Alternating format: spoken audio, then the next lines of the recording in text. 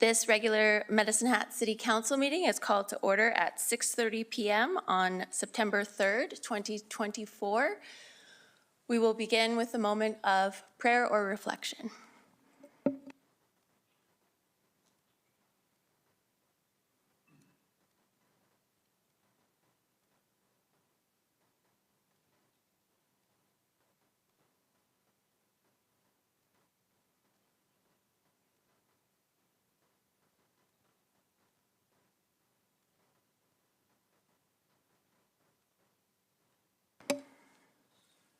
I will now read the city's land acknowledgement.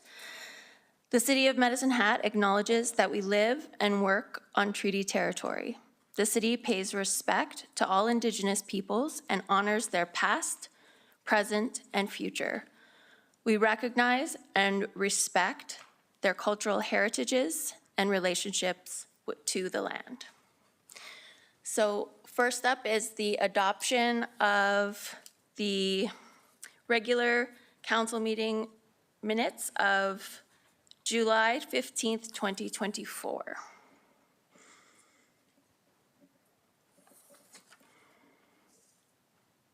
Any objections? Hearing no objections, we'll adopt the minutes of July 15th, 2024. And now on to the adoption of the agenda. Mayor Clark, I have a motion to move 11.2 to the next regular council meeting. Okay. 11.2 Yes. is moved. We'll need a seconder.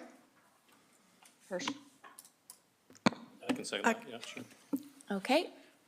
And we'll vote. Oh, go ahead. I just have an additional request on the agenda too, so I don't know if we want to do it omnibus or if you want to. Well, I'm not sure what it is. Let's do them separately just in case they're Okay. not both agreed upon.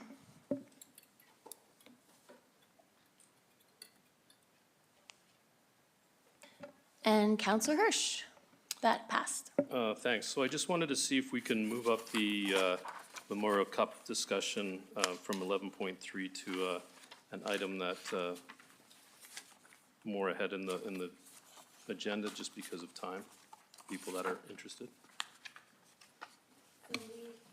We have a number of public hearings, so perhaps suggested moving it to above 11.1 to deal with it first as new business. I'll second that, if you need a second. I'll second that, Mayor Clark. Thank you, and we'll vote on it.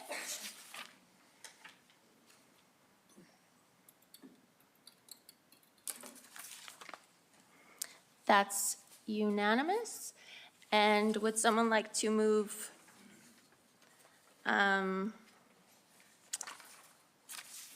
there's an item 11.2 or 12.1 in our pamphlet that looks like it's supposed to be The committee business? 12.1. The extended producer responsibility? I can move that as the chair of that committee, standing committee, so I moved 12.1. Is that now 11.2?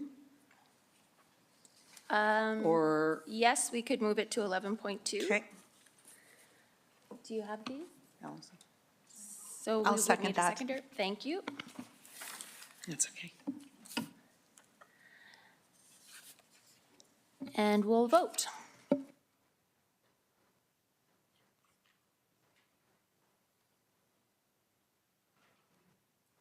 Okay, and that passes. So we will adopt the agenda as amended.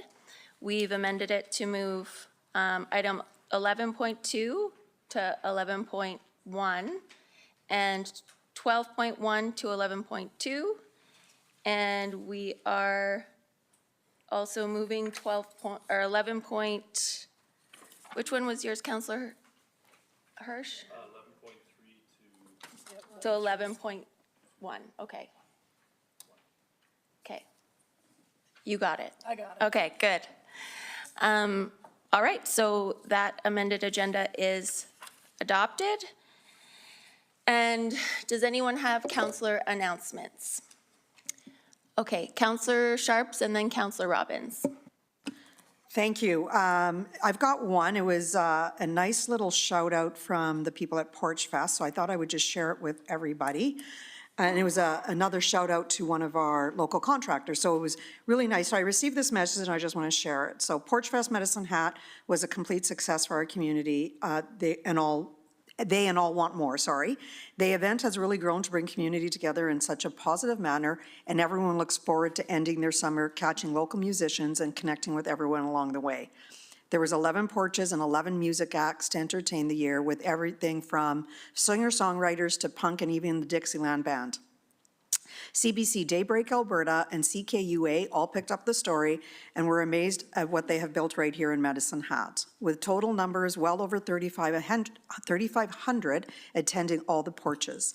It was amazing to see so much community out about smiling and loving our life here in Medicine Hat.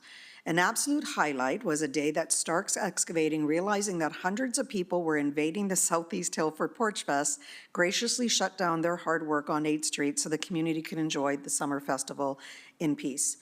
It was absolutely amazing them, and we did not go unnoticed. We made sure everyone was aware of the amazing gesture from one of our local companies, and we really wanted to shout out for that community-minded contractor. That was it. Councillor Robbins? Yeah, it was another great summer for sport in Medicine Hat, but a very exciting time for one team in particular, the Medicine Hat AAA 12U Major Mavs, because they went to the Canadian National Little League Championship. So I just wanted to congratulate them on that considerable effort, and to congratulate the coaches, the team manager, all of the organizers of Medicine Hat, in Medicine Hat that got them there, and of course all of the parents who washed their uniforms and drove them to practice and made sure that they got there. I'm sure they had a great time together and represented our community at a national level, which is very exciting. So congratulations to the Major Mavs. Thank you, that is very exciting. I too have an announcement. I just wanted to briefly address the occurrences from the August 21st, 2023 meeting. And as many of you will know, the court case has come down. And so I just wanted to make clear my intentions in my line of questioning on that day were merely for me to carry out my duties as mayor of this city, and not to cause hurt. However, I do recognize that my comments did cause hurt feelings around this table, and I am sorry for that. So,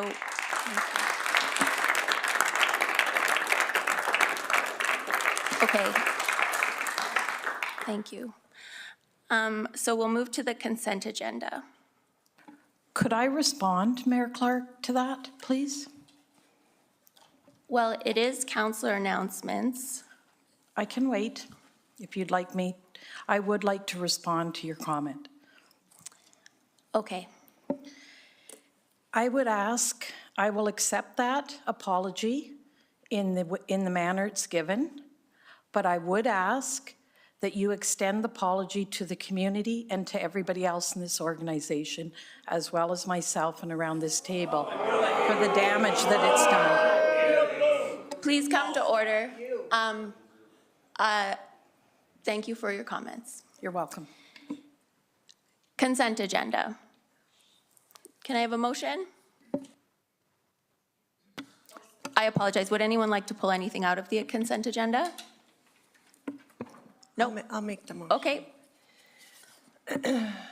I move that council adopts the consent agenda items as presented. I'll second. Okay, we'll vote on acceptance of the consent agenda items.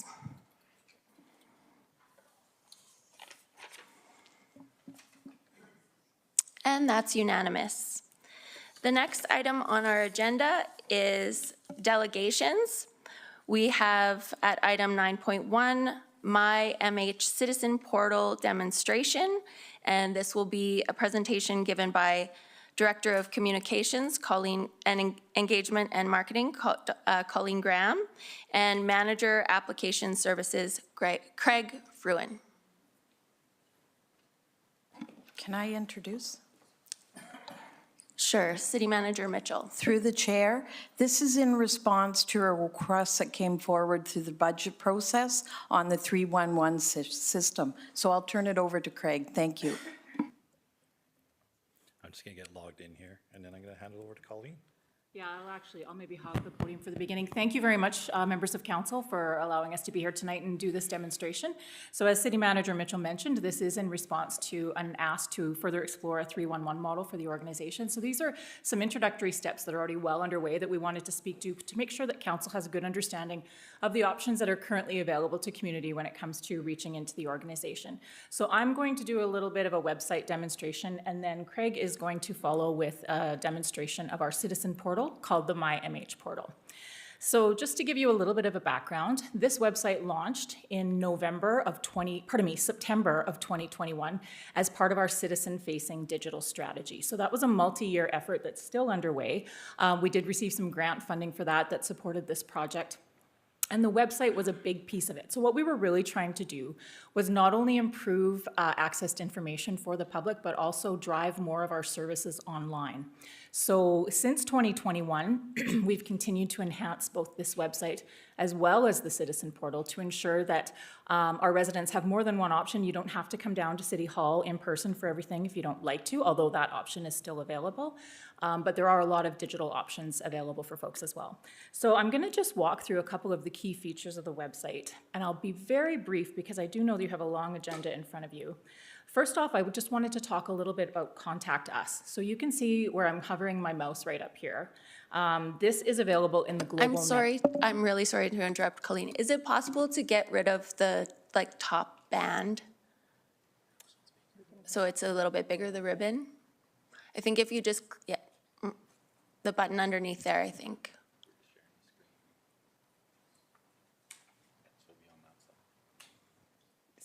Steph's shaking her head no. Okay. All right. We can try. Nope, that's not going to work either. Okay. It's just a little hard to see, but we can follow along on the website as long as it's visible. Yeah. Well, and I will kind of verbally try to give some cues here as well. So on every single page of our website, built into the global navigation, if you scroll to the very top, you'll see a Contact Us button. And if you click on that, it's going to take you to a page that shows a fairly comprehensive directory of all of the city departments and services that we offer. So this page is driven actually in the background by a database called the Contact module. And what that allows us to do is program in all of the frequently contacted areas within the city and then pre-populate that same contact information on all of the relevant pages of the website. So for instance, if I go to the city clerk here and I expand on this, you can email the city clerk's office right from this option. And if I were to go to the city clerk page on the website, there is also city clerk contact information right across the side. And that's driven by that database so that anytime there's a change in phone number or things like that, we change it within that database and then it changes across the website. Look at that, someone is magically making this more visible for everyone. Thank you very much. So that is just a little bit of a demonstration how from any page on the website you can find contact information either specific to the content that you're looking at or by clicking on that Contact Us module. Another option that I wanted to show folks is underneath our Mayor City Council, under our City Council page. So if you go to Mayor, City Council and Administration,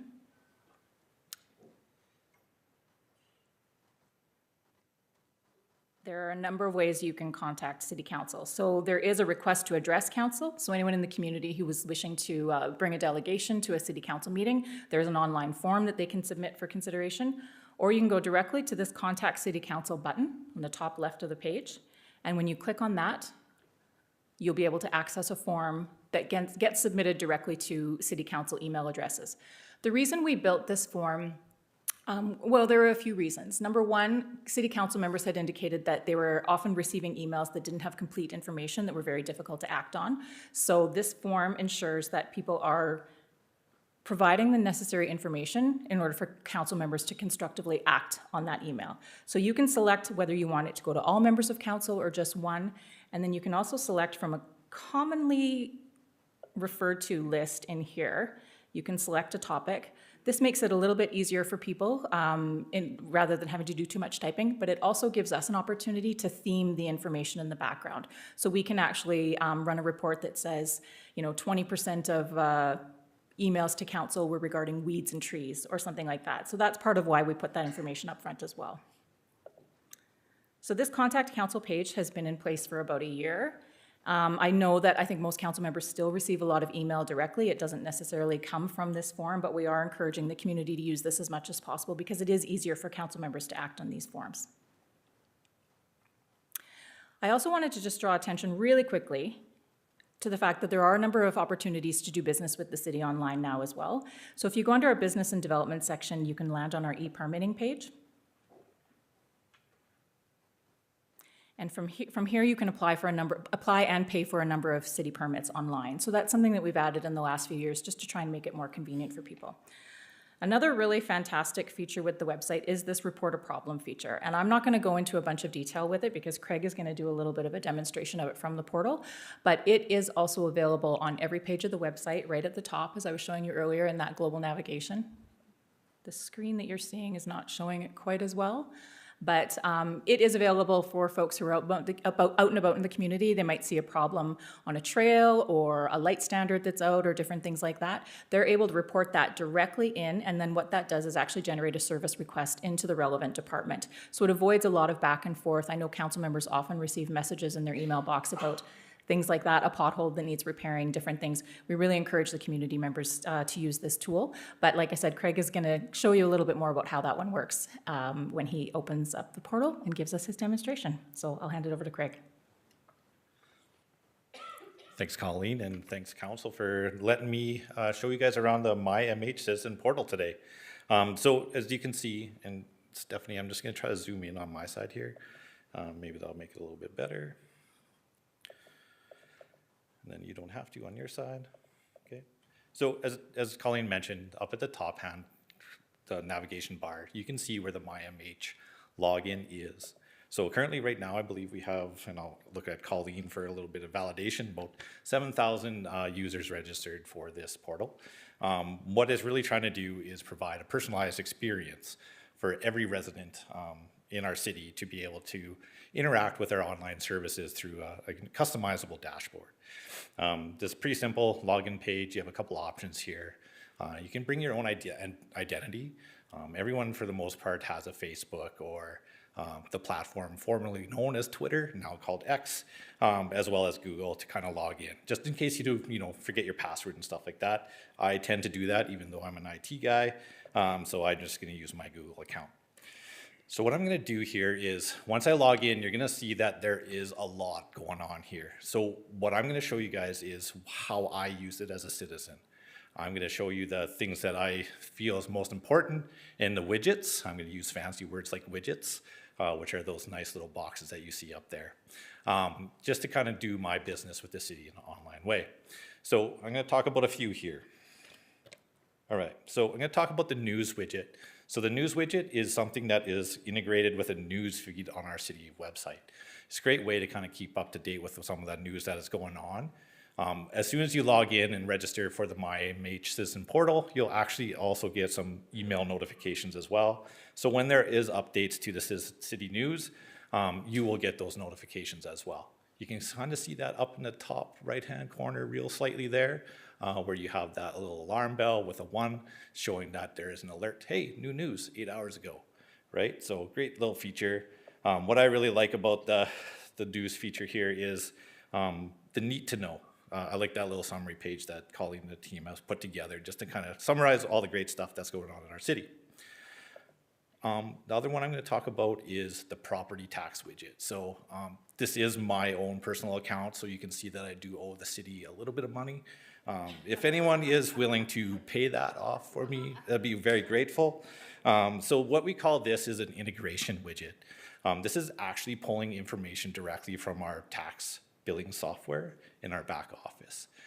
So you can sign in, log in, and register for it, and keep track about the money that you owe. You can do a little bit more information gathering on this one, balance, and you can kind of scroll down. You can see that I am making payments to the city, so don't worry about that. And also some great things about just comparing the levy details over the years. You can see here that we're comparing what it was in 2023 to what it is in 2024 in a nice visual way. Great feature that I love, because I always lose paper, is I can get my latest tax notice from here as well, right? That is something that I lose quite frequently. So you can just click on that link. It's gonna take a little while to download, and it's gonna download right to your device so that you can view it. All right, I'm gonna go back. And I'm gonna talk about another great feature. So a lot of these widgets integrate with online services that we have. If you guys don't know, we have a great amount of interactive online maps powered by our GIS data. So it was just road construction season, so road closures was very important. There was a lot going on here with some great work. We do have a widget there that is integrated with road closures map. So you can see here that based on my address, 100 Hudson Way, these are some of the road closures that are close to me. So that if I am trying to be proactive and plan out my trip for the day, I can take a look and saying, hey, what's going on? Where are the road closures at today if I haven't caught any of the signage going up all around town? If you want to get access to that map, once again, it's just integrated, nice little click, and then you're going to be taken to a wonderful online map that is available to everybody. All of these services that I'm showing you today are also available through a website. So it is kind of like choose your own adventure in a way that you like. So you can see here, this is where that road closure was. Going back to the portal. The other one I want to touch on is just report a problem. So the report a problem widget, it's just, we call it a content widget, so we can put anything that we would like in here and then link off to some of those online services that we have. We've done this for report a problem, e-utility, and other things. So I'm just going to really showcase report a problem, which is a nice little way to report issues into our operational groups. So I'm going to really show that real quick here. All right. So real simple form to fill out. So what I'm going to do is I'm going to say there is garbage or debris. So just using a keyword, I can say garbage, debris, dead animal on a street. I'm going to choose that one. No particular reason. I'm going to choose which one, and I'm going to say garbage or debris, then hitting next. So it's going to ask you a series of questions just to get a little bit more information from you about what problem that you're indicating. So we have this nice map here, and I would be like, oh, I don't even know where I am. So usually with report a problem, you're using a mobile device. You might be out in a field somewhere, in a park, and you might know something. You can hit this nice little button here, which is just going to locate where you are. Obviously, we are somewhere in City Hall, I believe, right? So, which didn't locate very well. Of course, right? Demos. Mr. Fruin, Yes. is the report a problem function available even for users who are not haven't established an account? Absolutely. A lot of the online services that we have here, the interactive maps, report a problem, you do not need a login to be able to submit that. So it's benefit, right? Not everyone's going to want to use that MyMH Citizen Portal. The MyMH Citizen Portal is really kind of help you customize your experience working with the website and our online services. So I'm just going to choose 555 Aberdeen Street. I will make sure that the people know that this is a test once we can go in there. So I can add further information here, say garbage bags on street. Sorry for my typing. Right, hit next. You can add some photos if you want, a little bit of this information, and I'm just gonna say this is a demo. Just so that when the nice ladies find this in the call queue tomorrow, they'll reach out to me and say, hey, Craig, what's going on? Is this actually a real call? So then you have, and this is kind of where you would provide your contact information. I have some stuff that's pre-canned filled out that I can reach out and kind of go from there. Okay, submit. The wonderful thing is you get a little status note here, 94517. That's your reference ID, which is going to our back office system that our operational groups are using which didn't show very well up there, which our operational groups are using to track their work orders and service requests in the organization. Right. So the other thing I want to show you is, if you're a resident with multiple properties, I am not one of those fortunate people, but what I'm going to do is just kind of showcase that, hey, this is how I keep track of, oh, look, it says in-laws. Okay, we're going to keep track of that. So my father-in-law is a very curious person. Whenever I have a chat with him, he's always asking me about what is all the projects that are going on.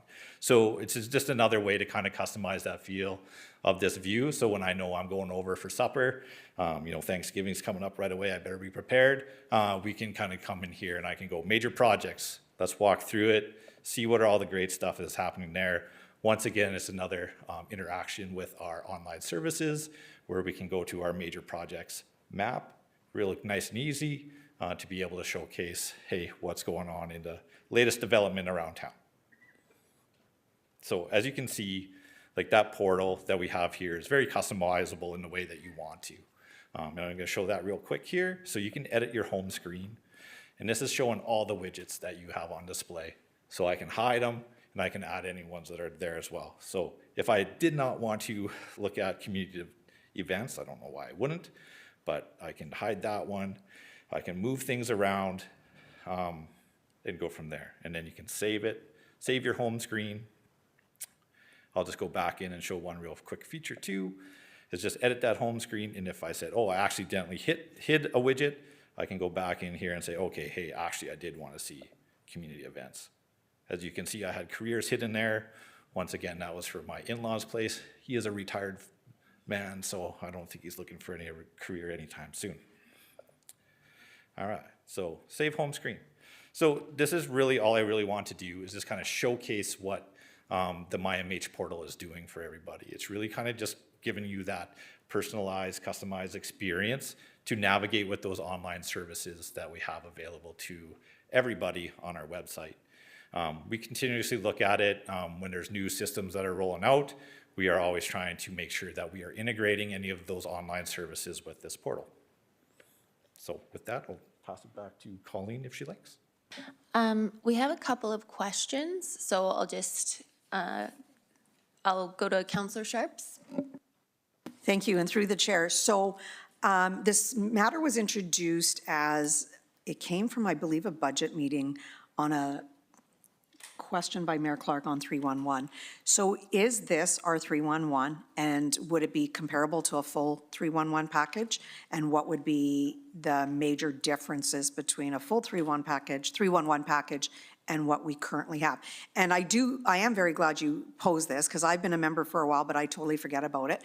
But it has been around since like 3 years now. So I do think we probably need to do a better job of broadcasting it, in my opinion. But what is the major difference between this and a 311 if we were to go out and buy one and spend $6 million? I guess from a technical standpoint, there are a few features that we're missing. Obviously, the phone number 311, that's not available, right? So there's more to 311 than just the technology at the end of the day. It's a consolidation of our customer service across the organization. Technically, could you leverage this as a part of your 311? Yes. Is it a 311 system? No. Right, from a technical standpoint. So there's more to it. It can definitely complement all the different services that we have available. We have great customer service already today. And then this is just another way and another avenue for all our residents to be interacting with the city more in that online or digital realm. At the end of the day, you've just seen that report a problem. I submitted that. That's getting routed to the correct location in the city. Right, so that could be municipal works, it could be environmental utilities, it could be parks and recreation.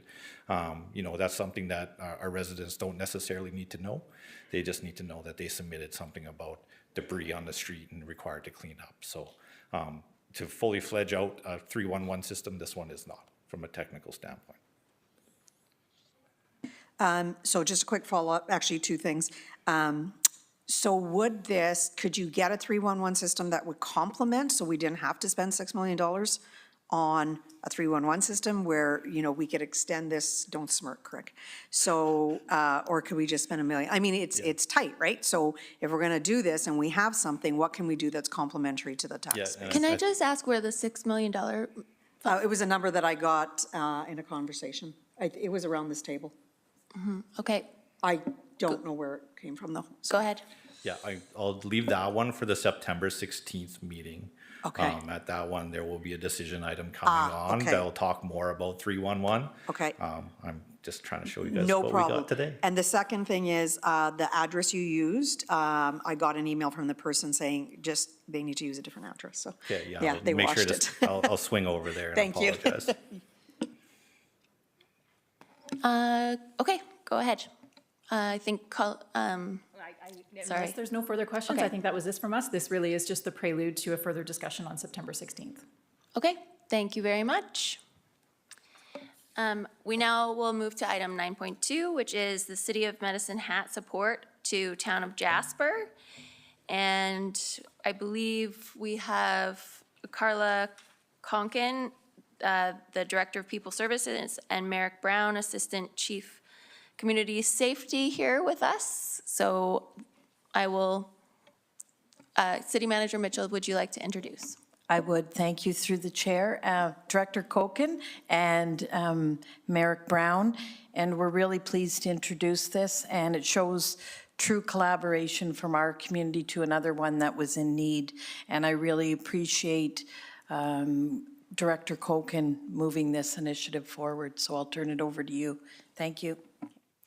Thank you. Good evening, Mayor Clark and Council.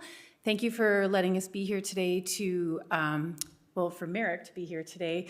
This is his story, that he can share with you his insights and his time that he spent in Jasper back in July.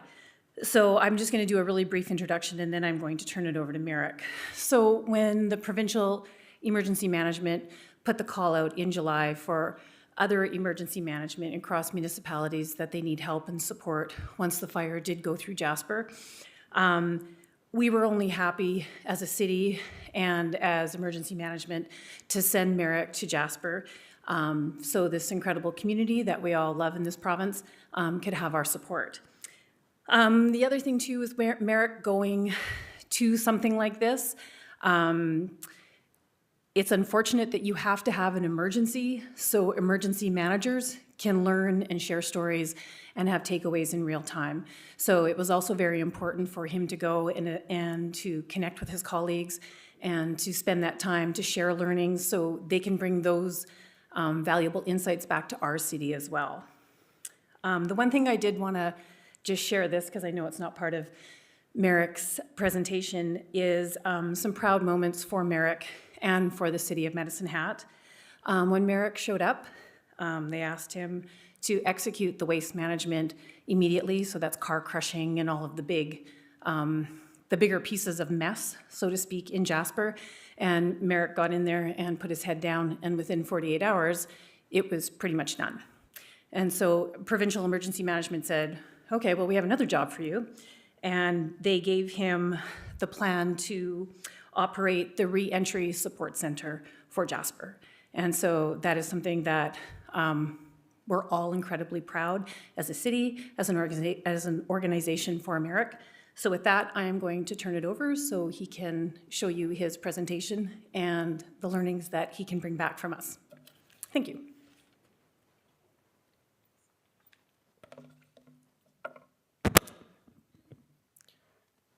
Members of council, thank you very much. Thank you for the introduction. It was a good introduction to the presentation. I'm going to go into quite a bit of detail. I guess I've got two portions to this presentation. I wanted to touch on briefly at the beginning as to how this actually gets started, because you may be wondering, well, how does this call actually occur? This is the interesting part of it. I will definitely go into what those direct supports were. But I really wanted to talk about what the city's role was as it relates to the incident management support for the Jasper Wildfire Complex, because there are, like I said, two components to this. But I want to preface this presentation with a couple of points. The first one, and I think the most important one, is Incidents are not stopping. In fact, they're getting more severe and they're getting more frequent. It's fact. If you look across the province, if you look across the country, if you look across the world, the severity and frequency of these incidents are becoming higher and higher. It's reality. It's the world that we live in right now. To give you just a little bit of data on this, just over the province has been trending towards a provincial incident, essentially on an annual basis. That's unheard of. We started seeing a little bit in the early 2010s, but it's starting to trend towards there's a major provincial incident on an annual basis. And what that has caused, it's causing the small and mid-sized municipalities to become very, very quickly overwhelmed when they go through, such as what happened in Jasper, what happened in Drayton Valley last year, what happened in Fort McMurray, is municipalities are essentially just not designed to be able to support these types of incidents. And so a change had to occur. And so I want to provide you with a little bit of information on, first of all, how the government of Alberta is actually managing this perhaps the problem that is occurring right now, but it's actually becoming quite successful, and how the city has played an integral part in that.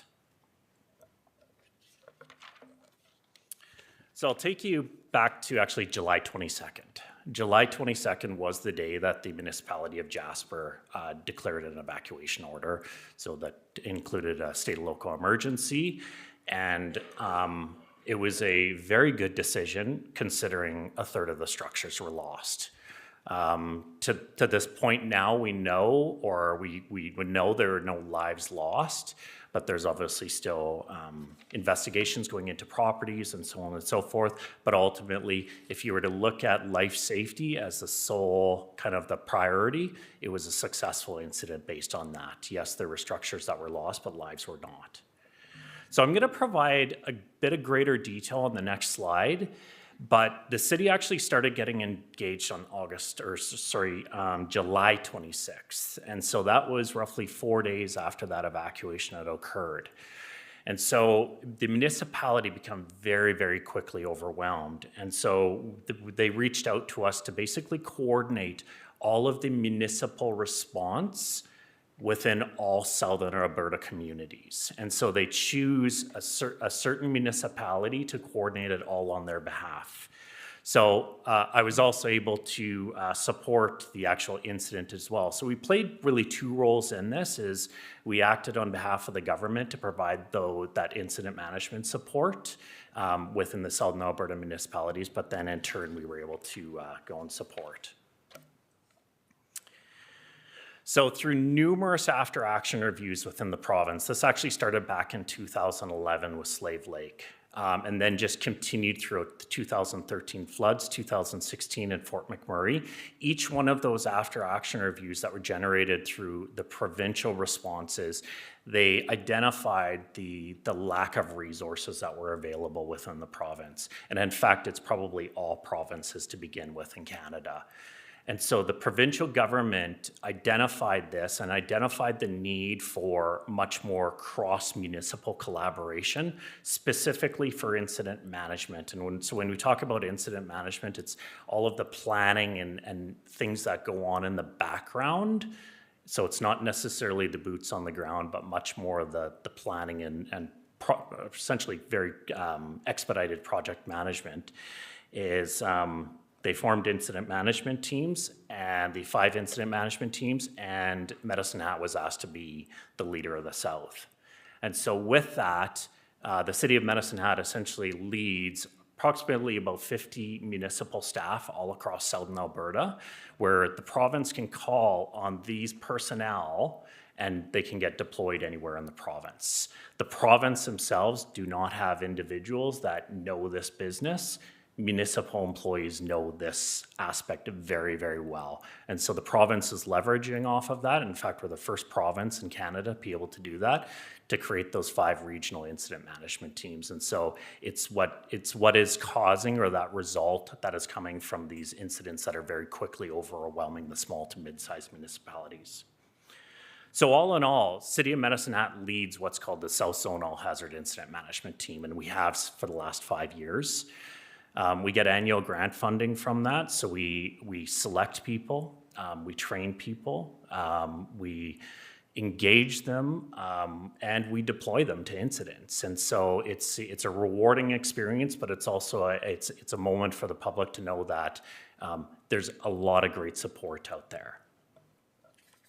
So 2 incidents that we've since responded to on behalf of this team. So we ended up going to Drayton Valley or Brazeau County last year, and so and with Jasper this year. And so this is ultimately the model that we're looking forward to, or the province is going for those smaller municipalities. So now let's get into the direct city supports. And so Carla had mentioned that first day we were very much dedicated towards the waste management and debris removal plan and executing that on the sole basis that Jasperites were returning within 5 days, 5 to 6 days. And so there needed to be a community that was safe to enter, and obviously all of the debris that needed to be removed. That quickly transitioned to reentry support center planning. And so when that announcement actually came out roughly, was August 11th, that the Jasperites were going to be able to return, it was a flurry of activity for those 3 days after the waste management plan was executed.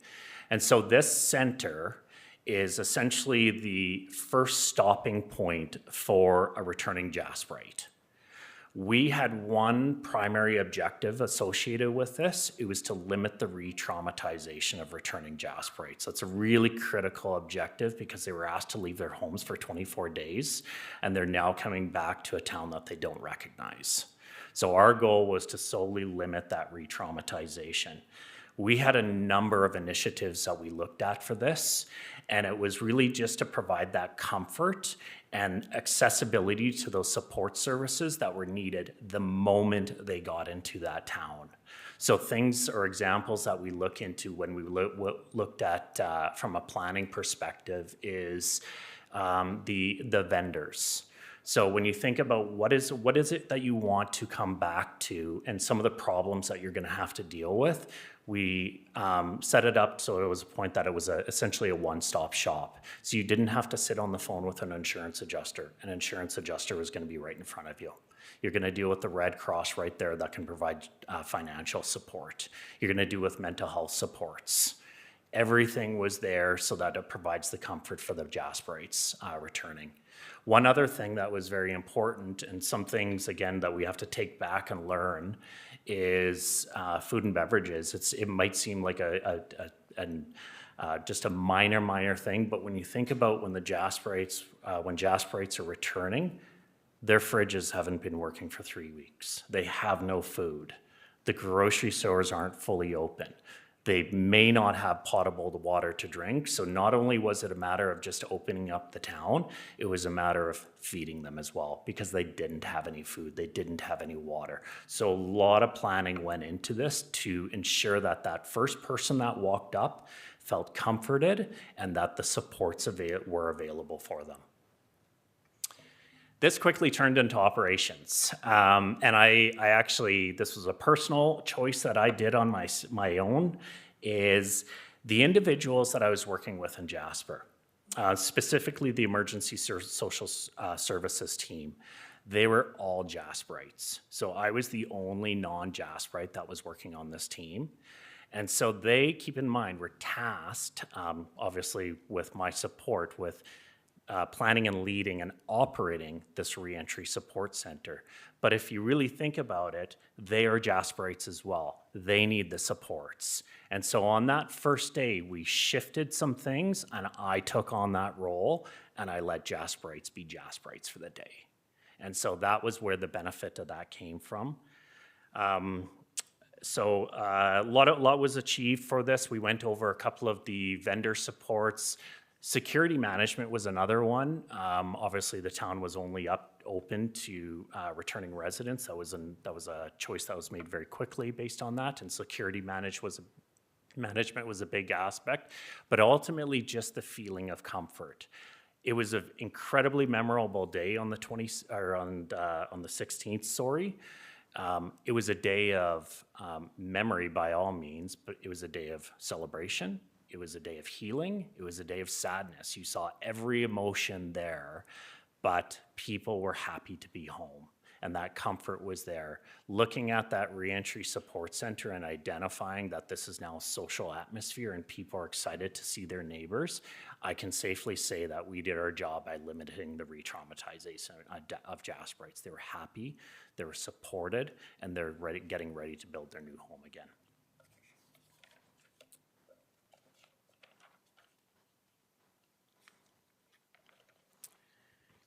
So as Carla had mentioned, whenever we are involved in an incident, regardless if it's our incident or somebody else's incident, we're always going to take something back.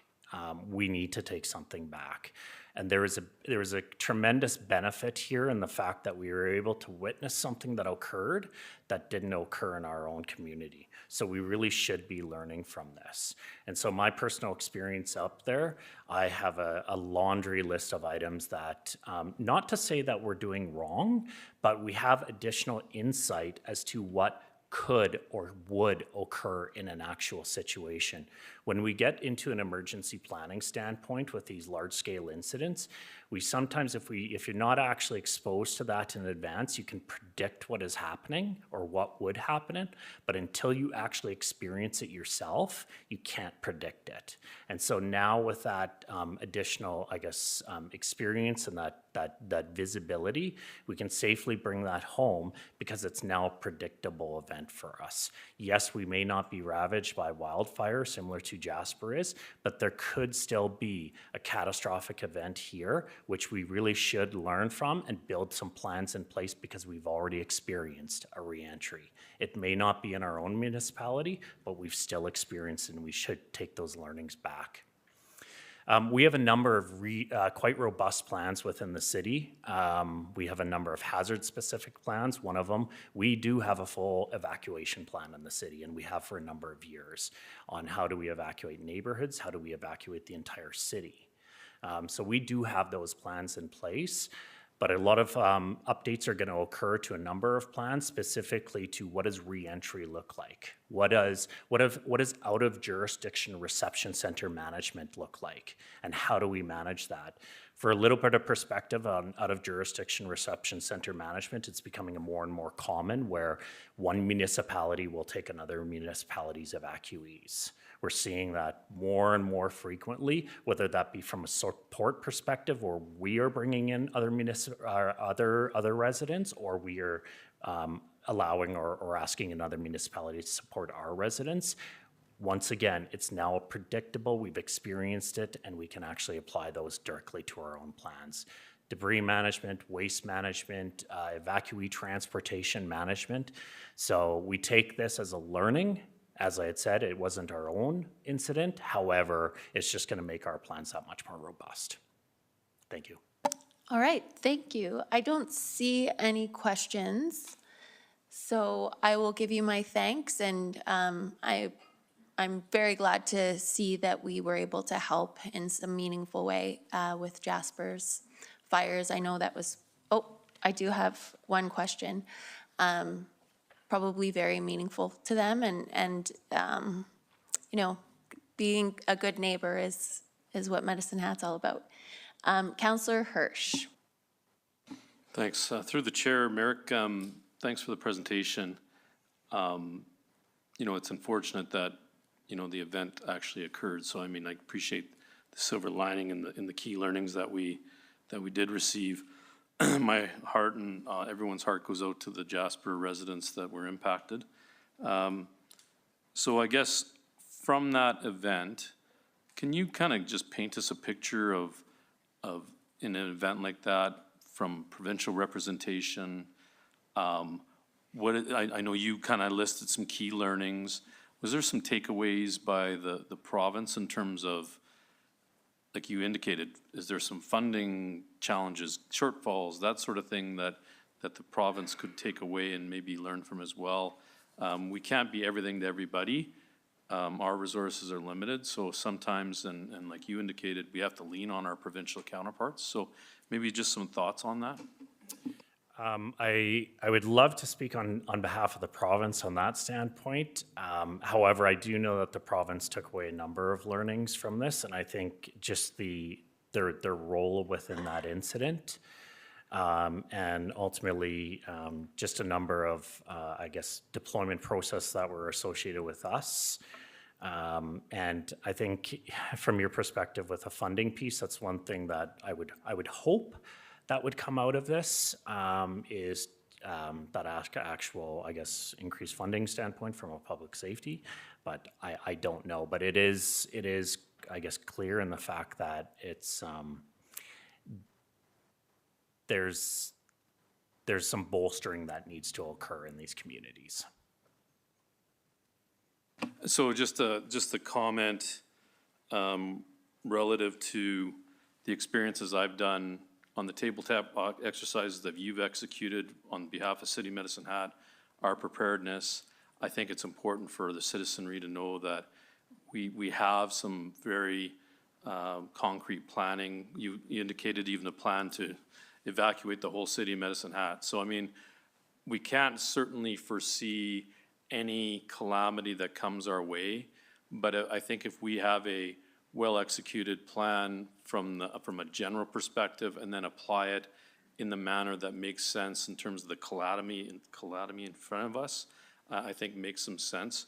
One that I know in a lot of ways I appreciated, although it was a simulated event, it certainly drives home the fact that we certainly need to be prepared, and I just want to thank you and the team, and a lot of times that what we get involved in might seem, you know, why are we doing this sort of thing? Well, it definitely, this is a prime example, so thank you for that.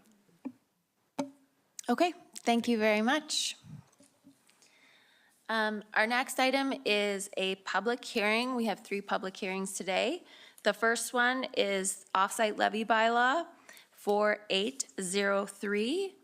So I will call that public hearing for bylaw 4803 to order at 7:21 p.m. We'll first have an introduction by administration, and then there will be an opportunity for anyone in the gallery who wishes to speak to the issue. Go ahead, thank you. Thank you, Your Worship and members of council. My name is John Popoff. I'm the Director of Planning and Development Services. The project manager leading the offset levy bylaw update is Conrad Westerson, and he is going to introduce the non-statutory public hearing that we are currently entering upon.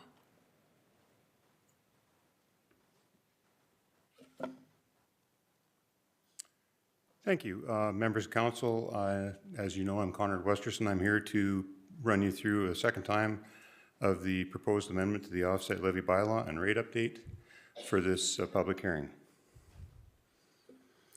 The presentation identifies what an offset levy is, a quick review of the process to update the model and the rates, and prepare for the bylaw amendment.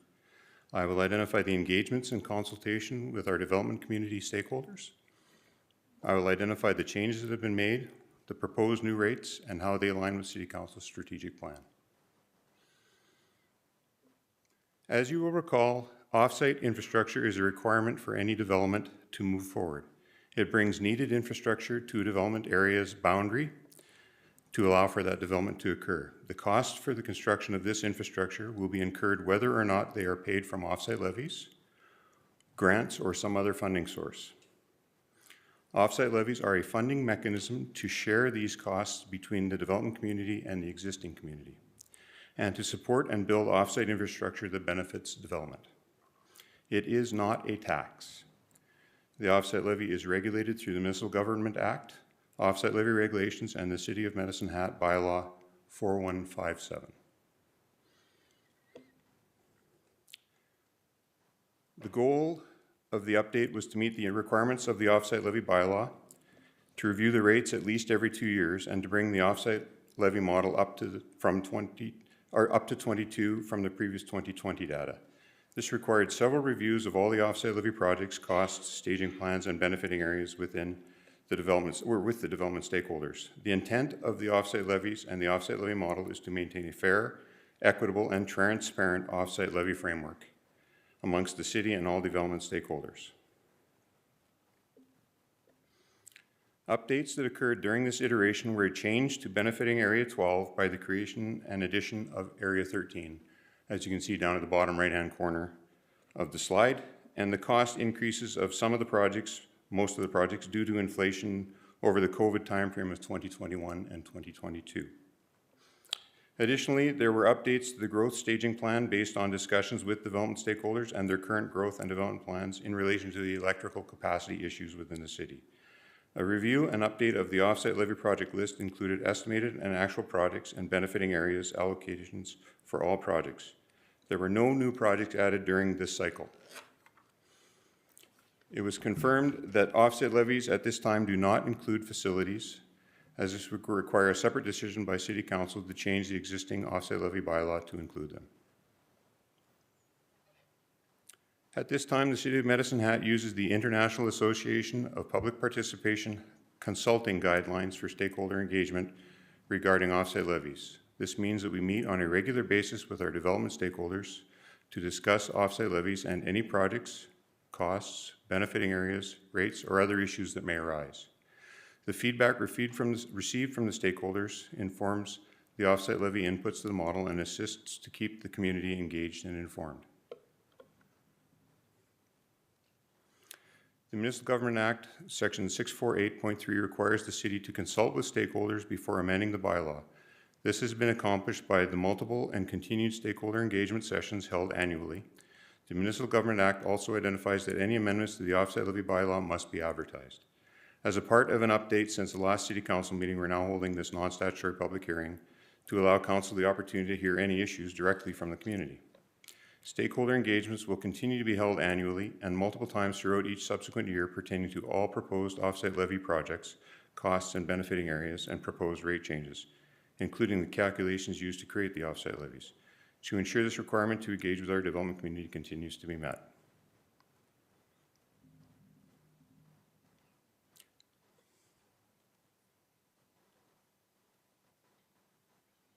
I think there's a mix-up in the slides here.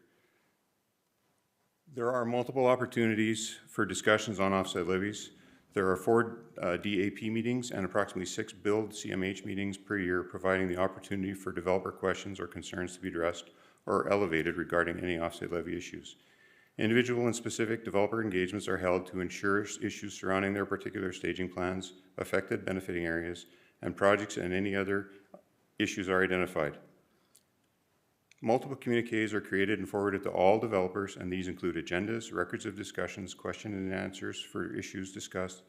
All developers are included on all communiques to ensure that they are informed and have the opportunity for further discussion and questions. Development Engineering has responded to all questions that have been received by Development Engineering. Administration has made a promise that continuing engagements with stakeholders will occur whenever new offsite levy issues arise or developers identify issues surrounding their offsite levies. All stakeholder input received in consultation is considered and informs the offsite levy updates and any proposed changes to projects, benefiting areas, or rates.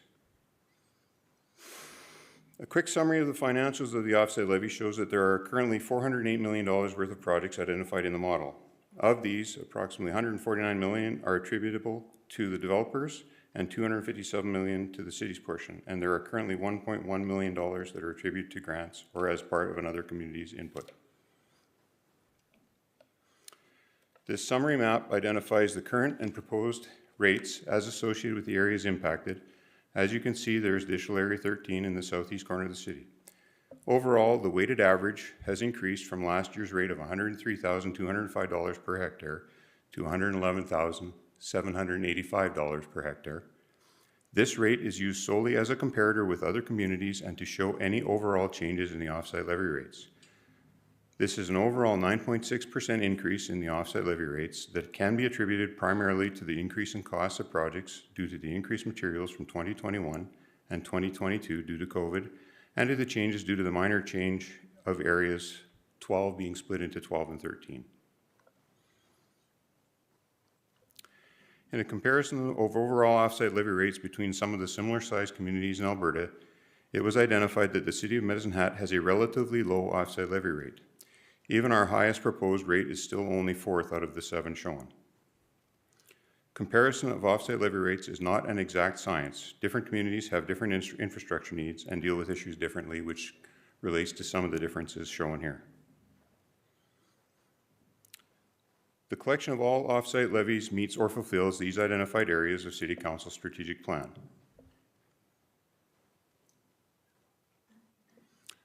In conclusion, it is recommended that City Council approve amending bylaw number 4803 to amend the offsite levy bylaw number 4157. Are there any questions? Councillor Knodel. Thank you, Mayor Clark. Through the chair, so I'm just curious, we have received feedback from both the chamber and a developer in the community, and there's some questions about accounting methodology, and I'm just curious, is there a way that I understand that you shared resources and did some consultation with these parties, but is there a way that the average person who's looking for the current methodology of for your accounting could do the math? Like, is there a calculator that can be applied to? Like, I understand there's multiple layers to. It's not just you don't just throw it in a calculator. I get that, but is there a place that somebody could look at how you've calculated these rates? To Councillor Knodel through the chair, we use a specific model that's used throughout Alberta by numerous communities called the Corvus model on the calculations of these. All of the inputs to the model are provided to any developer or stakeholder required, and the way the calculations are done are pretty generalized in the abstract. That doesn't mean you could come up with the exact number that the model is going to spit out, but it'll be relatively close.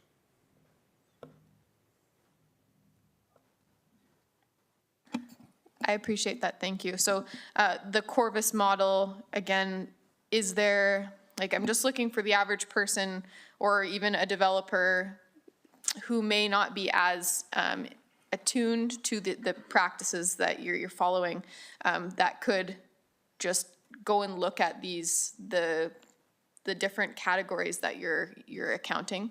Again, we have invited the developers to come in and we'd show them the way it's done.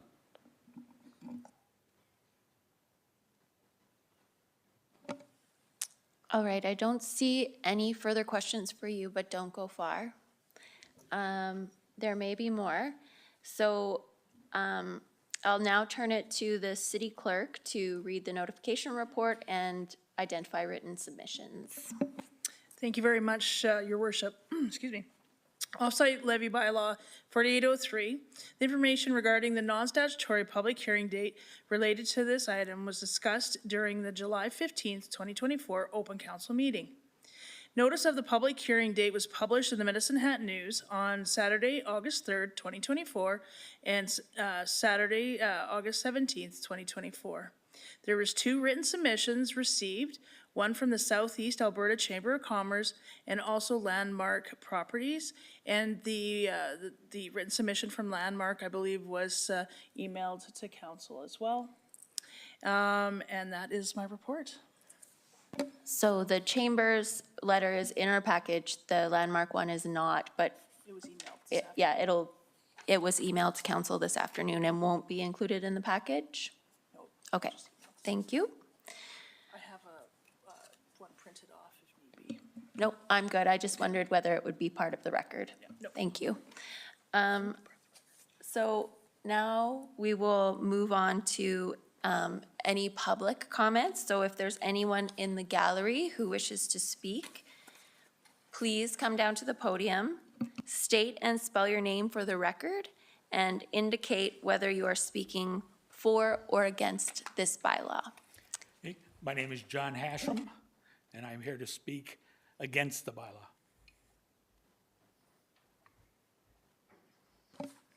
Could you please spell your first and last name? Pardon me. Thank you. Johnhashhem.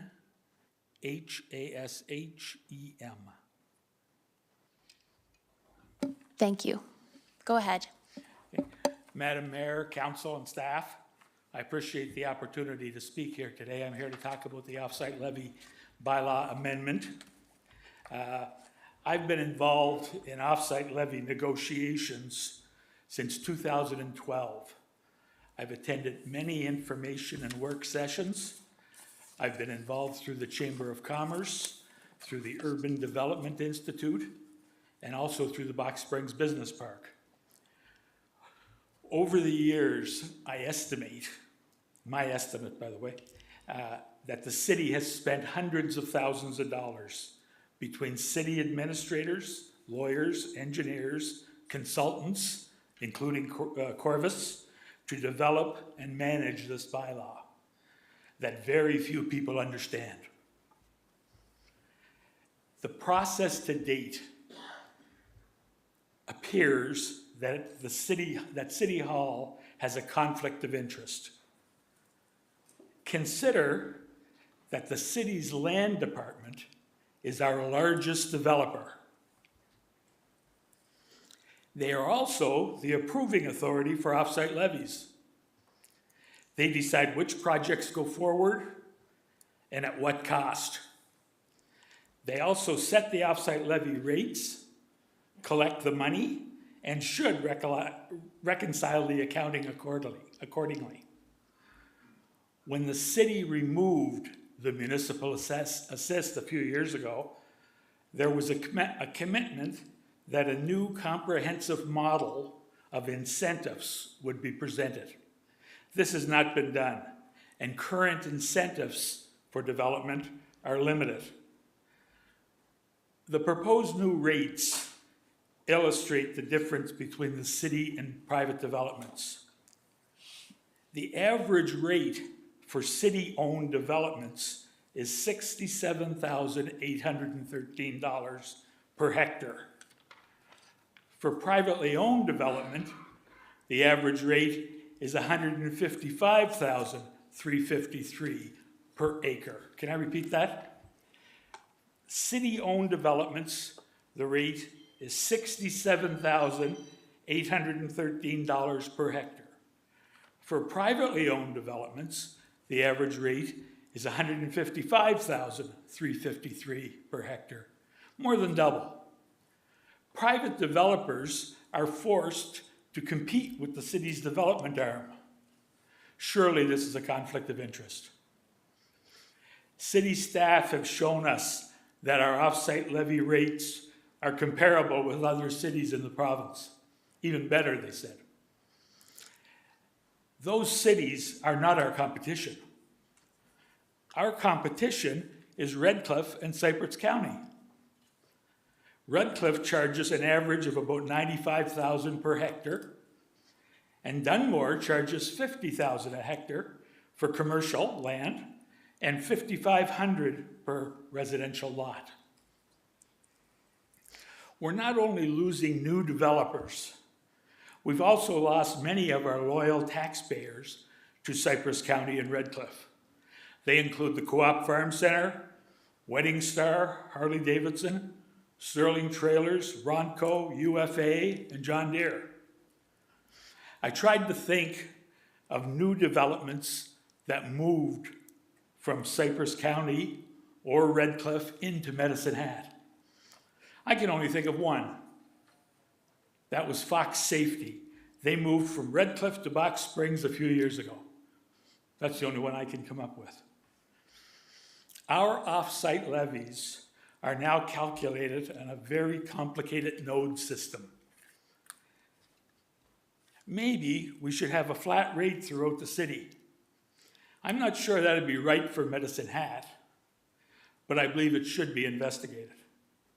It would certainly eliminate the cost to administer the node program and ensure that all developers played on a level field. Before anything more is done, I would like to suggest a roundtable discussion take place. Include local developers, Chamber of Commerce, City Council representative, engineers, and consultants. This could help us develop a plan to move forward. My goal today is to stop the bylaw amendment until there is a roundtable consultation. This program should be managed by a group that does not have a conflict of interest. One developer should not have control of the process, and one developer should not have the lowest rates. Thank you. Thank you. Mr. Hashem, I would like to give the opportunity to our planning and development folks, maybe municipal engineer. They're conferring.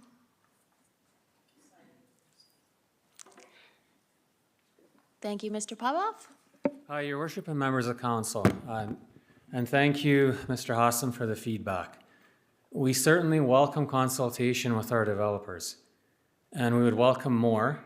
If there is any confusion or any inability to understand this model, or ability to understand how we've calculated the rates, we welcome the opportunity to change that as well.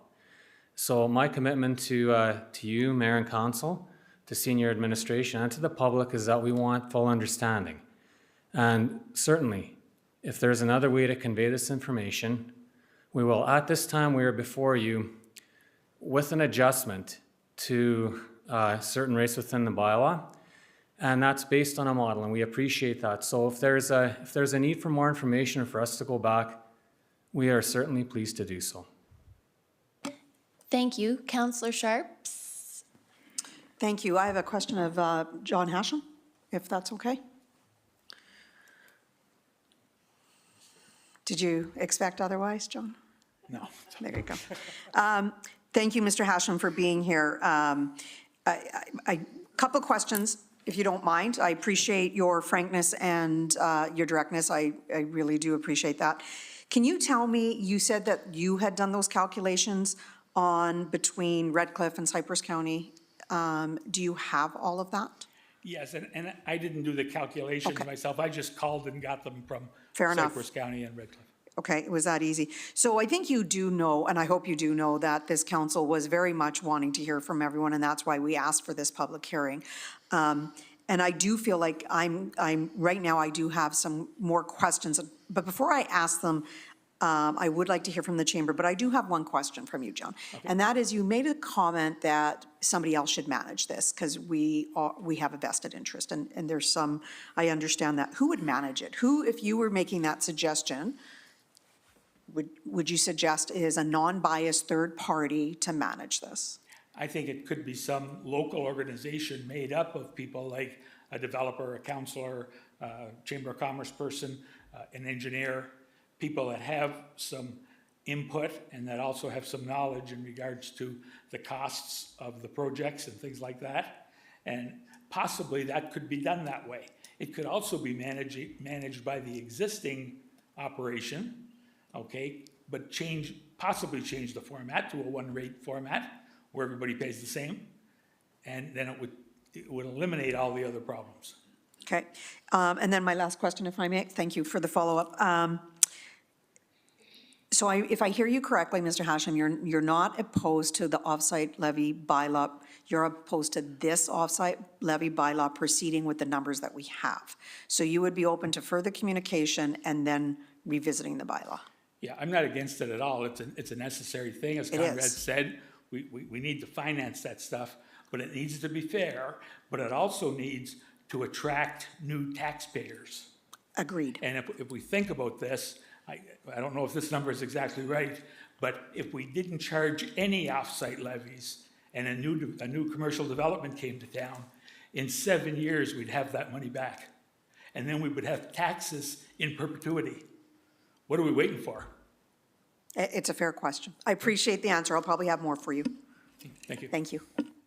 Councillor Hyder. Thank you, and through the chair. Good evening, Mr. Hashem. It's nice to see you. You had things, you hit the nail on the head when you talk about businesses moving to Cypress County or businesses moving to Redcliffe, which is, it saddens me, right? We have a lot of, and I've heard about offsite levies since I was elected, and it's a concern. We have developers and businesses that are sticking their necks out, and you need to be heard, is what I'm hearing from you, John. You need to be heard. And that's what we should be doing. People like yourselves and other developers are why Medicine Hat is great to be here. And we need to support you, is what I'm hearing. Again, you're not opposed to offsite levies, but you would like an opportunity to have a conversation, is Yes. what I'm hearing. And I don't see any issues with that, that's what we're here to do. You, private people like yourselves and others, build this community with, awesome things in mind. So I appreciate you taking the time to come, and I look forward to having discussions about this. Thank you. Councillor Hirsch, and just so we're clear, we are in the public hearing phase. When we come out of the public hearing, we can engage in debate, or if a councillor wanted to put forward a motion at that time to perhaps push this back, that would be the time to do that. My apology. No worries. Councillor Hirsch. Through the chair, Mr. Hashem, I got one question for you, and then I actually got another question for Mr. Popoff. So I guess, John, do you object to this Corvus model? I guess I'm going to say that in all the years I've been dealing with it, I still don't understand it. So it's hard to object to it. The idea of it, it changes every time they do a renewal of the bylaw. So I'm not sure exactly what I would accept or reject. And I didn't mean the question to kind of, wasn't a gotcha question.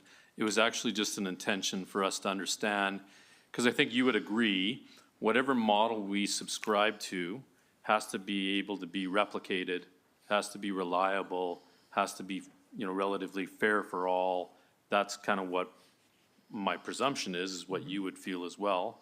And I just needed to understand maybe what your position, if there was a formal opposition in terms of the Corvus model. I just needed to understand that, John. So thank you for the comment. Okay. So to Mr. Popov, I'm hearing that changes occur, but yet the Corvus model, what I've heard from the presentation is the Corvus model, you plug the information into the Corvus model and it basically gives you, not exact to the decimal point, but it gives you a pretty good indication. The question I have, is there any manual ways that the Corvus model could be amended in the system? Or is it really a process, like when we make the amendments, I'm just trying to understand the introduction of a different model, how does that affect the resulting, because you introduced, I think, Node 13. Does that, clearly it somehow had a material effect in terms of the result, or am I missing something? So two questions. Is it or can be manually adopted to?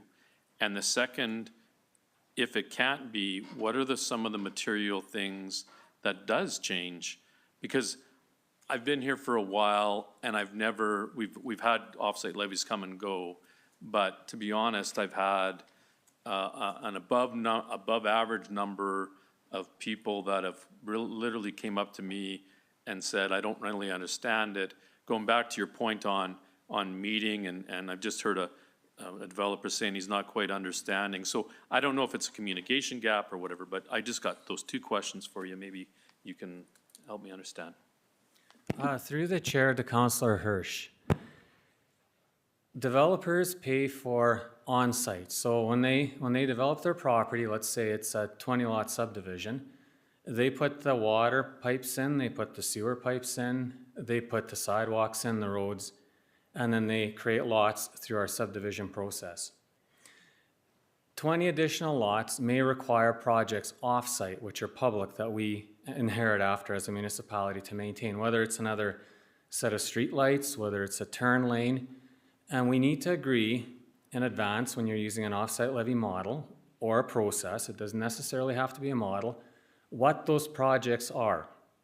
And then you determine how much of that benefits that development of 20 lots and the public? And it could be a 50-50 split, it could be a 70-20 split. And then there's a cost attached to how much the developer has to pay and how much the taxpayer has to pay. So in calculating that, you can use a model, which we have. You can certainly do it manually through basic mechanisms like spreadsheets, and that's done. There are other consulting companies outside of Corvus that do it as well. So there are various ways. What doesn't change is that there's a cost to a development that occurs off of the property. The three ways you pay for that is either you, as a municipality, say, well, we're just going to fund that because we feel that there is a subsidy or there's a desire to have that development, so we're going to help out a bit. We'll take care of that turn lane. We'll take care of enlarging the pipe to get to that property. They take care of the work on site. Or we can say, you pay 100% up front before we proceed with your development. So we can ask the developer to pay for 100% of everything off-site. An off-site levy bylaw gives you an opportunity to discuss what the costs are and the benefits are both to the municipality and to the developer. And typically, there is a benefit to the community. So you try to come to a balance between what that cost is on a project. Now, we've talked about a flat rate, which is a possibility. But having said that, certain developments generate different costs off-site than others. So when we're using a model, what we're trying to do is get more accurate in terms of what that development is costing and what those projects are. So we're trying to, in effect, personalize the cost of that infrastructure to the development. You are putting in 100 lots, and consequently, you need these projects are needed to be built. And to answer your question, there's more than one way. There certainly are more than one ways. I don't know the history as to why we chose Corvus. I've worked with it before, and yes, it's a model that needs to be understood. In the end, the outcome, the cost of those projects should be the same, whether you use a manual method, whether you use another model, or whether you hire an engineer to come up with those costs. They should be the same, regardless of the mechanism. So if there isn't full understanding, then that has to occur with regard to what those costs are. Have I answered your question? Yes, and I appreciate that. Actually, I'll just reserve my comments after the hearing, so thank you. Thank you, Councillor Dumanowski. Thank you, through the chair, Mr. Hashem. Thank you for coming before us again. As has already been indicated, you're a well-established businessman in our community and appreciated and valued. I also appreciate that our staff are, their willingness to be open and hear, and I'm not going to give comments, but that was my short preamble to my question around, so you kind of indicated that, or suggested that the city's nodes or established areas, there's a significant costing or disparity in costing between those and some of the new developments or outlying developments that are proposed.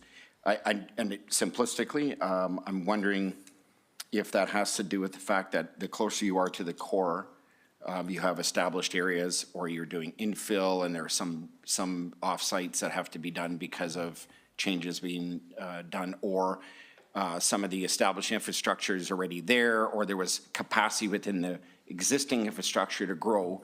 Whereas when you move to the outliers, and that's not entirely the case when you look at these nodes, there's a need, not only a greater need, but an absolute need for, significant investment, to Mr. Popoff's comment. So do you have any kind of notional comments around that? Is that something you would share? And I'm asking you to. I'm just curious what your thoughts are.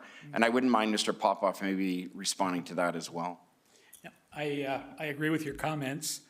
There probably are less costs in doing a development that's closer to where the services already are, except that in our city now, with the new amendment, or in the past amendment and the new one, our whole city center, including Riverside and including the Flats and including 13th Avenue, they don't pay any offsite levies.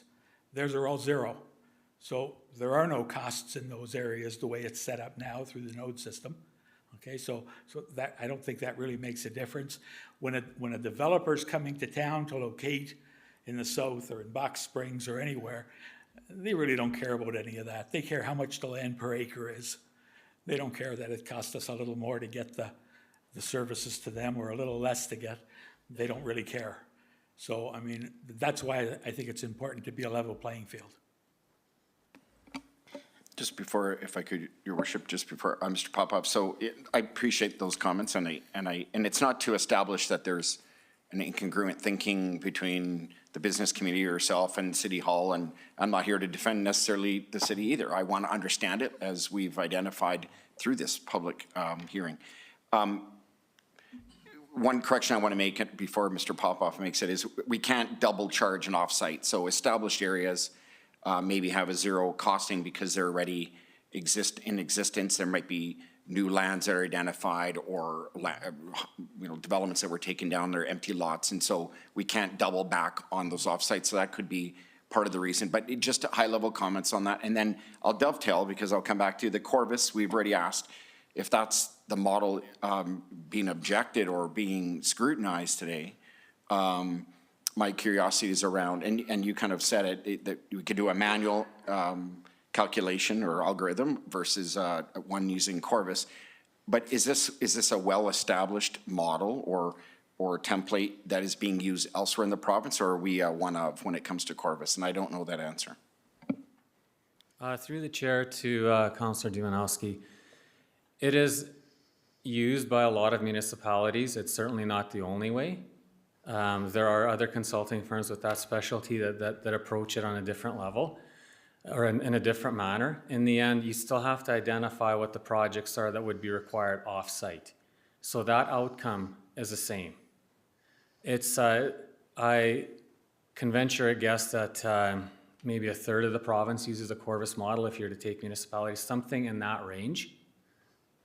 So hopefully that answers your question with regard to how much that model is utilized. In terms of cost, I think you characterized it very well, that there are certain areas that are simply going to have different infrastructure needs, and some have already paid the offsite levy, so that may not factor in. So there are varying costs for development in varying areas. That's true. I'm just going to ask to Councillor Knodel and Councillor McGrogan, are your questions specific to Mr. Hashem, or do you want to hear from the chamber first? Or, sorry, I'm not assuming who you're both representing, but that's a guess. Go ahead. My question is in response to a comment that Mr. Hashem made. Yes. Okay, go ahead, Councillor Knodel. Thank you. Through the chair to Director Popoff, I'm sorry to make you stand right as you're about to sit. So it is in response to Mr. Hashem, but the question is for Director Popoff. So I'm just curious if you can explain or help us understand the major discrepancy between the rates imposed on a developer and those that the city pay when there is an offsite levy fee. And I'm going to guess that it's because of the long-term obligation that the city has to those particular assets, but I would like for you to tell me, please. Thank you. Through the chair to Councillor Knodel, and I may have to draw upon Conrad here. In theory, a development will generate offsite costs. Again, so the developer, whether it's a city or a private developer, has to put on the infrastructure on the site, and there will be costs associated with infrastructure that has to be offsite. Again, expanded sewer pipes, widened roads. They should be treated identical, whether it's the city or whether it's a private developer. Now, when you have a 25-year model, some of our lands, we're not sure when they're going to develop, and they're probably not in the model at this point, and that's why the number is going to be lower in terms of identifying them. But when they come to develop, they will need to pay for that offsite cost. Every developer will have to pay for that, or the municipality has to make a decision to pay for that infrastructure, because those infrastructure needs don't go away. But both the municipality and private developers will pay those offsite costs.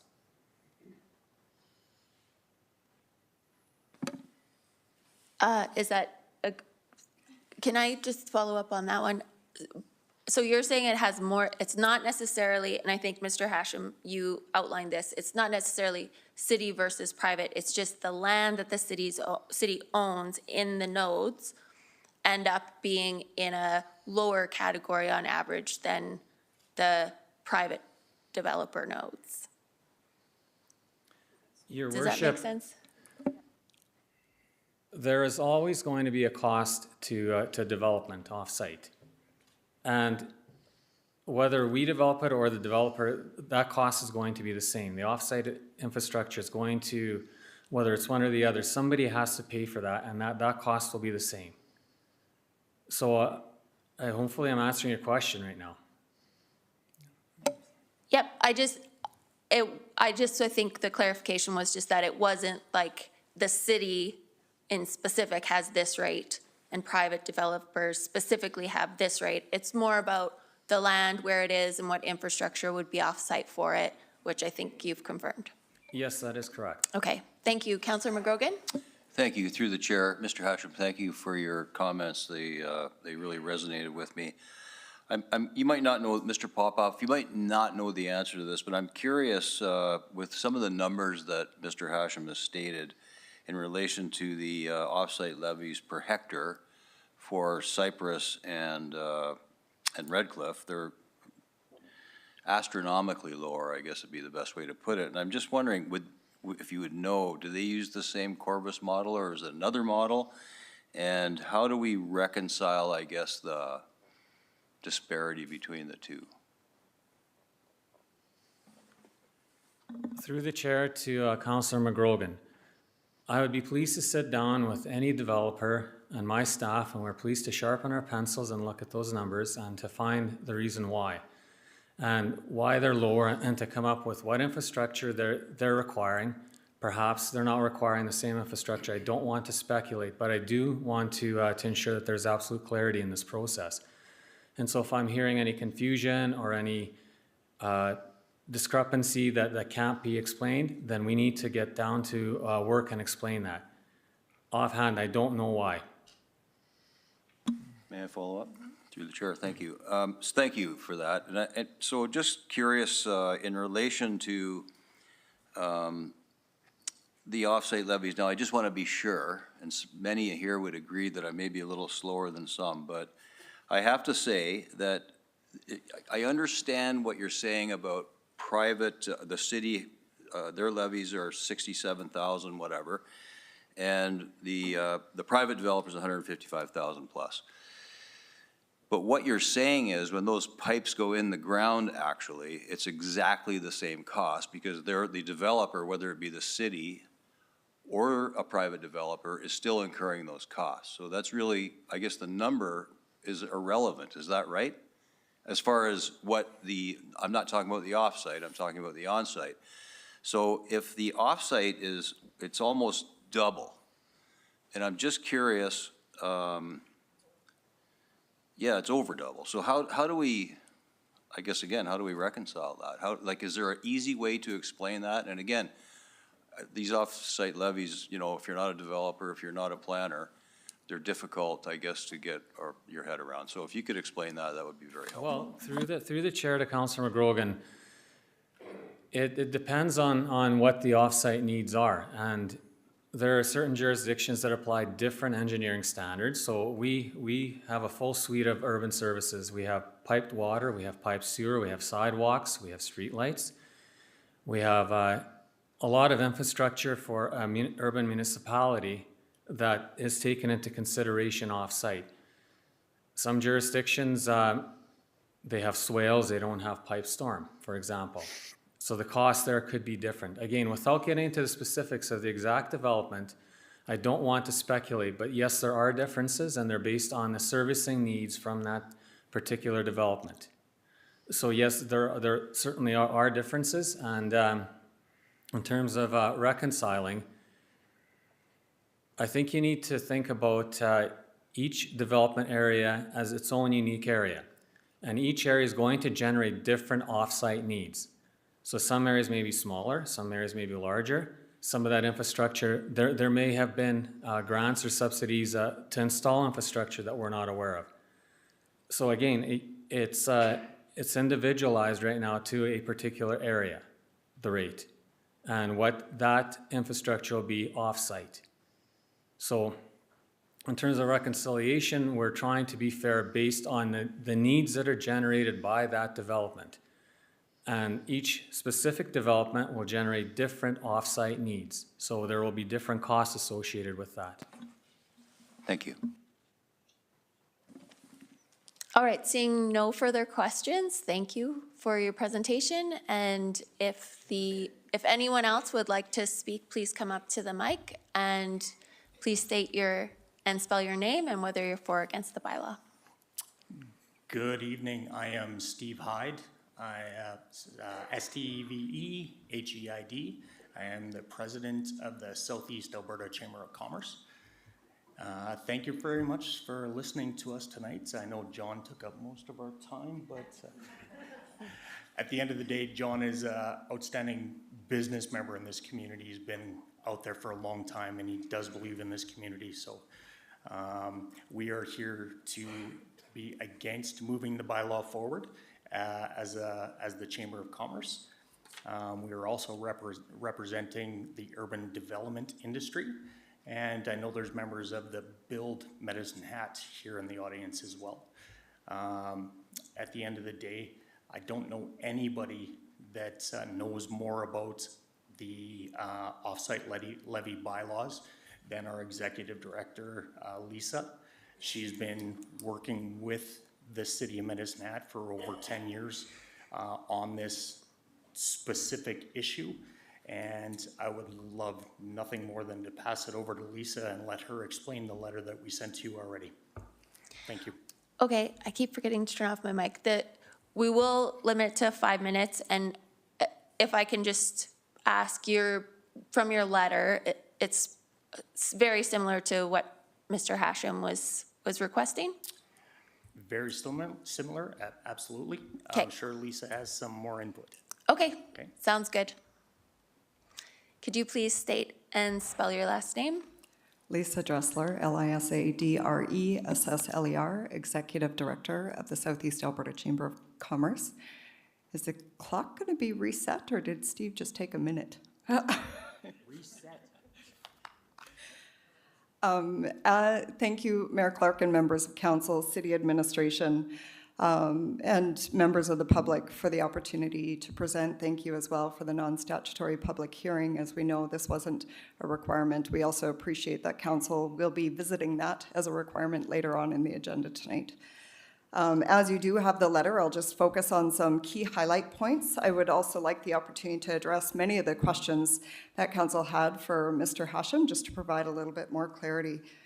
Councillor Knodel, you had asked the question with regards to the ease of calculation. Yes, there is a model, and they look at servicing reports, functional studies, water drainage plans. There's a whole bunch of information that goes into the calculation of what is required off-site of the development.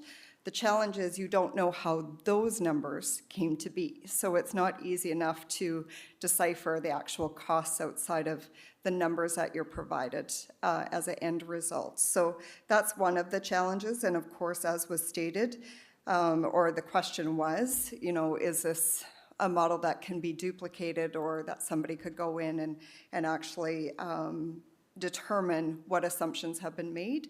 And that is one of the challenges that developers have had, and it's outlined in our letter that municipalities must make the following information publicly available in calculating the levy, and any data that the municipality relied on, and any assumptions the municipality made in calculating the levy, including without limitation any information, data, or assumptions the municipality used in models to complete those calculations.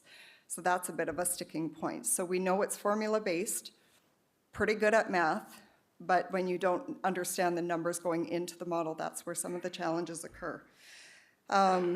There's still outstanding questions in relation to that level of transparency and accounting, and we understand that You know, there's some information that's confidential based on information that the municipality has received from contractors in conducting those reports. So there's a bit of a challenge in that. The additional challenge is in terms of the basins or the nodes. So when those nodes are changed, there's a question in terms of the cost accounting and how that was commingled across basins, or what the changes could result in terms of the accounting. So that is the other issue that still is outstanding that is left to be addressed, because there have been changes to the nodes since the Corvus model was adopted in 2012. And so that's led to some of the confusion that's been highlighted. We certainly appreciate that the levies consider an existing benefiting portion to the municipality, and we recognize that there have been no new projects added to the model for this update, with the amendment accounting for costs and inflation. However, there have been changes to the nodes with varying costs in different nodes, certain projects being pulled out, and there's just a desire to reevaluate the model, as has been stated. There are other models out there. There are many municipalities that use the Corvus model. The town of Redcliffe, there was a question with regards to, does the town of Redcliffe or Cypress County? Town of Redcliffe had used the Corvus model. There's been challenges in terms of replicating that to try to update it. Cypress County contracted, and it's in the bylaw, their bylaw MPE, to go through the offsite levy model. They also subsidize their offsite levies. So if you look at the bylaw itself, it's a higher cost. However, they have subsidized that to incent development to occur in the county. So the other challenge with the cost accounting is there are 25 projects of 63 projects that have 100% of the start date expenditure predating 2022, going back as far as 1996.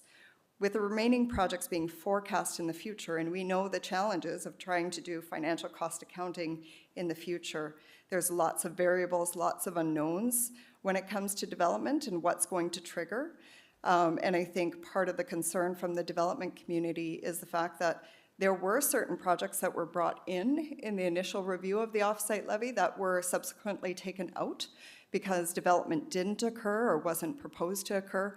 So when you see those fluctuations in a very quick adjustment of the model, it causes concerns within the development community. In our letter, we talk about the cost and affordability. I know that's a concern. President Gary Ruff from Build is here in the crowd, and that's a concern from the development community and home builders in terms of home building. When you consider that some of these levies are adding $10,000 to over $14,000 per lot in terms of the increased cost of development when we're already not seeing development occur. You have 30 seconds. So in conclusion, I'm just trying to see if I've answered all of council's questions, but I am certainly open to questions pertaining to our letter. I would be remiss, I don't know if I can have additional time to read a letter from Cooley Ridge Development that they had separately but had asked to be read to council this evening. We don't have that one. So, yeah, okay, so you can read the letter. Thank you. But to clarify, we did not receive the letter. No, it wasn't submitted to council. I did consult with them on Friday through a conversation, and they sent a subsequent notice to us that they requested that we read to council versus a submission to council. Cooley Ridge Development shares the comments, concerns, and recommendations of the Chamber's letter to council attached and call for postponement of the offsite levy bylaw amendment until further consultation has occurred. The letter so rightfully points out that with current incentives being limited in focus, we have heard of several development opportunities leaving our community or residential homes not being built due to the cost of development and limitations to developers. This decline can be supported through the data, and we believe there's a need for a far more comprehensive approach if we were seeking growth for our community moving forward. It goes on to state, I can go one step further to say that even our development, being Cooley Ridge Development, which is in phase 2 of 4 planned phases, is in jeopardy of not getting completed if offsite levies increase to the point where our lots are no longer affordable or competitive with surrounding communities. Developers have seen many instances where significant fees, such as offsite levies, have driven development outside of the urban area where growth has ballooned. For example, Cochrane and Airdrie have historically been among the fastest growing communities in Canada, rather than that growth being experienced by Calgary.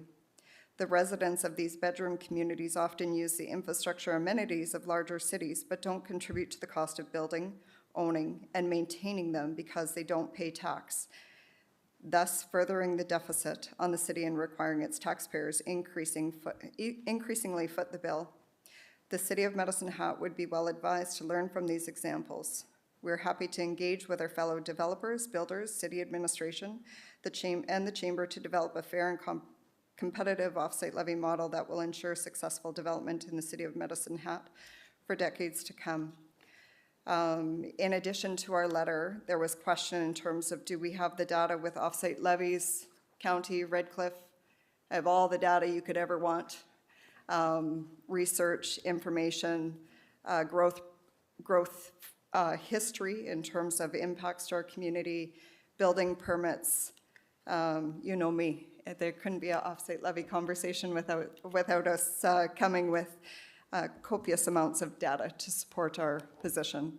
So we are asking that the bylaw be postponed until, at minimum, Q1 2025, or at least until a consultation and roundtable has occurred, so that everybody can get up to speed on some of the concerns, conversations with not only members of council, so that you can hear the stories and the impacts directly from the development community. I hear them regularly, but also to speak with consultants, engineers, the people that work with developers, not only in this municipality, but others as well, that have insight and expertise far beyond, certainly my knowledge base or any of us in this room here today. Thank you.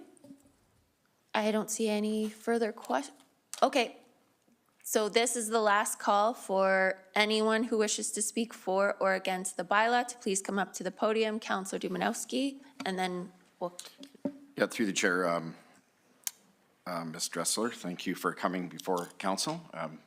As you have indicated before, this has been a heartfelt project of yours for many years in your executive role, and I appreciate it. Some of the commentary quickly around, and then a question around, I wrote down quickly here, the factors that go into the Corvus model, some of the costings, the forecasting metrics, and the affordability pieces are all real. So my kind of open-ended question would be if, and to our city staff who have indicated their openness and willingness to unpack all the different pieces that go into the calculator, if you will. I can't help but foresee an opportunity for us to at least better educate the developers, the chamber and others around all those factors. But in the end, perhaps it does move the needle in some direction. So I'm curious around your, just again, high level, your thoughts around the factors that I'll throw them all into one category. The factors that are being used to input the Corvus model to develop these costings. Is your thought around that there's, I don't want to say manipulation around them, I'm not saying that, but that there's an opportunity certainly for the city, as has been stated earlier, to factor in things that benefit some of the nodes that they have control over versus some of they have control over all of them, but that they have direct control over from the standpoint of partially developed, et cetera, versus the new ones, or is it just, are you more after having a better understanding of all those factors in an open and transparent way, because I'm hearing our staff say they're willing to do that. They're repeating the same message. We've done it. We'll continue to do it until there's an understanding. So what's really at the crutch here? Is it about understanding what's going into it? And I'll dare to answer the question I've asked you. And if in the end it's under full display and it's whole in the sense that there's no manipulation there, it is what it is the next step then going back to kind of the assist component? I know that was a historical thing that was very specific to Medicine Hat and benefited the builder and the city, I would believe. But I guess I'm just trying to understand what the end game is, other than full, clear understanding of all the factors. If that's a fair question to ask you, and we'll give you 5 more minutes for that. I'm kidding. You take as much time as you need. Actually, 5 minutes would be a lot, so yes. But thank you for answering the question. I'd be remiss not to thank Director Popoff for his willingness to sit down and have those consultations and the awareness and understanding that there's a number of different models out there. To answer your specific question in terms of the outcome, I think it goes to our points on that last page of our letter in terms of building trust and transparency. There was a question as well about city land versus private development land. And when you look at the model, it has to do with what projects benefit certain nodes. So there is a cost accounting in terms of, okay, this is this project and it's allocated to, node 4, 5, and 6 as a benefiting node. And so that's where the resulting numbers come from, because there is more growth and more development occurring in some of the, perhaps private sector land, or historically, or there's more servicing in those areas, would be why there isn't as much servicing going to city nodes. Now, whether, again, perceived or true, or whatever those servicing requirements are, I think it's trying to gain a better understanding of that and the justifications. I can't say one way or the other in terms of which direction it goes in terms of modeling, or if this ends up being the result or something entirely different. But I think the conversation has to be had first. We went into these consultations back in 2012, 2013. It was an 18-month-long consultation process. Back then, it was a new model. There was a lot of time invested. And at that time, we didn't understand what this modeling meant, but the thought process at the time was that it was a more fair distribution based on what nodes are receiving what benefit and what servicing. But I think there's an opportunity now with some of the transitions and changes, and certainly more knowledge on the topic of offsite levies, to reevaluate and revisit, because it goes back to the point that it's not an easy to replicate model or formula. It's complex and difficult to understand. Most people don't understand offsite levies. And so trying to simplify the process and come to an agreement and understanding so that we don't have to do this every year or every 2 years. Councillor Van Dyke? Yes, thank you. I have a question for Director Popov relating to the offsite levy bylaw itself. My question is around deadlines. Is there a deadline imposed by the MGA for when this needs to be passed by? I know there's rules around consultation and updating every 2 years, but is there a specific deadline, much like we have with the budget, where this would need to be passed by a certain date? Through the chair to Councillor Van Dyke, no, there is not. And then my other question related to that is, I was wondering if the offsite levy bylaw materially affects the 2025-2026 budget. So would we need to have a decision made around this prior to approving the budget? Through the chair to Councillor Van Dyke, I do not believe so, but I'll defer to City Manager Mitchell. No? Okay. Thank you very much. Councillor Hirsch.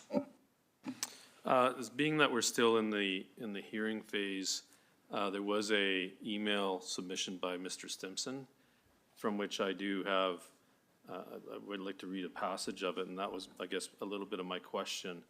relative to that, if that's okay. Yes, go ahead. So this is Mr. Gary Stimson, owner of Landmark Properties. I'll just read a. I apologize. Before you read that, I would like to hear from, there was another speaker. Okay. Yeah, sorry, go ahead.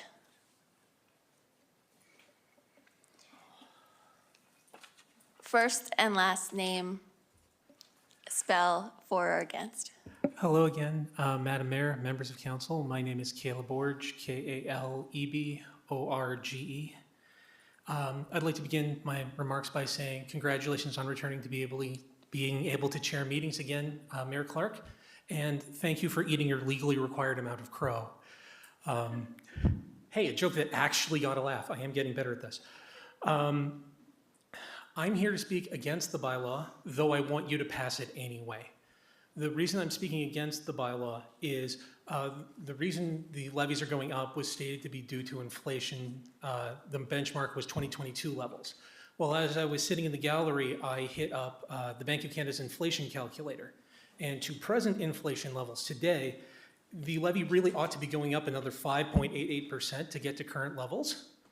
6% probably because it'll be 2 years before it gets to another review. If I recall correctly, also, developers don't pay a single damn dollar for the ongoing maintenance of anything that gets put in, either for the on-site or off-site infrastructure that's required to build new developments. So that's a cost the city just eats, right? And I can understand that they might be unhappy with the level of discount they're getting on off-site levies.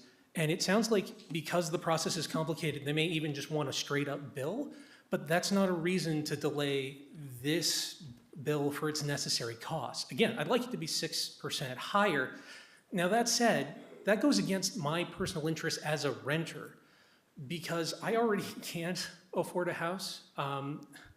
When last I spoke, I was investigating the possibility of buying a house here in Medicine Hat because my rent 2 years ago went up 20% to bring it in line with the other units in my building, which strikes me as, stunningly similar to the complaint about different nodes having different costs, and maybe a flat fee would be better.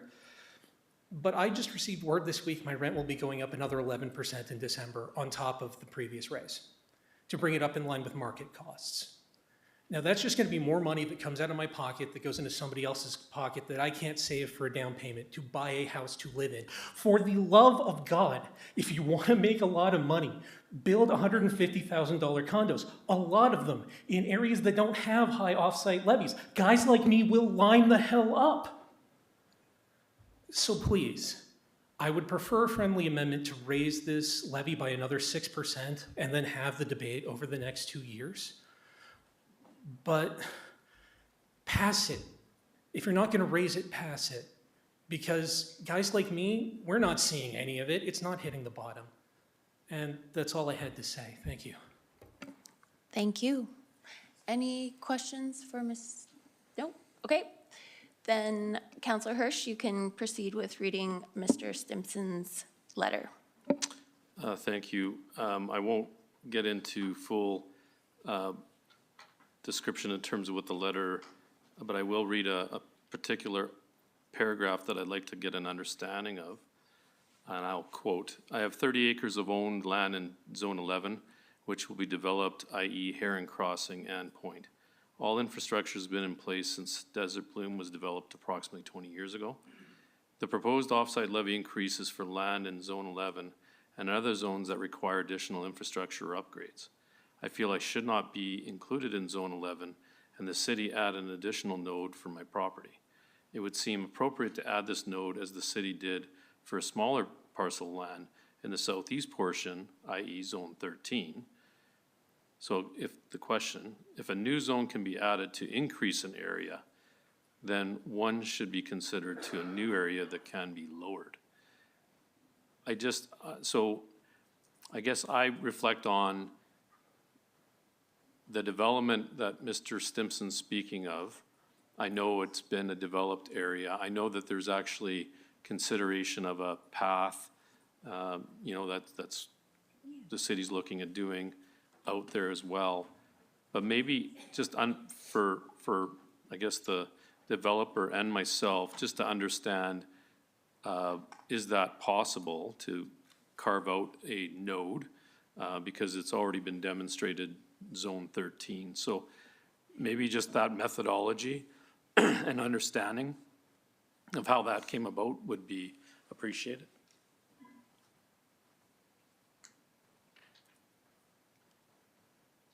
Through the chair to Councillor Hirsch, I just conferred with my colleague Conrad, and we weren't aware of that correspondence. So again, we'd be very, very pleased to have that discussion and to look at other possibilities and other way of doing business. And taking that information into consideration, we're always pleased to listen and always pleased to try and find a way forward. So thank you for that. And I certainly, among others, we'll certainly get back that feedback to Mr. Stimson. It does, and I certainly appreciate the feedback, so I will pass that along to Mr. Stimson. And again, I will hold back my comments till the appropriate time. Thanks. Okay, so with no more presenters or questions, I will close the public hearing for bylaw 4803 at 8:30 p.m. And the next item is business arising from the hearing, which is second and third reading. Before we get to that, would anyone like to make a motion? Councillor Sharps. Thank you. May I make a comment before I make that motion? Or actually, may I ask a question, please? My question is this: if I understand if we deny this and have this vote, then it would be 6 months before it could come back. Whereas if we made a motion to set aside, and I don't know if that's the proper verbiage or how we would do that, then they can come back at any time. But I also want to make sure that we give clear direction on what our intention is. I think Mr. Popoff and his group are incredibly open to conversation. I work on another committee with them, and I will tell you that they absolutely went back and beat the numbers out until everybody was happy. So I have no doubt that we can figure out a different way to do this. I spent quite a bit of time reading about the Corvus model over the weekend, and it's interesting. We actually have lawsuits. There is municipalities in Alberta that are pushing back legally. Developers are pushing back legally on this Corvus model. So before we make our developers spend money on legal, maybe we could just work with them to find a different methodology. So my question, Mayor Clark, is this best to set aside or make a motion to direct, or is it both? So the motion would be, so we could do the readings and reject it. I would say you're right. That would kind of prohibit the bylaw coming forward again within the 6 months. So it would be to postpone with direction. So why are we can say we're postponing it and directing administration to do whatever. If I may, Stephanie, are you ready? Okay, so I would like to make a motion to postpone bylaw, 4803. Until? I was just going to say 90 days, but I'm going to look over at Mr. Popoff. He's probably going to tell me no way, but. Through the chair to Councillor Sharps, I would just, at this point, I believe that we need to discuss this with the development community. Yeah. And we need to go back. And at this point, I can't commit to a timeline because this may be a much longer discussion than that. I would agree. So how about I say council postpones bylaw 4803, but to have a report back, I'll figure out the wording here in a minute, for you to come back in 90 days and tell us the progress, at the very least. So we know that this is moving ahead and that the development community is just as much involved in feeling like this is progressing. Yeah. I have City Manager Mitchell, but I would also, one thing we could do is Sure. take a very brief recess. And make up the motion. Yeah. City Manager Mitchell. Thank you. And I would just ask Councillor Sharps, the progress report, that could be something that instead of having staff come and do a whole presentation to council, I would be able to give you a progress report because that would be a lot easier. I would be happy. I guess I just want to make sure the sense of urgency is there. It is, and we will make sure that Understood. I just, it's not the first time I've heard from Cooley Ridge. Mr. Hashem is a very well-respected developer in this community, as is Mr. Hyde over there, builds a hell of a house. So I appreciate these people putting their time and effort into our community, and a lot more money than most of us can put in. So I understand, I appreciate it, and I too am concerned when I look at numbers that state 67,813 versus 155,355. That does concern me. And I'm sure it concerns Mr. Popoff and his team, but at the very least, I would like them to have the opportunity to sit down and see what we can do different. So I agree with Mayor Clark. Maybe we could take a break and I could work on a motion. Yes, and of course, the other option is for you to set a date, but then it's always up to administration, is always free to come back and say, we need an extension of time. Is that the easier of the and then- two? I think that it would Carolyn's probably make sure that, we're Sure. staying on top of it. Sure. Okay, so can I have first a motion for a recess of I'll make that motion of 5 minutes? Can I get a seconder? I'll second that. Okay, Counselor Canoto seconds, and we'll vote.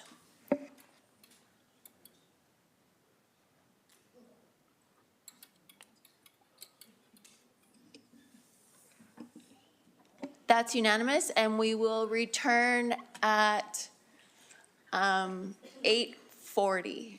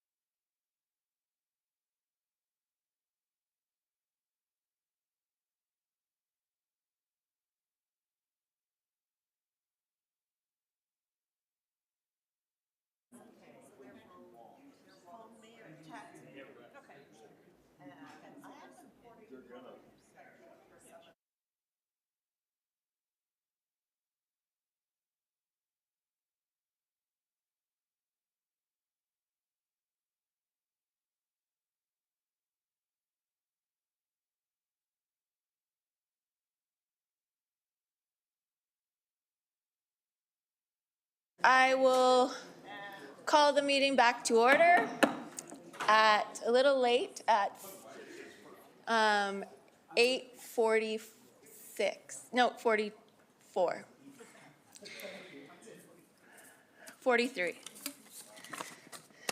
She'll be back. So we were at the point of making Councillor Sharps was going to put forward a motion, and that motion is now on the screen, and we'll need a seconder. Or I guess make your motion first, No, yes. no problem. So council, so my motion is to postpone bylaw 4803 to the first regular council meeting in December. Council also directs administration to bring back an update on progress with developers for the first regular council meeting in November. All right. Excuse me, could I just ask if people in the gallery, we can't hear. Oh, I'm sorry. Much. That's good. Sorry. I can Could you redo repeat that? I can, Thank you. absolutely. So my motion is that we postpone bylaw 4803 to the first regular council meeting in December. I further council directs administration to bring back an update on progress with the developers for the first regular meeting in November. I'll second it, Mayor Clark. Thank you. We have a seconder from Councillor Hyder. Is there any discussion? Oh, Councillor Robbins. Yes, thank you, and through the chair. I've been listening to all of this with great interest. When I decided to run for office, I did quite a bit. I fell into the rabbit hole of offsite levies, as Ms. Dressler well knows. It's a deep rabbit hole, and you can really get down in there. What I'm interested in this report back, I have every confidence in the team that's been talking with developers, and that they're going to continue to talk and explain. I guess what I would like to challenge is to say, I would like the discussions to be about what's going to drive development, because we could do things the same way that we've done them before, and we could follow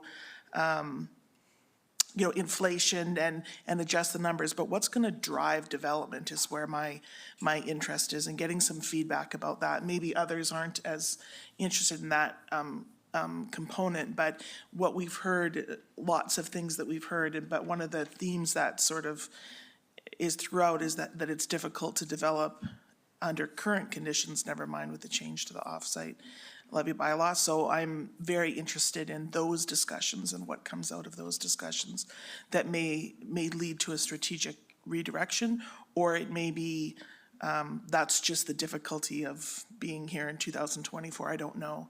But if we could work on that problem and really try to unwind that Rubik's Cube, that would be of tremendous interest to me to know more about.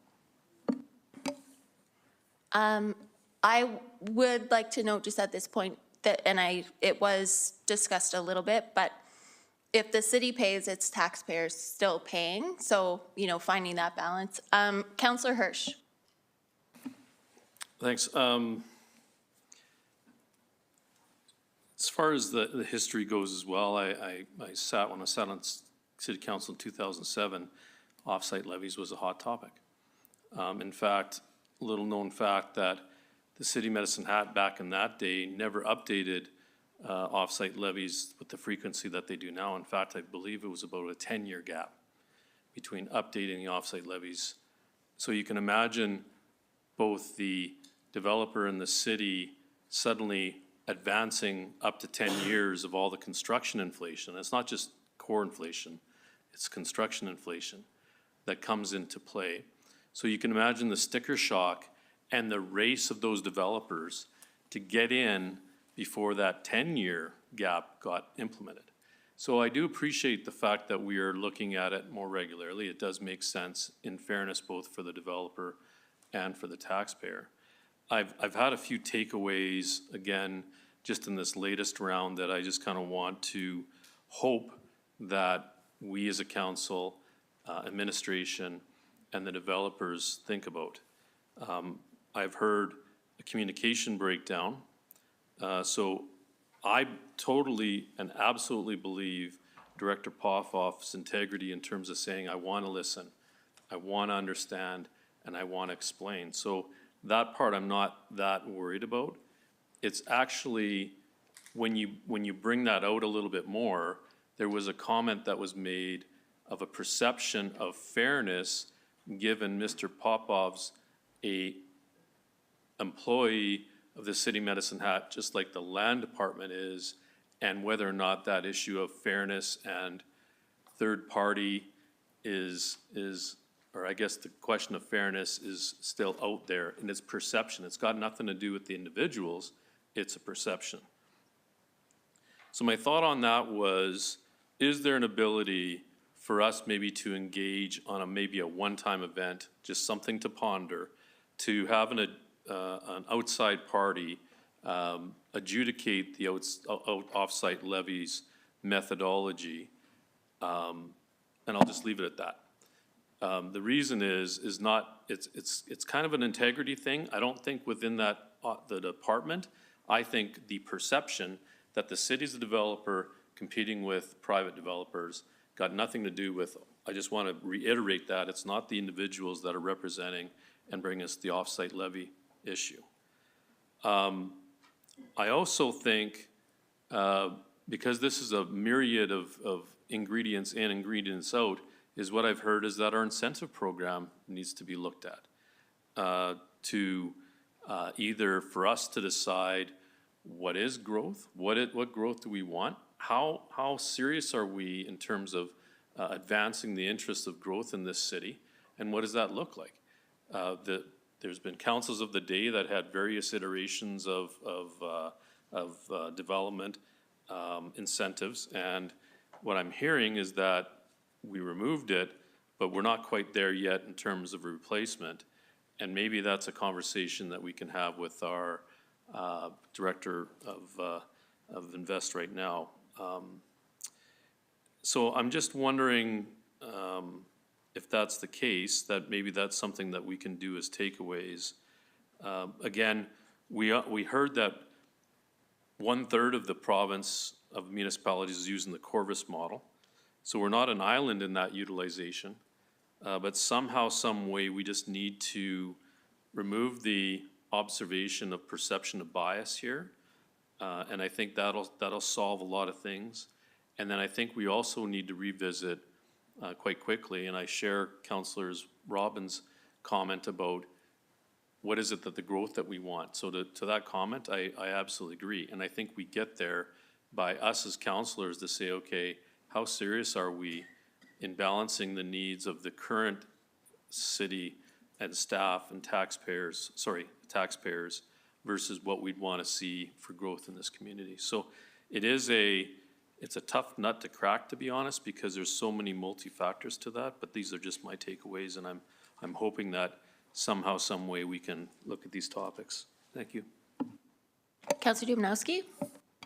Yeah, through the chair, I too will support the motions put before us. I'll start with Councillor Robbins. That rabbit hole, once you fall into it, you never get out, just so you know. It's a deep hole, and it is complicated, and the inputs are ever changing to a large extent, certainly around costing and fairness around what factors ought to be in there or not, and to what degree, et cetera. So I don't think there's anyone around the table, unlike yourself, that would want anything but development in our community. And I know over the years, the conversations have been fulsome and challenged past councils, current council, around what those offsites look like, especially from a nodal standpoint.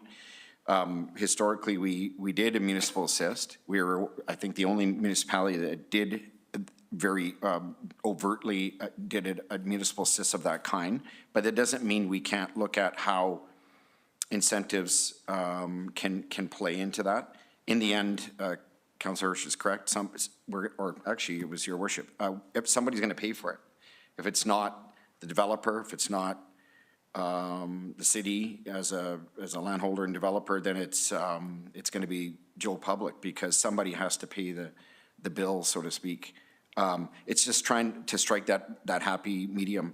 For me, it's less about and I really believe this, and this isn't to win over any favor from our staff, but I really believe that what Mr. Popoff is saying around the inputs, I don't think I'm not suggesting he was, but I'm certainly going to be very direct. I don't think he's hiding a darn thing. I don't think the factors are going to derive any significant change. I think what it's going to come down to is what is the methodology that advances the need to modify or update our offsites to reflect future growth and costing, and ultimately who's paying for it and in what portion. And so for me, it's about looking at, as has been suggested, or is there, for simplistic purposes, a smoothing out of nodes and costs? Because in the end, really, there's a derived payment out of that. I think that's permitted. In one node it may incent, in another it may be a detractant. We have identified nodes that are significantly less because we see value in development in those areas for different reasons. Maybe they favor the city, and so in that regard it is unfair. But for me, it's not about going back to the old days of municipal assist. It's about looking at what we do with those methodologies around our nodes and our offsites, whether it's Corvus or using an abacus. I don't care what you're using to derive your costings. How do we make it fair? How do we make it equitable as much as possible from the standpoint of private development and city development? Because in the end, we all win if there's a balance that's struck there. But in the end, it's what is going to incent development. And really, that's been the driving question since day one, since that rabbit hole was dug. And I would submit that it's still worth digging into, no pun intended, and we will do just that through our motion, so I will be in support of it. Councillor Van Dyke. Sorry, thank you, through the chair. So we had a third-party assessment of our offsite levy methodology when we abandoned the municipal assist back in 2022. And at the time, we were informed that we were an outlier in this practice, and something I'm not particularly keen on being when it comes to municipal policy, procedure, or bylaw. I agree with Mayor Clark that it's important to remember that covering the costs of offsite infrastructure has to come from somewhere, and that cost is borne by the taxpayer, if not the developer. So we need to remember issues of fairness and equity to taxpayers in this policy. I also agree with Councillor Robbins regarding drivers of development being considered parallel to this offsite levy, but also recognizing that that will come from a different department than currently deals with the offsite levies. So previously, municipal assist was part of the offsite levy policy, but I think the proper place for that is within the economic development group. And so I'm very excited to see what city administration brings to us. Thank you. Councillor Knodel. Thank you, Mayor Clark. I just have two comments. I'm looking forward to continued dialogue between the city and the developers, as well as any other stakeholders that are invested in understanding this process. And I appreciate Director Popoff's team's willingness to be open and continue that conversation. It seems like there's an investment in making sure that happens, so I appreciate that very much. And secondly, I'm eager to see a process that is maybe not, and I don't want to say the word transparent because I don't think it necessarily has to be transparent to all at all times, but to those that need to understand and want to understand, I'm eager to see a process come forward where those who are invested can understand what the methodology is. So whether that happens or not, I'm hopeful that there's some sort of straightforward path for all that are invested to understand.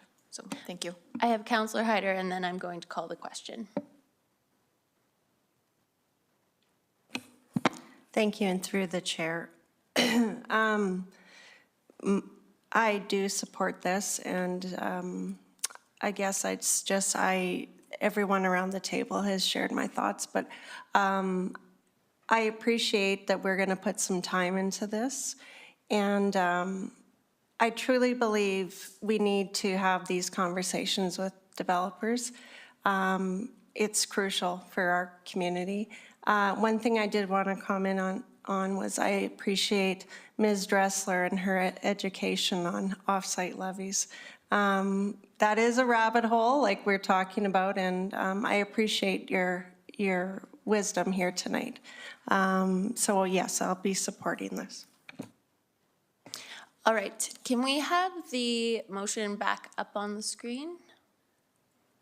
So it's a motion that council postpone bylaw 4803 to the first regular council meeting in December and further directs administration to bring back an update on progress with developers for the first regular council meeting in November.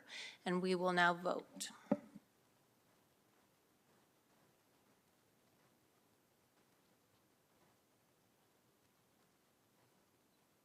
That's unanimous. Now we're going to move on to item 10.2, Development Permit Application PLDP 2024-0396 3-3101 Box Springs Way, Northwest, change of use to a greenhouse.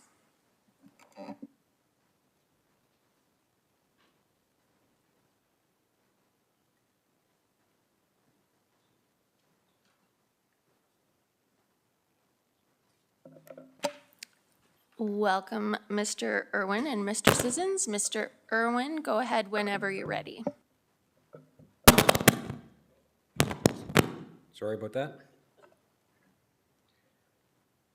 So, thank you, everyone. I'm Brad Irwin. I'll be presenting the development permit application for a change of use to a greenhouse at 3101 Box Springs Way, Northwest. So first, a brief presentation overview. I'll start with the site context and then go through some of the development permit application details. Next, I'll touch on some of the land use policy, including the municipal development plan, Box Springs Business Park Area Structure Plan, and the land use bylaw. Lastly, I'll show some photos of the site and go through the recommendation to council. So the site is located in the Box Springs Business Park, which is situated in the northwest of the city. The land within this area is industrial and commercial lands, with the majority of the land vacant land zoned for industrial use. To the north and northeast, in the dark purple on the map, is for heavy industrial uses, and to the south in red is primarily commercial use. So I'll go through some development permit application details. So the development permit application is for a change of use to a greenhouse from a cannabis production and distribution facility. A change of use in the land use bylaw is defined as a change in the use of a land or building or an act done in relation to land or building that results in or is likely to result in a change in the use of the land or the building. The previous use has left the site incomplete, with the majority of the landscaping and buildings left unfinished. Only a small portion of the 30-hectare site and the 15-hectare building is in a state that can be used for operations at this point, along with some temporary construction offices. So development of this site is to concur in phases over multiple years, outlined in the briefing note and in the attachments. So what you see here is the site plan with the different phases labeled. Staff from planning, development engineering, safety codes, business licensing, and fire services visited the site in June of this year for a better understanding of the completedness of the site and what work may be required. Currently, Phase 1A and the office, both in green on the map, are operational for greenhouse functions. The rest of the phases require a significant amount of work until they can be used. The parking lot on this plan is also mostly complete, but aside from that, the exterior of the site also requires a large amount of work to be fully completed. The proposed change of use to a greenhouse aligns with Council's strategic plan, priority 1.9, and such that is accommodating a reuse of the site through phased incremental development, which helps reduce obstacles when it comes to large site development. Additionally, it ensures the use of the site as a greenhouse follows the proper procedures and regulations. So next, I'll briefly go through some policy alignment with this proposal, starting with the municipal development plan. This site is within the North Employment Sector within the MDP. The location is shown as the pin on the map on the right side of the slide. This sector is primarily planned for industrial uses, when the subject site falling in the area targeted for light and medium industrial uses.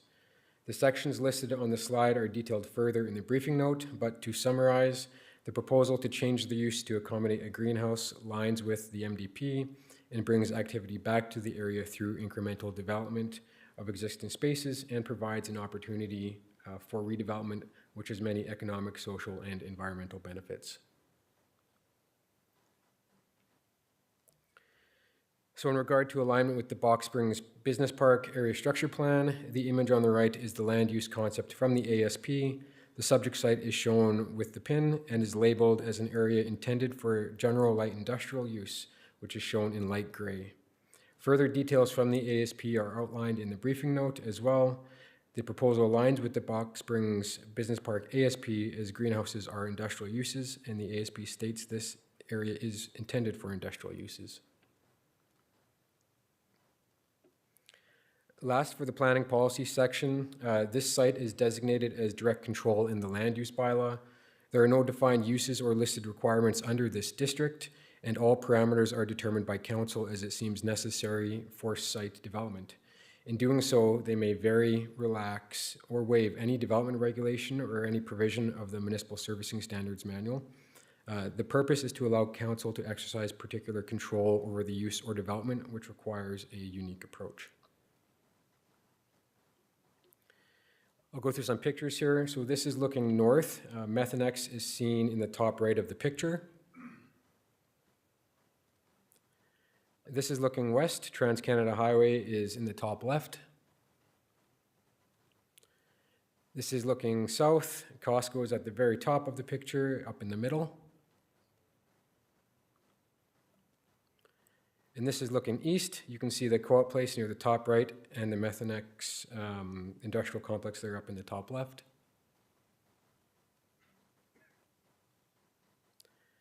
And the last picture here is an oblique image just to give some 3D context of the site. So the recommendation for this application through the Municipal Planning Commission is that City Council approve the development permit application to change the use of 3101 Box Springs Way from a cannabis production and distribution facility to a greenhouse subject to the 9 conditions outlined in the report to Council. Thank you. All right, I sincerely apologize. I neglected to call the public hearing to order, which I think is okay because we just did the presentation, but I will call this public hearing on development permit application PLDP 2024-0396 to order at 9:06 p.m. And are there any questions for Mr. Irwin? Councillor Hirsch. Thanks. Through the chair to Mr. Irwin. So I'm looking at the recommendation, speaking, and it's actually fairly standard, some of the comments. But I'm looking at item number 7, initiation of construction of the development of commencement of land must be within 1 year from the date of the development permit. Knowing that this is a staged, let's call it staged development, what would be the adherence to this? What would you consider that being met? If they're saying, listen, we want to develop this particular section right now until we either gain enough momentum to expand or what have you, do they meet? If they did that and proposed that to you, would that meet it? And then later on expand as they go, what would that look like then? Is that they can continue to proceed whenever they want because it is going to be considered greenhouse. They would probably have to get a development permit then, or because is it staged? I'm just trying to understand here. Through the chair to Councillor Hirsch. So this condition there, I have up on the screen number 7 here. This is a standard condition that we apply to all development permit applications. This development permit application is specifically to change the use from the previous cannabis facility to a greenhouse. We're just changing the use because of the complexity of this site. We will be asking for further development permit applications as the site goes through each of the phases, and that's just to ensure that each phase, whatever they're doing for that phase, can make sure that it follows all the correct regulations. Sure, and you answered the question. I didn't know if this was a blanket, if it is a development permit. I understand the intent tonight, but I couldn't help but thinking it's not exactly how we do it normally, that there's gonna be staged development. So you told me that there's gonna be development permits on every milestone that they plan to do, right? Through the chair, that's correct. This is a very complex site. We don't see many like this, so we feel this is the best approach for this. Thank you.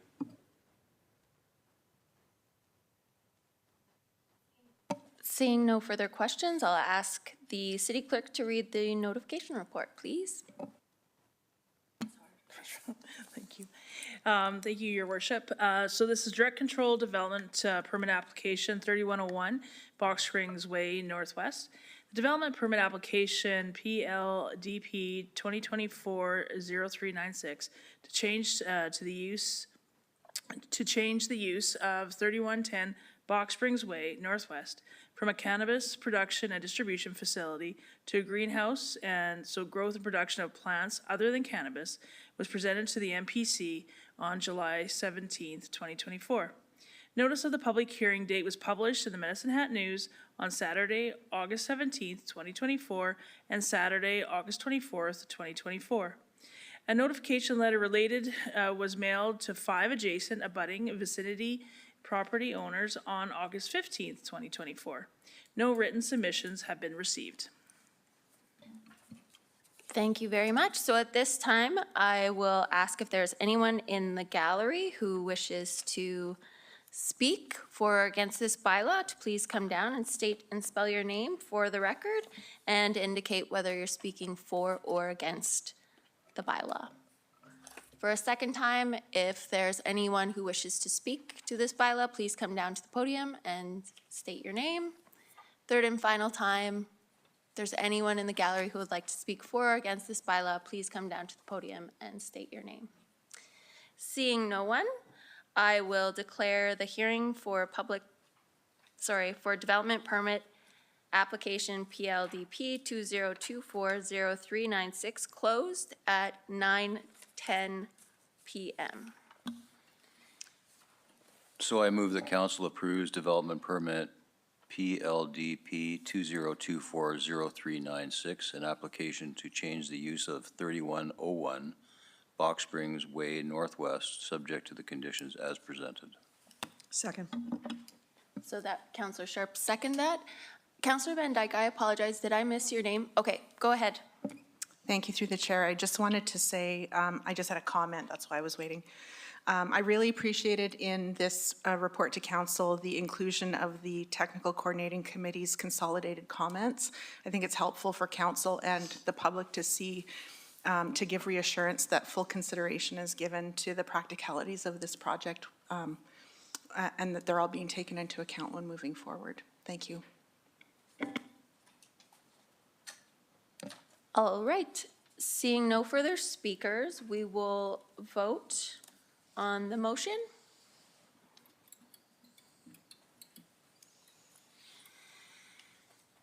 That's unanimous, and just a couple people have their mics on, which I have multiple times in this meeting, so I'll just a reminder. Next, we do have one last public hearing, and that is for development permit application as well. So at this time, I call the public hearing for development permit application PLDP 202-40464 to order at 9:12 p.m. And we have an introduction from administration, and if you wouldn't mind introducing yourself, I think this is your first time appearing before council, and you are a junior planner. Okay, yes, go ahead. Thank you. My name is Sandra. I'm a junior planner with Planning and Development Services, and I will be presenting PLDP 2024-0464, a development permit application for the demolition of 2 garages and 1 shed at 3180 Gershaw Drive, Southwest. This is just a brief presentation overview. The subject site is a city-owned parcel located in the southwest quadrant of the city beside the Medicine Hat Regional Airport. The surrounding areas consist of primarily industrial land on the east, future urban development land to the west, and some direct control sites to the north. When there is no proposal for new development on site, a development permit is required for demolition. The subject site is designated as Direct Control District, and City Council is the approving authority for all development permit applications, including demolitions within this district. This development permit application is for the demolition of 2 garages and 1 shed. The characteristics of the site, such as access from Gershaw Drive Southwest and the current use, which is vacant, are not proposed to be altered.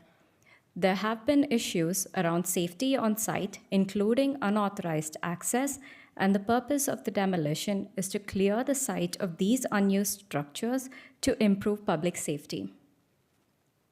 The drawing on the right is a plan that was submitted by the applicant. The property line of the subject site is indicated on the other images in yellow. Here we can see the garage and the shed on the west and the garage on the east, all indicated in red, which are proposed to be demolished. These are elevation photographs of the structures that are proposed to be demolished. The purpose of this demolition is to improve public safety in and around site, which is in alignment with Council's Strategic Priority 5.4. Moving on to the policy context, in accordance with policy, the development permit application was circulated to the county and the county indicated no concerns. Other policies identify the area for potential future runway expansion. The development permit application has no impact and is in alignment with these policies. As per the land use bylaw, Council is the approving authority and may determine conditions for all development permit applications within the direct control district. A summary of the list of recommended conditions is on screen. A more detailed description is available in the briefing note and outlines the exact wording of the conditions recommended to be included on the development permit. We will now go over some site photographs. This is an aerial view of the site showing the location of the site with respect to the airport. This is a view of the site looking north. Here we can see the structures that are proposed to be demolished. This is a view of the site looking west, and this is towards the south. And finally, a view looking east towards Gershaw Drive. It is recommended through the Municipal Planning Commission that City Council approve development permit application PLDP 2024-0464, subject to the listed conditions. Thank you. Thank you. I don't see any questions on the speakers list, so at this time, I will ask the city clerk to read the notification report. Thank you, Your Worship. Direct Control Development Permit Application for 3180 Gershaw Drive Southwest. Development Permit Application PLDP 2024-0464 for 3180 Gershaw Drive Southwest to demolish 2 garages and 1 shed to clear the site of the unused structures was presented to the MPC on August 7, 2024. Notice of the public hearing was published in the Medicine Hat News on Saturday, August 17th, 2024, and Saturday, August 24th, 2024. A notification letter related was mailed to 13 adjacent property owners on August 15th, 2024. There have been no written submissions received. Thank you. Before I open it up to the public, Councillor Van Dyke does have a question. Yes, my apologies. Through the chair, I was a little slow on hitting the button. I just had a question for actually this entire department, I guess. When I saw this coming to council, I wondered why demolition of old buildings would be coming. I understand it's direct control. I understand that. But if there's no plan for further development and there's no historical designation, I'm just wondering what the necessity is of having it come to council, and if there should be a policy or procedure change, if allowable by the MGA, to not have these things come. And several reasons. One, it's mentioned that there was issues with people going into these spaces. By prolonging this to have to come to council, you're keeping a liability issue with the owner of these properties. We're incurring staff time to prepare a presentation, time for council to read it. It seems unnecessary unless there's an MGA requirement that I don't know about. So I'm just wondering about that in general. Thank you. So it is because development permits are required for demolitions, and if it's direct control, then it all has to come through here, but good idea on the policy update. City Manager Mitchell? Thank you through the chair, and I really love that question because as everybody knows, and as I've been stating for however long I've been here, is we are looking at all our policies and procedure to try and make things more fluid and run a lot better, and this is another piece we're looking at. So I'm glad you raised it. With the new clerk in place, we've also got a policy person who's helping us revise everything through the clerk's department. So we're making sure that all our policies are easier for everybody to use, understand, and that we're not wasting time. So it's in progress. Yep, go ahead, Manager Sissons. So just to, through the chair, just to further what City Manager Mitchell said, so we're in the latter stages of drafting our new revised land use bylaw. And we have heard this comment from council before in respect to other sites, for example, where there's an environmental concern, can a land use bylaw be drafted to address that? So we have taken this under consideration. We have been drafting that bylaw to account for that. So any major new construction or a change of use would still come back to council for a decision, but any other things like demolition, minor site improvements, reconfiguring a parking, that kind of stuff would be handled administratively. Thank you. With that, I will ask if there's anyone in the gallery who wishes to speak. Please come to the podium, state and spell your name, and say if you're speaking for or against the bylaw. For a second time, if there's anyone who wishes to speak to this please come down and say if you're for or against. For a third and final time, if there's anyone who wishes to speak to this, please come down to the podium and state your name. Go ahead, sir. Evening. My name is Yaroslav Jelinek. I just have a very curious question. Was that a gas station at one time? I'm trying to imagine what the object is. Okay, would you mind spelling your name for us? Jaroslav. Okay. Jelinek. Thank you. Manager Sissons, do you, yes, go ahead. It's not important, just curious to what exactly it was. Go ahead. Chair, it was a gas station in the past. There was a demolition permit for the gas station in 2008, and that's when it was taken down. So. Thank you. So it looks like you were oriented correctly there.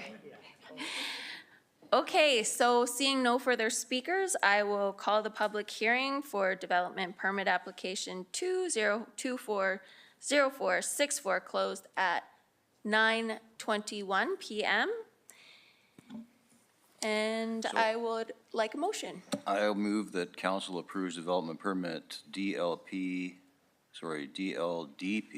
2024-0464, an application to demolish 2 garages and 1 shed at 3180 Gershaw Drive Southwest, subject to the conditions as presented. Second. Councillor McGrogan and then Councillor Hirsch. Thank you. Just a brief comment. I'm really happy that Councillor Van Dyke asked that question because this went through a whole MPC meeting as well. So our planning department did a full presentation. It was excellent. It was better than tonight even. But it is, you think about the waste of staff time, and I sympathize with them. It must be painful for them as well. So I look forward to some potential changes to to the policy. Thank you. Councillor Hirsch? Yes, I agree. I guess the reality is because it comes to us through DC, direct control, which is we're the body for that. So yeah, anything that could assist, I agree. It's a bit of a housekeeping item more than specific concern to the area. The one feedback I have is a friendly ask to the applicant, bearing in mind that I see demolition, and as one individual that has utilized the idea of moving buildings, just wanted to see if there is to the applicant any structural integrity, i.e. if the facility or the building still usable, if a offering to the nonprofit groups or someone to maybe reutilize the building, move it off the property, saves on crushing costs and saves the landfill. And I think it's repurposing is a great idea in our purpose of trying to salvage what we have. And if it works well, let's see if we can use it somewhere else. So just, I know that has no bearing, but just a suggestion. Thanks. All right, seeing no further speakers, we'll vote on the motion on the screen.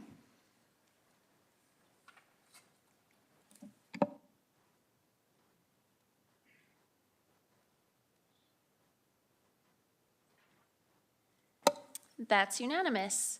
And per the amendments, we'll now move to item 11.3, which is financial support in principle for the 2026 Memorial Cup Tournament. The sponsor is Public Services. I'm not sure, do we have a presentation? Or no? No one's going to speak to it? Oh, okay. Okay, Managing Director Stouth. Thank you, Your Worship, and through the chair to all of council. Pleased to have before you a council report on financial support and principle for the 2026 Memorial Cup Tournament. The Memorial Cup Tournament is one of the premier hockey championships and sporting events in the world. It's been described as some as the hardest trophy in the world to win. Not only do you have to win your league championship, but then you have to compete against other league champions in a host city to claim the title of Memorial Cup champion. 2026, the Memorial Cup will occur in a host city of the Western Hockey League. I want to draw your attention to a couple of things just in the council report itself, just as a point of clarity for council. I did write this council report on a late Friday evening before I left on vacation, early Saturday morning. And in the second paragraph of the executive summary, I write, the Medicine Hat Tigers Hockey Club have submitted a bid to host the 2026 Memorial Cup Tournament. In fact, what the Tigers have done is submitted an intent to bid on the 2026 Memorial Cup. With that intent to bid, they have began to put in place a host organizing committee which assumes the authority and responsibility for organizing, promoting, and conducting the Memorial Cup. So many of that host organizing committee is here in the gallery with us tonight. So we're pleased to present this to you, talking about providing financial support in cash of $1.25 million and also contribution in kind. And I also want to speak to the recommendation where we talk about $655,000 through an in-kind contribution. I will inform council that I made that I had staff make that calculation based on a 10-game tournament. I've since been informed that the maximum number of games in the tournament are actually 9. So if council chooses to support the recommendation, may want to make a slight change in the motion to say, and up to $655,000 through in-kind contributions. So I think it's important to note that the Medicine Hat Tigers are two-time Memorial Cup champions. They have competed in the Memorial Cup tournament 5 times. We've never hosted a Memorial Cup in Medicine Hat until 2015, when the current co-op place was opened. We didn't really have a facility that was adequate to host the Memorial Cup.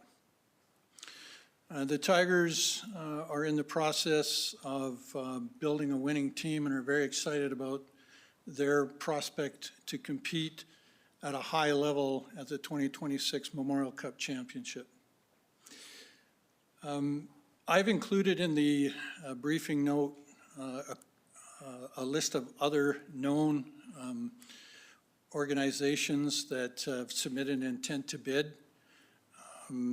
Those are there for your information, and there is some information that we know about what some of the other host municipalities are contributing. I want to speak a little bit for council just about economic impact.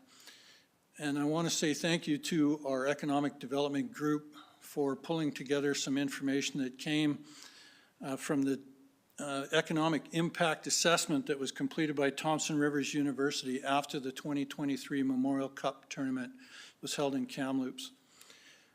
Just as far as tourism goes, the event attracts visitors from all over North America. Kamloops saw more than 45% of ticket purchases originating from outside of British Columbia. 5% of those ticket purchases came from the US. Nearly 25% of attendees were aged 45 to 54 out of the high disposable income group. The second highest was aged 25 to 34 at 21%. Most visitors, or pardon me, 1/3 of visitors stayed the entire 10 days in Kamloops. The average stay duration of visitors was 7.3 days. 55% of visitors stayed in hotels, 11% stayed in Airbnb or other rentals. Only 13 or almost 14% stayed with friends and family. Total spending on accommodations was almost $2.7 million. There was a further almost $2.3 million spent on dining. Another $373,000 spent on entertainment. The direct and immediate infusion of event-related expenditures for the Kamloops tournament was $11,637,060. The indirect and induced secondary economic activity was $4.6 million. So the total economic impact of the Kamloops tournament for Kamloops was almost $16.3 million. The recommendation that we have in front of council tonight is a big ask, and it's to arm the host organization committee with the best chance to achieve a successful bid and an award for the Memorial Cup to come to Medicine Hat. I think it's important to note that although the Medicine Hat Tigers Hockey Club initiate the intent to bid, that the responsibility for the tournament, as I mentioned earlier, resides now with the host organizing committee. That host organizing committee will create or associate with, create a nonprofit entity out of themselves or associate with a nonprofit entity such as perhaps the Medicine Hat Alberta Games Society. So a financial contribution from the city would go to that nonprofit entity. And that host organizing committee is responsible for the finances of the tournament. I'm happy to pause there and answer any questions that council may have regarding what's in front of you. Yeah, I think let's have a motion and then we can debate and ask questions about the motion. I'm happy to make that motion. I move that pending an awarded bid by the Canadian Hockey League, I move that council approves a $1.25 million in cash and $655,000 through in-kind contributions be provided to support the 2026 Memorial Cup hosting bid by the Medicine Hat Tigers Hockey Club. Councillor Robbins, oh, sorry, just before you second, Managing Director Stout indicated that a change could be up to 655,000. Is that, Because it's in kind, I think it sort of works itself out, but I could certainly say that. So up to 655,000. And I'll second it. okay, so the motion is on the table. We have Councillor Knodel first. Thank you, Mayor Clark. I'll start with my comments and then finish with a question. I think that there is, beyond the economic contributions of an event like this, and I do recognize the weight of donation as well as the total funding amount that is proposed in front of us. It's significant. But I think there's, again, beyond the economic value to the community, there is a cultural and historical element to being able to host an event like this. There are kids and families and grandparents and people of all ages, and as not Dr. Stout, it's getting late.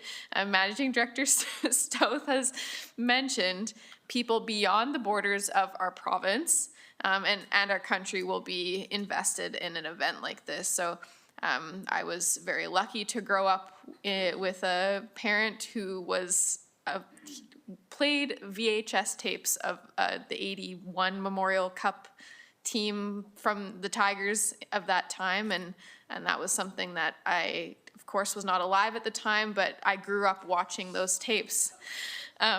So this is something that I see as again, having a significant value, not only to, there's so many levels, but little kids watching their favorite players and families, and again, it's just, to me, I can't imagine saying no. I don't think that I would be in service of our community if I was to say no. My question is, where does the money come from so the community knows? Thank you. Thank you, through the chair, to Councillor Knodel. So something has to happen before the money comes from anywhere, and the organization has to be awarded the bid for the 2026 Memorial Cup. But our plan would be then to create a budget amendment and source that from reserves. Councillor Hyder? Thank you, and through the chair, I'm in full support of this wholeheartedly.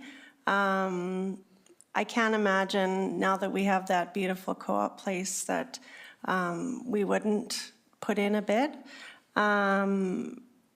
Mayor Clark, City Manager Mitchell, and Councillor Sharps and myself had an opportunity to meet some of the representatives from the CHL and WHL, and they were both women, which was pretty cool. And the people that are going to sit on the committee did a wonderful job of the U17 that they brought to our community. So the economical impact it'll have, getting us on the map for something like this would really be awesome. My question is to Dr. Stout. In order to do the bid, correct me if I'm wrong, we need to have the funds. Is that right, Brian? Through the chair, to Councillor Hyder, well, there are many things that the host organizing committee and with the assistance of some city staff will put into the actual bid for the 2026 Memorial Cup. And part of that would be the financial contribution of the host municipality. Thank you. Just, I had the same question as Councillor Knodel, where would the funds come from? But that, I can't imagine, like the investment that we would have in this and what we would receive after it and during it would be phenomenal for our community. So I'm in full support. Councillor McGrogan? Thank you. Through the chair, thanks for the presentation, Managing Director Stouth. My curiosity, I think you've laid out the up to 655,000. I'm curious about the 1.25 million, where we came to that number and what it would be used for. I know we can't get down to the dollar, but generally in big chunks, what is the 1.25?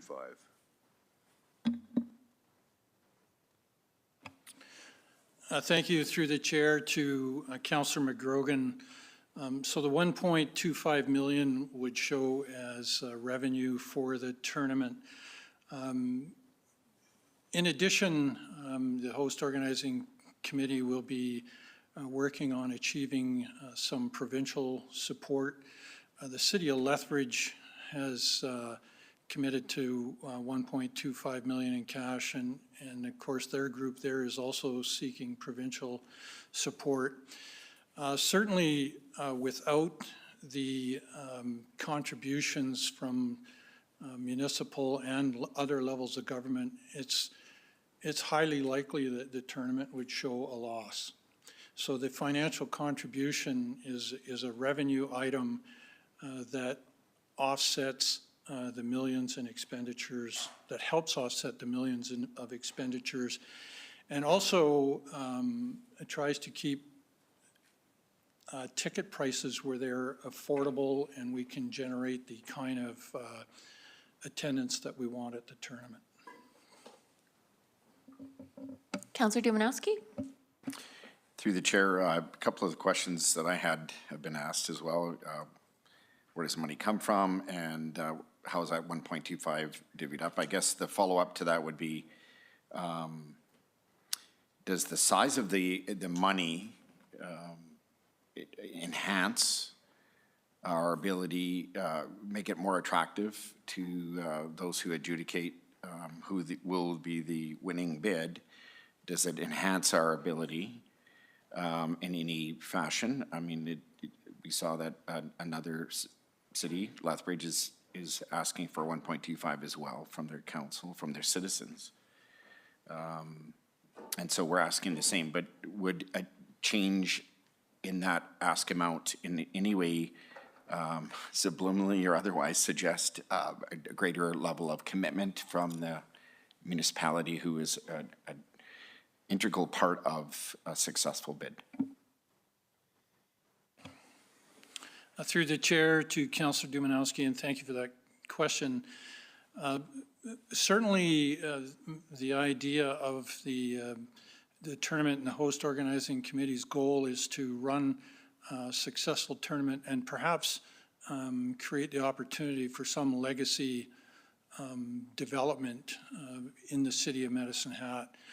So again, that 1.25 million that we have in front of council as a recommendation is part of that host organizing committee's ability to show the CHL that we will run a tournament that will be financially sustainable.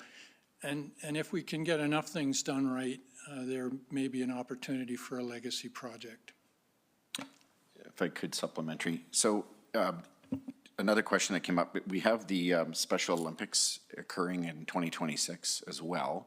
So a question from someone in the community was around, and I apologize, I don't know the alignment of those timelines. Is there any conflict at all with the ability to host both of those events in the same year? Again, through the chair to Councillor Dumanowski, thank you for the question. Certainly, yes, there are the 2026 Canada Summer Special Olympics here in Medicine Hat, and that games is set for August. The Memorial Cup will occur right towards the end of May and into June, or perhaps all in the early part of June. They haven't set the exact dates yet. We don't anticipate those events will clash in any way whatsoever. In fact, we think it could be a record-breaking spring and summer for Medicine Hat as far as events go. If I could, Your Worship. So thank you for answering that question. My parting comment would be that, these aren't insignificant dollars, and certainly we're not being, we haven't made it, we're asked to make a commitment toward that end. And so obviously we'll see where that goes. I have a feeling where it'll go. I will lend my support for the same outcome. Certainly the opportunity and the prospect of having a Memorial Cup here in the Co-op Place is pretty fantastic, to say the least. It doesn't come without a price tag, but the payback, if you will, is exponential. And really, when you're looking for an investment or injection of this kind, we are looking for the community derives a benefit. And ultimately, the legacy component, as you've indicated, with other games that I indirectly have been part of in my day job, there are legacy components which are invaluable as well. So overall, the ability to bring something like this, to bring a sporting event into a community like this is welcomed by everyone I've heard of or from, and we need some good news, and I'm hopeful that we will receive that. Thank you. Councillor Hirsch. Well, I hate to date myself with Councillor Knodel indicating when she was remembering back. Quite frankly, some of those people that went to Memorial Cup in '87 were my high school students of mine. So yeah, there you go. And I would be remiss to indicate that I traveled to Vancouver for the last Memorial Cup appearance of the Medicine Hat Tigers, and quite frankly can be a testament to the excitement, the ability to host many people from many different regions of this country, and in fact, internationally, people come to watch this. So the only thing I can say is imagine if Jace Anderson from Tourism Medicine Hat was here, and I'll leave it at that. We talk about the social and financial. I think that's well understood. Recently, I actually got quite involved with the understanding of the bid and what that looks like.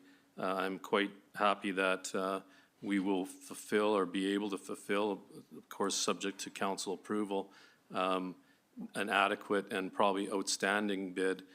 We've heard multiple times over the years the WHL almost imploring to us at Medicine Hat, please, we want you guys to consider hosting Memorial Cup, and I just don't think we were there yet.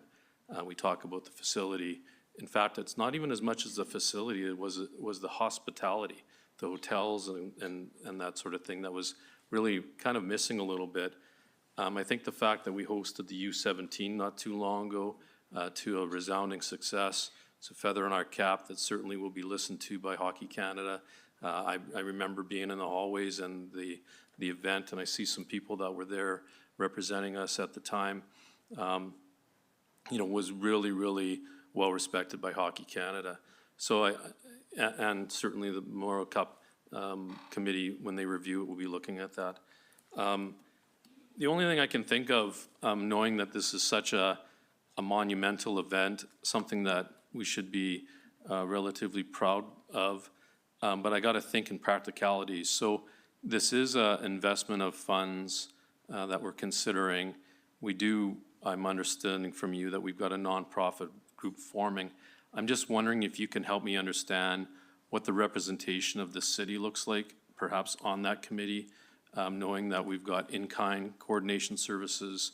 In fact, it would be great to have, and I'm just putting it out there, either city staff or a member of council, or perhaps both, that could really maybe celebrate some of the milestones if in fact we were awarded. So I'm not trying to get ahead of my skis. I'm just thinking that we are in a position where it's a big investment by the city of Medicine Hat, and I think it's incumbent upon us to kind of make sure the process and the development and the development of this bid and subsequent organizing is done appropriately, and making sure our money is well spent. So thank you. Managing Director Stouth. Thank you, and through the chair to Councillor Hirsch, thank you for the comments and questions. The Medicine Tigers, as I mentioned, are putting together the host organizing committee, and I do apologize on my first day back from vacation. I don't know if they've got every seat filled on that organizing committee or not. What you said sounded an awful lot like you were interested in volunteering for a position.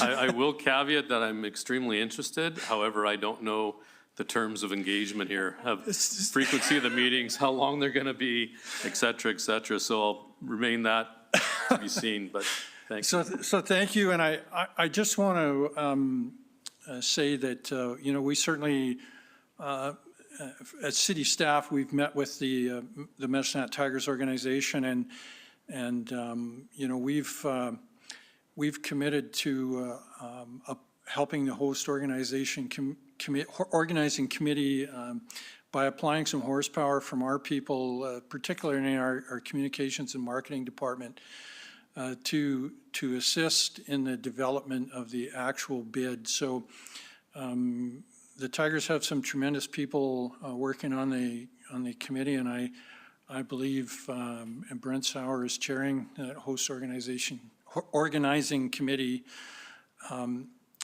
and certainly they are, as we speak, grinding out the content to make up the bid, and where appropriate, our city staff is contributing things on the city or municipality side as far as venue and other things go, to help create some of that content. And Colleen's group, Director Graham's group, is going to do the final assembly of the bid document for the host organization committee review and approval before they submit. Our work will be to format it, make it look professional, and try and give it the best chance for positive review by the Canadian Hockey League group. So I hope I've answered your question. I started to ramble on there a bit, so if I didn't, let me know. Councillor Robbins. I just wanted to congratulate the Medicine Hat Tigers organization for being brave and bold and putting their names out there and putting the bid in. I think, I'm just thinking back to when we had it was in September, Come Together event, where we were coming together event, and how it was such a great event because it had people working together for a common goal, and it really showcased our values. And I think this is another opportunity like that. It could be a really big community building event, and that's very exciting. I don't think I'm going to be in Medicine Hat when this happens, sadly. I might have to rearrange my travel plans so I could be here, because I really wouldn't want to miss out on it. But I wish them all luck in any support we could offer. I mean, I'm obviously supportive, financial and in-kind. There is a tremendous amount of work to be done to finalize the bid and get it in, and so I know that this is very early stages, but I was just emailing someone today that one time a friend of mine called me relentlessly optimistic, so just hold on to that in your team. You be relentlessly optimistic and good things will happen. So but I do actually have a question after all that commentary. I have a question about attachment 1 to the briefing note, which is the costing, which is a bit spare on details. So I just wondered if you could just explain just a little bit more. And what I'm actually curious about is the operations. Will that include staff for concessions? And then is there you may have answered this when you talked to Councillor McGrogan, but if I missed it, I'm sorry, Managing Director Stout, but is there an offsetting profit from those things that is not showing up on this table? Just curious. Through the chair to Councillor Robbins, thank you. Excellent question. So when we run any event at Co-op Place, we certainly have a number of fixed costs that are involved as far as operating the facility goes, and yes, operating concessions, employees. So those are the things that typically, there are some things as far as concession sales go that would offset and create revenue back in on some of that. Certainly, things like rental of the facility is another in-kind thing. And another one that we think will be a major component is the development and provision of shuttle service from a couple locations in Medicine Hat, one in the north, one in the south, where we are moving people to and from Co-op Place before and after the games. But certainly, yeah, we had and I do have a large drawn out, full of details spreadsheet that I'd be happy to review with you, but it does include our box office staff, our operational staff, our concession staff, our security staff. There are policing costs that are involved with this. And so those are all inclusive of the in-kind contribution. Thank you very much, Managing Director Stout. And can I just suggest we get a Tigers jersey for City Manager Mitchell and just throw her out there a little bit and encourage her to go and sell Medicine Hat to the CHL. I think it'll work. Councillor Van Dyke? Yes, thank you through the chair. So I don't want to be a Debbie Downer, but this is a significant financial ask, especially to people in the community who may not be sports people. And I don't want to discount that. I appreciate the information shared about the economic impact to the community. So we know this would have a significant positive impact on businesses in the city, but with perhaps less tangible or financial payback to the actual organization of the City of Medicine Hat itself. So I was wondering if there's a way to quantify the intangible benefits to the City of Medicine Hat, or if you could maybe speak to what we expect to see as a benefit to the organization with a I guess, a donation or a gift of this nature. Thank you. Through the chair to Councillor Van Dyke, and thank you for that question. Certainly, I would look immediately to tourism and the fact that we'll be drawing people from all over the country and out of the country to showcase our city during June, during a time when our city is in a beautiful state. If I can, there was a reference to Jason. I just want to talk about the circle that he often talks about, because I believe in it too. When we create a city that people want to visit, we'll create a city that some of those people will want to live and work in. And when we create a city where people want to live and work, we create an opportunity for business to come and invest. And so that's a holistic view of part of the cultural and more holistic thinking of economic benefit to the city. Yeah, not everyone is a sports fan, and not everyone is going to buy a ticket for the Memorial Cup. Not everyone works in the hotel industry. Not everyone works in the service industry, in the food or at a gas station or sells merchandise. But the ripple effect will spread across the community. There will be more dollars circulating in our economy and a greater opportunity for every Hatter to benefit from that. Councillor Sharps? Thank you. Through the chair, I'll make this really quick. All my questions have mostly been answered. I just want to go on the record saying that this will be the very first budget amendment I look forward to. I'm excited. Sorry, Mr. Stout. It's usually that brings them forward. So I'm excited for this one.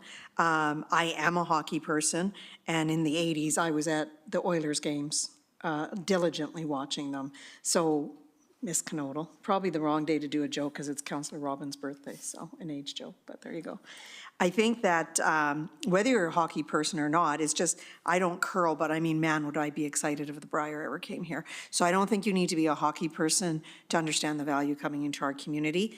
Nothing personal. I just think that we all need to look past, just because I don't ride a bike doesn't mean I don't want to see bike paths, right?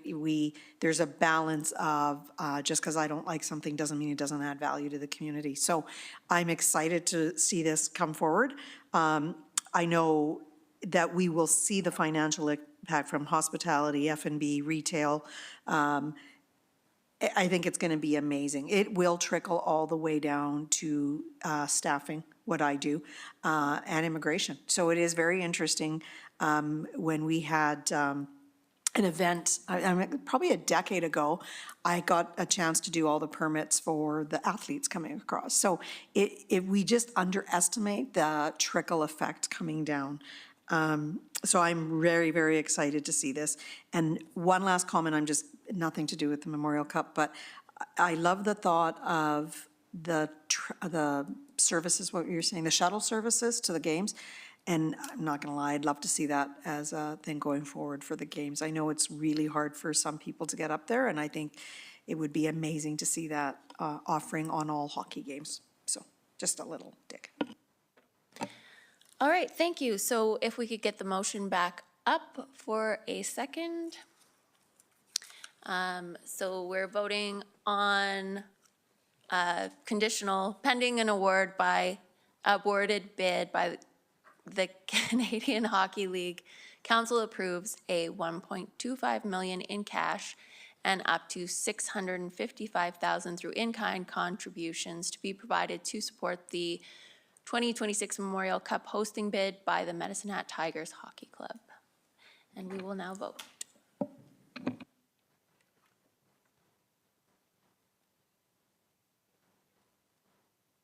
And that's unanimous. Thank you. And we'll move on to item 12.1, which is we amended to move up in the agenda. It's the Alberta Extended Producer Responsibility Regulation Service Module Decision Framework. Module Decision Framework effective April 1st, 2025. We have with us Jamie Garland, Director, Environmental Utilities, and Shane Briggs, Manager of Manager of Water and Recycling. City Manager Mitchell, would you like to introduce? Yes, I would. Thank you, through the chair. I just wanted to say that we wanted to bring this forward to council and the public.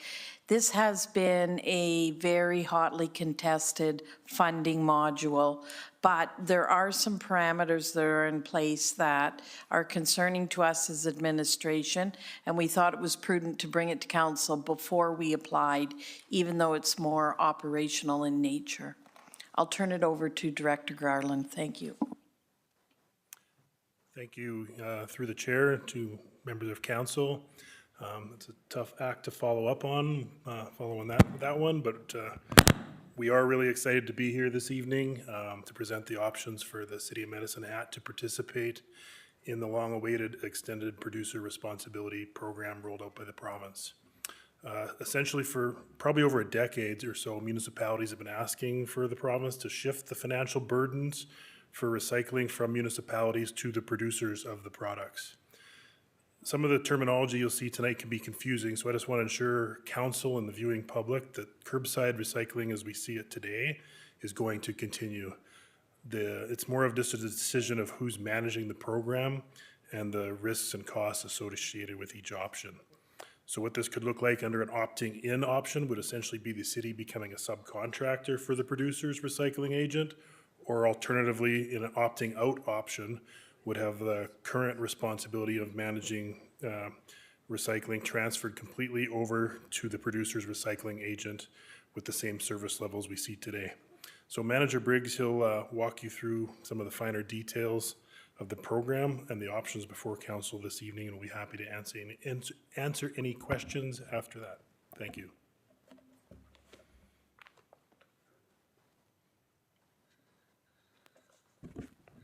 Thank you, Director Garland. Madam Mayor, members of council, thank you for letting us present tonight. I know we've all had a long night. So I assure you I have a very short presentation on the extended producer responsibility regulation coming into effect on April 1st, 2025. I'll briefly run through what it is and what service models are available to municipalities to implement the new regulation. I'll briefly play a 2-minute video that will help better explain the why and the when. And after the video, you can start the shot clock and I'll beat the 5-minute timer.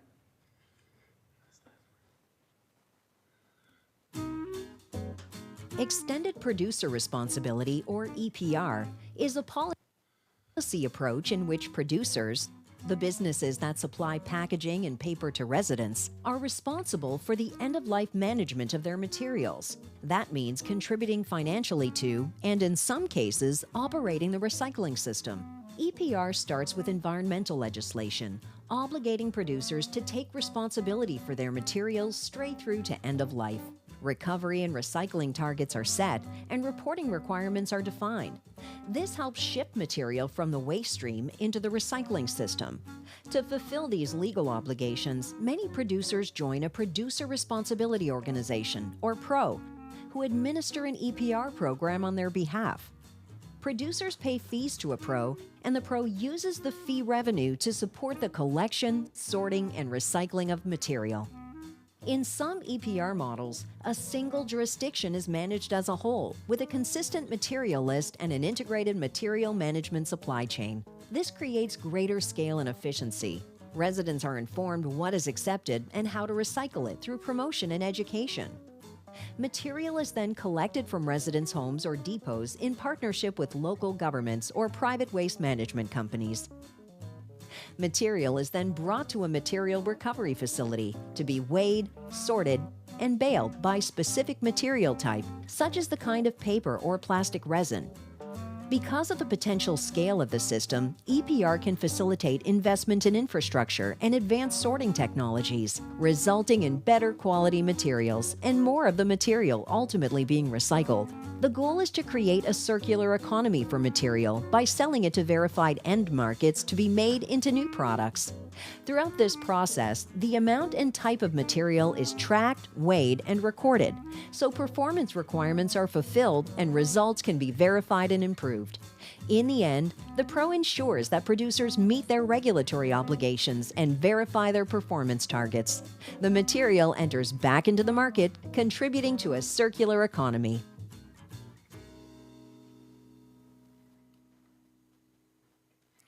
Okay.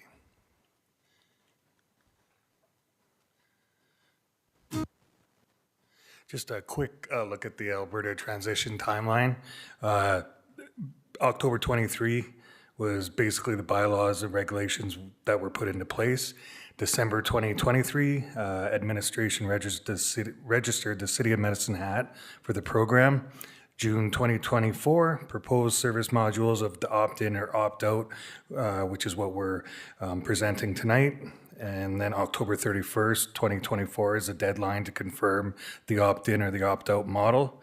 And April 1st, as mentioned, 2025 is the kickoff for the program.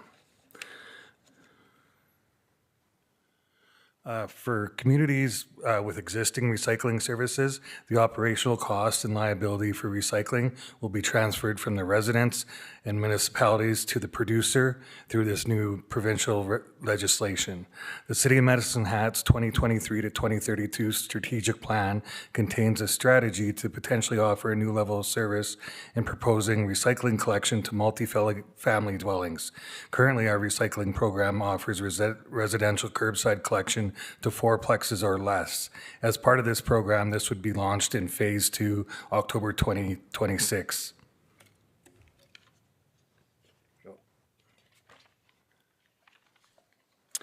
Program transition models, essentially the 2 different service modules will both see the same level of service. The only difference would be management of services, as Director Garland alluded to. So in the opt-in model, the city would become circular materials contractor, where the city would continue managing our current recycling contract. The city would need to request reimbursement from circular materials on a cost per stop basis for eligible expenses. The city would continue to manage customer service and continue to manage promotion and education. We would be required to provide additional staffing for new reporting requirements, compliance assurance, and a contamination management plan, which is currently not a requirement at this time.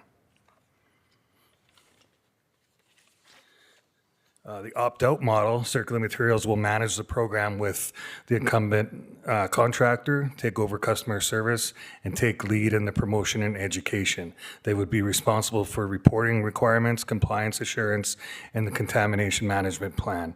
No additional FTEs would be required from the city. Just a quick look at some opt-in advantages and disadvantages. Advantages would be to maintain direct control and direct communication with residents. Disadvantages are currently the compensation of a cost per stop, which is unknown at this time. The city has yet to receive an offer of reimbursement on a cost per stop basis from the circular materials. So there would be a potential to subsidize the program based on a contractor availability and rates offered by circular materials. With a program contamination goal of 4%, it may lead to cost overruns, and of course, the additional staff that's needed.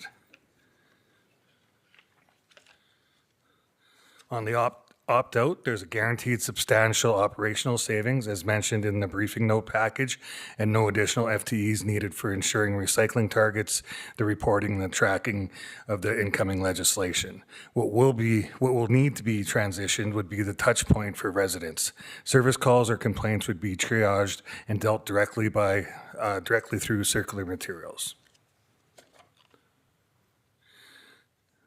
The opt-in risks, as mentioned, the financial burden. Currently, the reimbursement offering for cost per stop is unknown, and so there is a potential gap that would be possible for our current contract rate is not offered to recoup all the expenses. Currently, we're working with a 12 to 15% contamination rate, and the goal of 4% is quite lofty. The PRO has said that they will work with all municipalities towards a 4% contamination rate, but potential future penalties could be enforced in future, and a contamination surcharge be used as a deterrent to manage contamination. The success of the program will rely on active participation and compliance from product manufacturers, and municipalities could face operational disruptions or shortfalls.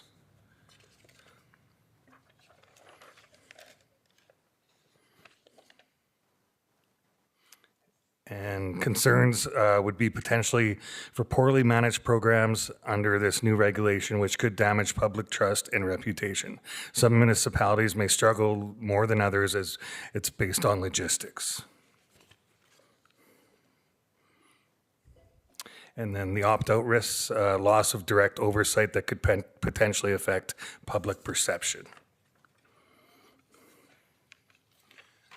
Real quick, just briefly on the circular materials, a little background. They're a nonprofit organization with industry expertise, proven systems, and proven target achievements and national reporting experience.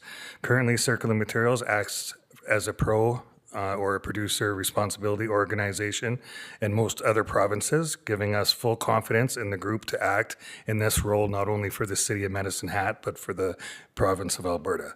This is something that municipalities have been requesting for many years, and essentially hand the cost and the liability away from the residents and municipalities back to the producer. And we're finally excited. We have full support of the new legislation to do just that. So our recommendation tonight would be recommending the opt-out service module. And as Director Garland pointed out, the opting out terminology may sound confusing to some. Potentially may sound like we're opting out of the service. However, that is not the case, as the service will remain status quo. But the city would be opting out of managing and reporting and handing over these responsibilities back to the producer as they should be. Currently, these services are performed by a contractor, so municipalities who do choose to opt in are likely the ones that do perform this service in-house or having existing infrastructure. This opt-out model would also remove all costs associated with recycling and offer a guaranteed significant financial savings based on a rate recovery method. Approximately 1.45 million in 2025 and 1.93 million in 2026. And with that, I can take any questions that anybody has. Councillor Robbins? Oh, I got in early there. I just had a couple of questions for you. So the current contract we have expires in 2029. Under opting out, the pro takes over that contract or deals with our current provider, is that right? That's correct, yes. The contract may be taken over by Circular Materials, or they could renegotiate a new contract with the current incumbent having the first right of refusal. And the other question I had is that the briefing note says 93% of Alberta municipalities have registered for phase 1. Do you have the sense of whether they've gone opt-in or opt-out? So yeah, we're in a meeting group outside of that, and it's approximately 50-50. And like I said before, the 50% roughly is municipalities with their own infrastructure. Like Lethbridge has a material recycling facility or recovery facility, and other places have additional trucks to pick up their recycling, and they deal with it in-house. Can I just ask one more question? So in the contamination rate of, right now we're at 9-10%? Between 12 and 15. Between 12 and 15. Yeah. And they want us down to 4. Yes. Do other municipalities have this same rates that we do? And what's the consequence of not meeting it? So let's say we opt in and we can't meet the 4%. Then are we just on the hook for dealing with non-recyclables? That's a great question through the chair to Councillor Robbins.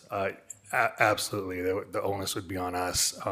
Usually, like I said, Circular Materials did say they would work with municipalities, but all municipalities would be on the even keel of getting to the 4% target, and essentially a deterrent at most times is a cost. So we would probably see an increase or a contamination charge essentially. Can I just ask one more quick question? And the cost per stop has not been provided? Through the chair to Councillor Robbins, it has not, and I know that might seem strange, but it's not just the Medicine Hat. For Medicine Hat, it's well over the province that it was kind of just it's a big takeover, if you will, and a big regulation coming in. So they have negotiated with some municipalities, especially the ones, like I said, with their own infrastructure. So they're on their list first, and then ours is pretty much just a one-line ledger of cost per stop with our contractors. So we're kind of last on the list, if you will. Okay, that makes sense. Thank you so much for answering those questions. You're welcome. Councillor Knodel? Thank you, Mayor Clark. Through the chair, I'm just curious, what leads you to believe that opting out would possibly lead to bi-weekly rather than weekly pickups? That's a great question. Through the chair to Councillor Knodel. I guess the easiest way to say it is the regulation states on a minimal service that it would be picked up bi-weekly. So I do have an email from the managing director of Circular Materials to tell us that he authorized me to say that it would remain status quo. Councillor McGrogan? Thank you. I just have a couple questions, and I've heard this presentation before, and it's, again, equally as good, so thank you. So the resource, are we by privatizing, right now we have a third party picking up our recyclables, I understand that. If this is turned over, we opt out, is there actually a savings? I don't know what kind of staff we have that may oversee the administration of the recycling thing. Will that be shifting, or will it stay status quo? That's my first question. Great question through the chair to Councillor McGrogan. So currently it's the waste and recycling staff that oversee the contract right now. And basically, there's a little bit unknown as far as the regulatory goes and the new kind of procedure for the contamination and, the reporting. So, no, right now, we wouldn't see an increase in that. And sorry, what was could you repeat the question? Oh, just if there was going to be a decrease in expenses to the city, but I think you've answered it. Okay, sorry, through the chair to Councilor McGrogan. So basically, it's a rate recovery. So on our utility bills, we have a SW41 charge. It's $8 and some cents, and essentially that would be the cost savings for the residents, and in turn that would save us as the city, the municipality, of managing that and doing the rate recovery to pay for that service. Thank you. And just to follow up, so there'd be I guess, an administrative reduction is what I'm hearing. Rumor has it that we have a high satisfaction rate from our customers around, I know I'm very satisfied. So I'm just wondering, is there any concern about this third party taking over our recycling efforts or the not-for-profit, that we're going to, there's going to be a dip in customer satisfaction, or what is your crystal ball tell you around that? Thank you. Through the chair to Councilor McGrogan. So actually, the nice part of this program is you'll notice when you go to different municipalities, they have a different acceptable items list. This is basically going to make it consistent throughout the province, and not only the province, because there's other provinces that have this. We're one of the last ones to step up again, but basically it'll make it more of a consistent approach as accepted materials. That we might even see new materials come in, like styrofoam, and being accepted, and all sorts of kind of neat stuff. So I do see it actually improving the recycling. Councillor Hirsch?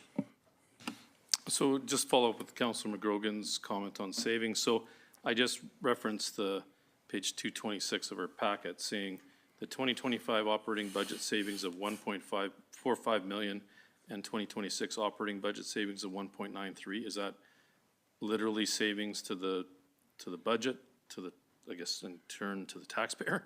Is that fair? Through the chair to Councilor Hirsch, yes, it's strictly a rate recovery, so we would not see that revenue, but we also would not have that expense. Gotcha. So really, at the end of the day, a resident would still pay towards through their utility rates, as I'm seeing. Is that, no? No, so that would be, sorry, through the chair to Councilor Hirsch, that would be waived. That would be removed off the utility bill. And I guess that's, sorry, I didn't mean to put it that way because I relatively knew that. The intention, I guess, is for everyone to understand how great an effort this was from a lobbying perspective. And just as an FYI, former councillor Brian Varga was passionate on this and actually sat on the subcommittee via Alberta Munis to get this to fruition. So I'm happy for his effort, but certainly happy the fact that we're in the situation now where we get this. I'm comfortable with a little bit of knowledge I know on this, that the contamination is really, really difficult to get down to 4%. So I think that's probably maybe an unrealistic. I just don't think at the end of the day, with your pros and cons, even though you said you're not familiar with the rates as of yet, they haven't told you, the likelihood of any type of margin or profit thereof from a not-for-profit agency is relatively nil to none. Is that fair? Is it just going to be cost recovery and you're going to be required to, sorry, you're nodding, I'll let you answer, Yeah, sorry, through the chair to Councilor Hirsch, that's exactly it. So we really won't see, we won't see any financial benefit, but we do see all the risk as far as the, potential charges for contamination. Right. Thank you. Yes. Seeing no further speakers, thank you very much, and we will, I'll entertain a motion. Yeah, I haven't put the motion on. I move that council approves opting out of direct municipal involvement in waste management under the Alberta Extended Producer Responsibility Framework. And I'll second that. All right. Seeing no questions, we'll vote.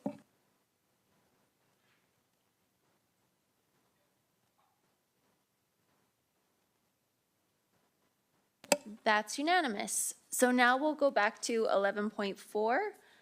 bylaw 4826 to amend the land use bylaw to rezone 965/969 to 2nd Street Southeast. Oh, I apologize. Thank you for pointing that out. We are now going back to 11.1, Canadian Mortgage and Housing Corporation, Housing Accelerator Fund 2.0 grant application. And with us, we will have Manager of Planning, Robert Sissons, and City Planner and Director of Development Services, John Popoff. City Manager Mitchell. Yes, so when I was introducing the last one, all the items were mixed up, so I was talking about this. So this is the Housing Accelerator Fund, which we know, and we've had some experience now with other municipalities that have gotten the funding, but there's a lot of parameters in place. So we wanted to make sure that we brought this to council to advise you that what our thoughts and recommendations are moving forward with this application process. So I'll turn it over to Director Sissons. Thank you. Manager. So thank you. As mentioned, my name is Robert Sissons. I'm the Manager of Planning, and I'll be presenting administration's recommendation on the Housing Accelerator Fund 2.0. So just first a brief overview of the presentation. I'll outline the parameters of the second round of the grant program. Review of some of the key points will follow, and then next steps depending on how council would like to proceed, and finally our recommendation for city council direction. So the Canadian Mortgage and Housing Corporation has reopened the Housing Accelerator Fund for a second round. Similar to the original grant program, the intent is to encourage municipality through initiatives to stimulate additional housing. The 2.0 program is $400 million and only eligible to the 365 municipalities that applied during the first round, but were not selected, which includes the City of Medicine Hat. The program specifically is targeting high-growth communities. With the 2.0 program, municipalities are now required to incorporate the CMHC best housing practices and allow, as of right, 4-unit residential buildings citywide. So as mentioned, the fund is targeting high-growth communities with housing shortages. As a comparison, Medicine Hat would be considered low growth with a sub 1% yearly growth rate, whereas most communities in the Calgary and Edmonton regions have growth at or above 5% annually. Airdrie was the only mid-sized city in Alberta to receive a grant in the first round. The amount of funds with this round is significantly smaller at only $400 million, which is about 10% of the original grant amount in the first version. And this would likely equate to about 40 to 45 million estimated being allocated to various municipalities within Alberta. So of note is that if there was a subsequent round of the program, it may be a condition that an application was submitted for the second round. However, at this point, we have no indication that there would be any future rounds of HAF. So a key point that is mandatory with the 2.0 program, which is a change from the first round, is that it includes a provision for as of right 4-unit residential buildings. So if you think about a fourplex or a 4-unit row house on any land zoned residential in a community. So administration would be obligated to approve every application regardless of the context of the site, any neighborhood feedback, policy direction, or technical servicing requirements. There would be no right to appeal an application to the Subdivision and Development Appeal Board, provided the application complied with other regulations within the land use bylaw, and that would accept any kind of procedural or interpretive appeals. When reviewing this program requirement, it was a big sticking point for administration, as this does not align currently with our policy within our statutory plans, such as the MDP or neighborhood plans. It is also inconsistent with our public engagement and best practice research we have completed through our land use bylaw project. Another concern is that the technical and financial impacts to upgrading servicing infrastructure would have some negative impacts. So we use an asset management program in our city to replace and upgrade infrastructure strategically and within our financial envelope that's allocated through budgets. So this may trigger unplanned work, which could easily surpass any grant amount that we receive. So an analogy that we were using in explaining some of the planned changes in the upcoming land use bylaw refresh program is that we are incrementally increasing housing options for new development in strategic locations, or slightly turning up the dial a bit from where we are today. So we don't feel that this program aligns with the engagement we've done to date, and would basically essentially be turning that dial up to the max. Another component is that we want the public and developers to have more clarity about what may be built in a location as determined by city council through zoning. And nobody obviously likes surprises or uncertainty in development, and council should be the ones that determine what is appropriate in terms of density and where. So next steps, so should City Council direct administration to pursue the HAF 2.0 program, administration will prepare an application by September 13th, which is the program deadline. Further activities such as public engagement and statutory plan amendments would also likely be needed subsequent to that if we were to be accepted. Should City Council direct administration to not pursue the HAF 2.0 program, administration will continue to look for other opportunities for housing grant programs, especially through the province. So it is recommended through the administrative committee that City Council not approve administration pursuing a grant application for the Housing Accelerator Fund 2.0. Thank you. Thank you. I have a question, and obviously you've dealt with this in your presentation, but my question would be, can they really possibly mean that we can't make sure the servicing and the development requirements are acceptable for a lot? Like if it's a fourplex, we still have to have water and other utilities that would be available to meet that need. So through the chair, if we were to go through with the program and a fourplex or several fourplexes were proposed or more, that could trigger a new servicing requirement. So that would either be paid for either directly by the municipality through our asset management program, or through a development agreement process where we would require the developer to pay for the upgrades in the system to where there's capacity. So that could get quite expensive very quickly depending on the type of project. Sorry, so what did you mean when you said regardless of context of site, neighborhood feed, well, not that one, I guess, technical servicing requirements on slide 5? It's the second bullet. Yep. So context of site, through the chair, would be where's the site? So as an example, we have a rezoning here for first reading tonight. That one is one lot in. This would basically mean that regardless of where a property was within a street face, or it could be in a cul-de-sac, which is not ideal, for example, for a fourplex just because of the configuration.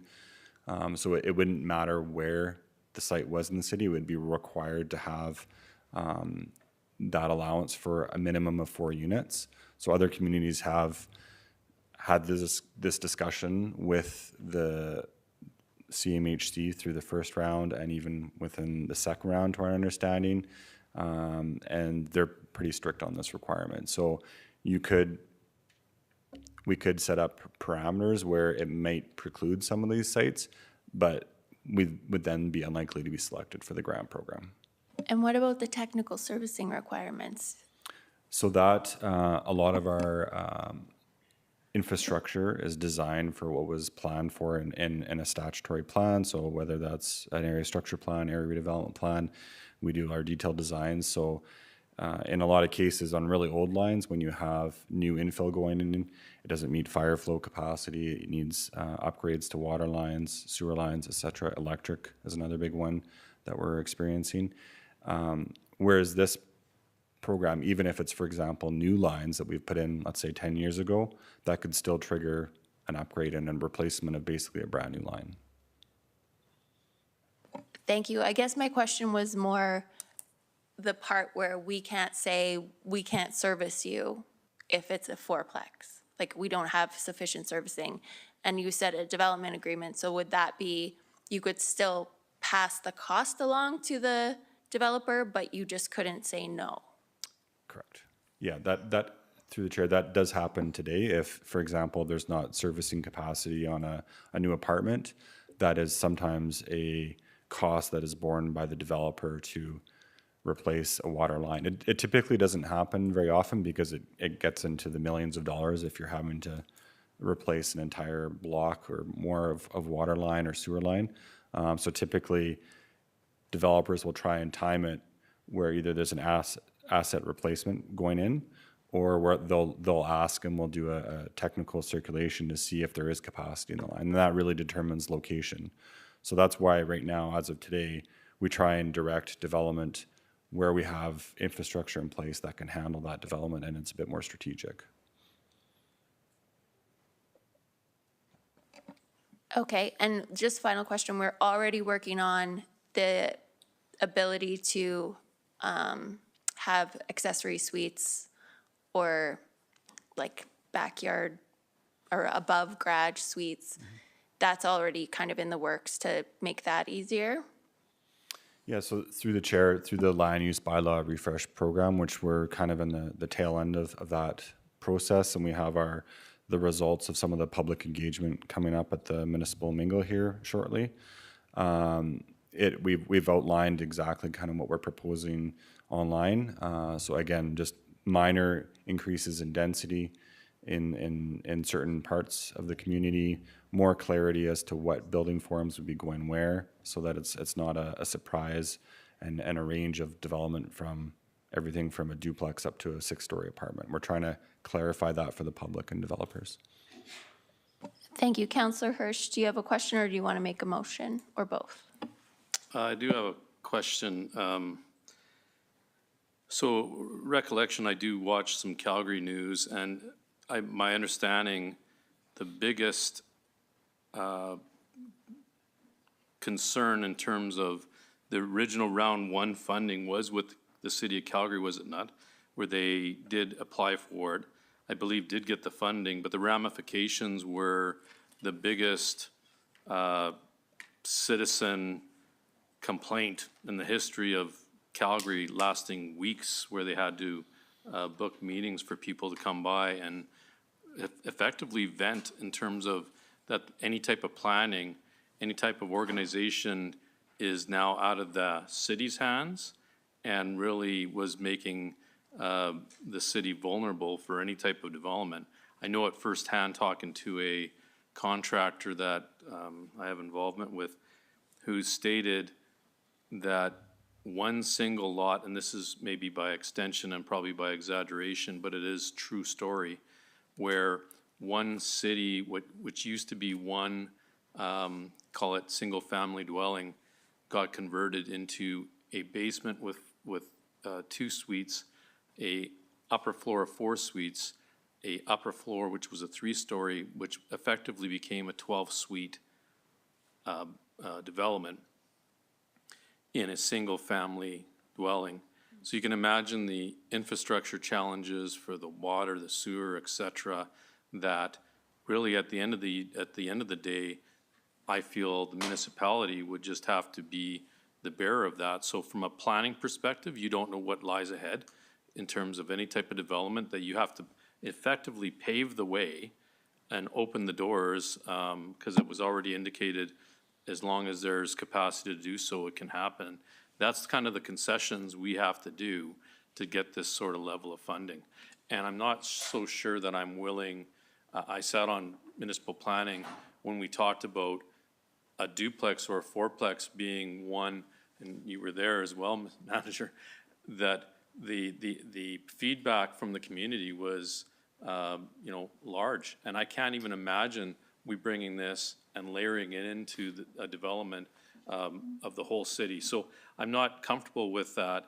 But that said, what would be, and I'm trying to be balanced here, what would be an advantage for us to apply for this? What would be, the fact that we would get funding, I get it. But is there anything more that would be appealing to us in that decision? So through the chair, so even if we apply, we're not guaranteed the funding. I just want to be clear on that. There are one mid-sized city got it in the last round when there was 10 times that amount of money. So there's a lot less money this go around. One of the advantages is that we can use that grant money to put towards initiatives to support housing.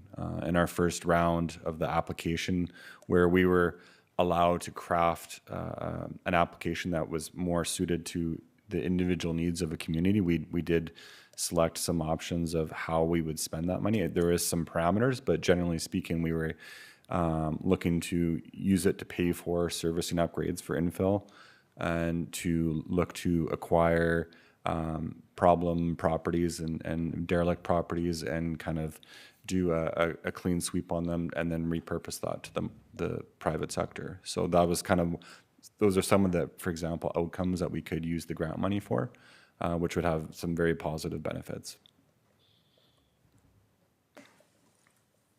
All right.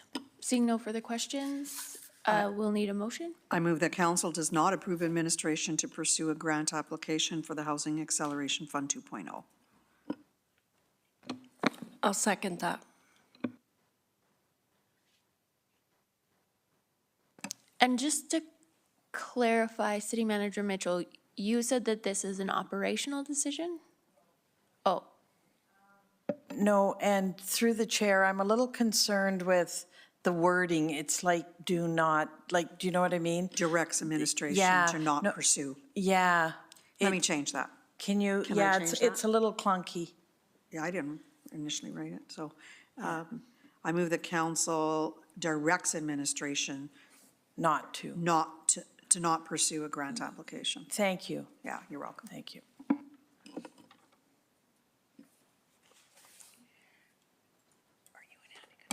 No, don't, I think Cassie did. Okay. you seconded it? Okay. Councillor Robbins?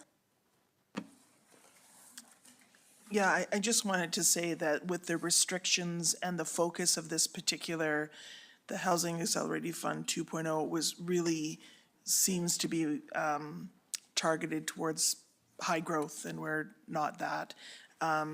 I will say, though, that in the first round of the application, there's such creative ideas in the application and some sort of red tape reduction and you know, pre-made plans that you could just sort of take off the shelf and move with. And so I liked all of that. So I just didn't want all of that work to go to waste, and hopefully we'll see it bubble up in other things that we do with the city. But I'm going to support that this is not the grant for us at this time. Not every grant is going to work for every community, and this will not work for us. The conditions are just too strict, I think. Councillor Van Dyke? Yes, thank you through the chair. Just to echo a little bit of what Councillor Robbins said, if you know me, you know I'm very passionate about housing and affordable housing in particular. And having reviewed this numerous times through the last little while, I understand why administration is not recommending going forward with this. It's just too risky for us with very little certainty of even receiving the funding. And if we do, the pressures it will put on the city will be unreasonable, and developers as well. So I think, too, like Councillor Robbins said, there will be other opportunities coming forward, and I know that our city administration is doing a lot of good work around trying to create housing opportunities in our community. Thank you. Councillor Knodel? Thank you, Mayor Clark. Just a clarifying question. So the reason why this is before us and we have to vote it down is because it was recommended by committee, is that right? Or is it, I'm just wondering, okay, I'm getting head nods, yes. Because if it was just any old application, we wouldn't have to vote it down. Okay, I think I answered my question. Thank you for the nods. Councillor McGrogan?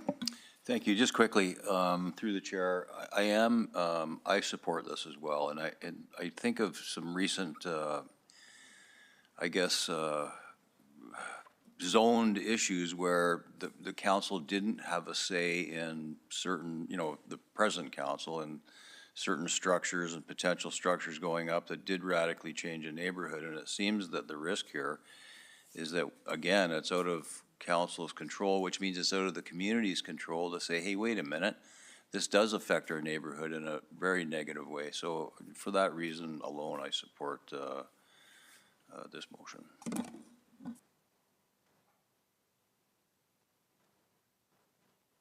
Wrong button. I am really torn on this one because, it would get housing built, but it does seem to have some mismatches in terms of like the context and the technical standards and us having to do technical upgrades out of sync with the general planning that our administration has done. So we will vote on the motion.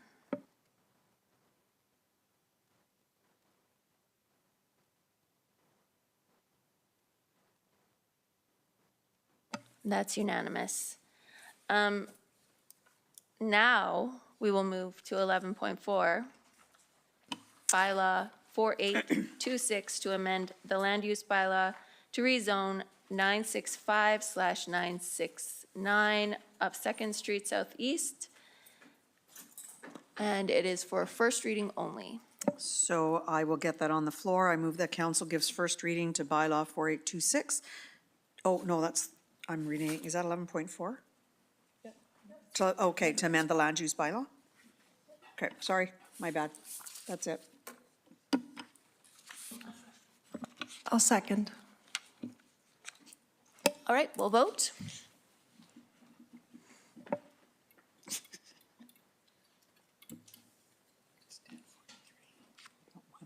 That's unanimous. Now on to 12.2.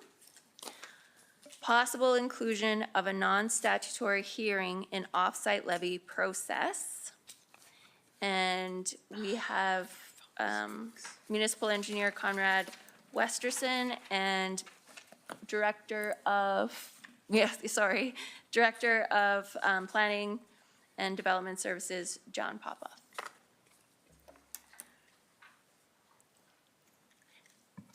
Would you like to introduce City Manager Mitchell?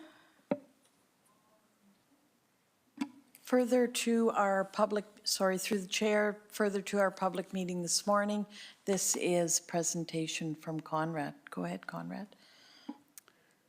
Thank you, members of council. Here I am again about offsite levies, a little bit different this time. I'm here in response to the desire for council to discuss through D&I committee the need for, or the opportunity for a non-statutory public hearing to be included as part of our process for offsite levies. The reason is, just like I said, to come back and give you some information on what we discovered and what the process review and options have been and our recommendation. Council identified the D&I committee to review the opportunities to include a non-statutory public hearing as part of the offsite levy process at the 2nd of July meeting. There were no major changes to the offsite levy rates, but there was a requirement based on queries from the community, and council felt it was a requirement for us to go back and look at that. So the MGA identifies that there's not an offsite levy requirement, but it is council's prerogative to request one if they so desire.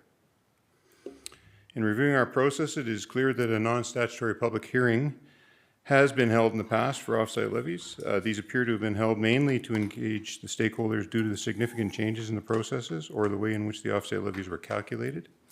It does not appear to be uncommon for municipalities to hold public meetings where developers have the opportunity to voice their opinions.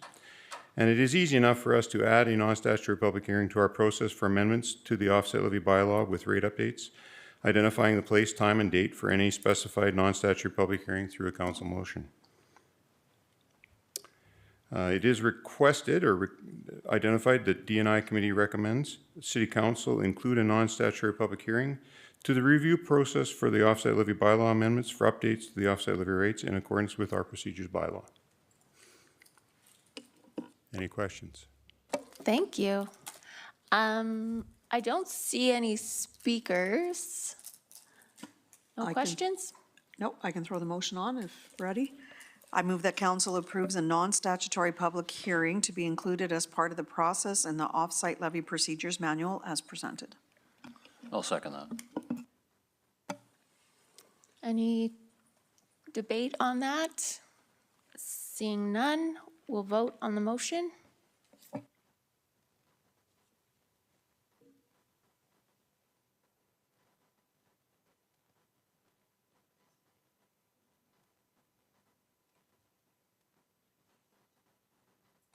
All right, that's unanimous. Thank you very much to both of you, and I know it was a bit of a late night. All right, with just over 10 minutes left, we are at number 13, notice of motion, and that is a request for inspection by Councillor McGrogan, and that will appear on our next meeting for a motion. Because it's a notice of motion. Why is this a notice of motion? It was on the agenda. That is a notice of motion. So you put the notice of motion on. No, he submitted it well in a week in advance, so it was supposed to be on the agenda as a motion. No, you have to submit a notice of motion, and that's what this is. It's under notice of motion. So unless you have 5 prepared, is that correct? If there is it a majority or 2/3 majority? 2/3 majority, yeah. So, but someone would have to make that motion. Councillor Robbins. Yeah, I just wanted to say that I did 2 notice of motions myself, and this was the same process as got put on the agenda, and then that was giving notice to everyone that we were going to discuss it at the next meeting. So it is the same process we followed previously. Councillor McGrogan? Thank you. Through the chair, so do I just need to make the motion, get a seconder, and then, or what happens at this stage? See if there's. It's just you're advising council and the public that you want to make this motion, and then next meeting, you'll put it forward. Someone will, if someone seconds it, then we'll have a discussion about it, and that's when the motion will be determined by council. Sorry, may I have a point of order? So if we could just get clarity, if he makes the motion, gets a seconder, and then 2/3 chooses to pursue it tonight, is that correct or not correct? You would have to get the 2/3 before the motion and the seconder, because you're saying, I want to take this notice of motion that normally would be heard at the next meeting and hear it today. It's up to Councillor McGrogan then. It's his motion. Well, I have to tell you, I was kind of hoping that we could get all this kind of behind us, so I'm prepared to put the motion forward and have the discussion. I can see we've only got 10 minutes left in our meeting, so we'd have to make a motion to extend. So what would we do first? Put the motion on the floor, see if we have 5 votes? You would have to make a motion to kind of contravene the rules or Waive the motion. waive the rule Notice.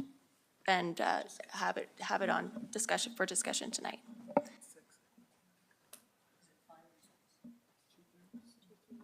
So if we don't get 2/3, does that mean the motion's defeated? Nope. Well, the motion to have it heard tonight is defeated, Okay. but not the main motion. Okay, City Clerk, can I get a hand with the proper wording for putting that motion on the floor? On the spot. All of us are on the spot. That your motion would be that you would like to present the request for inspection at, currently at tonight's council meeting for council's consideration, and you're aware of the 2/3 majority needed to discuss tonight. Councillor Van Dyke? Sorry, I just have a question through the chair. So since our meeting is finished at 11, would we also have to make a motion to extend the meeting time if we want to give it ample discussion time? So we would need that motion as well. Okay, just wanted to make sure I'm processed, thank you. And I would suggest that as important as this item is, doing it at 11:30 at night is maybe not the best time, but that it is up to council. So I don't know if that was recorded. If I need to say, could you put it up, please? Okay.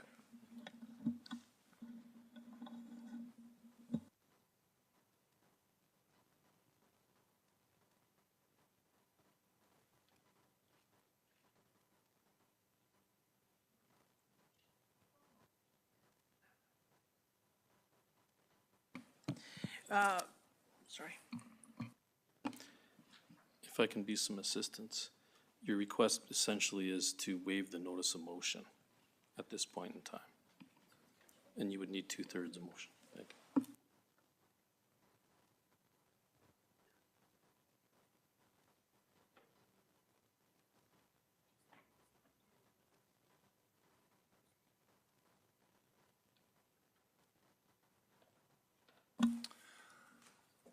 Okay, I'd like to make a motion that council approves to waive the notice of motion at this time to bring forward the notice of inspection at tonight's meeting for discussion.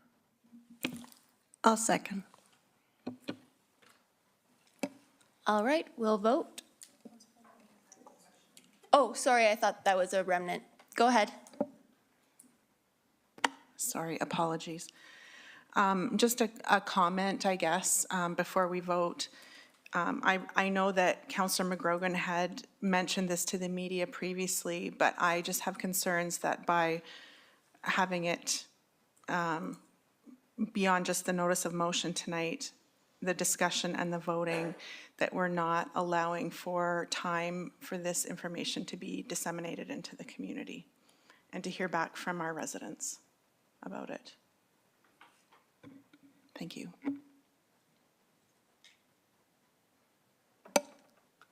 Okay, seeing no further speakers, we'll vote.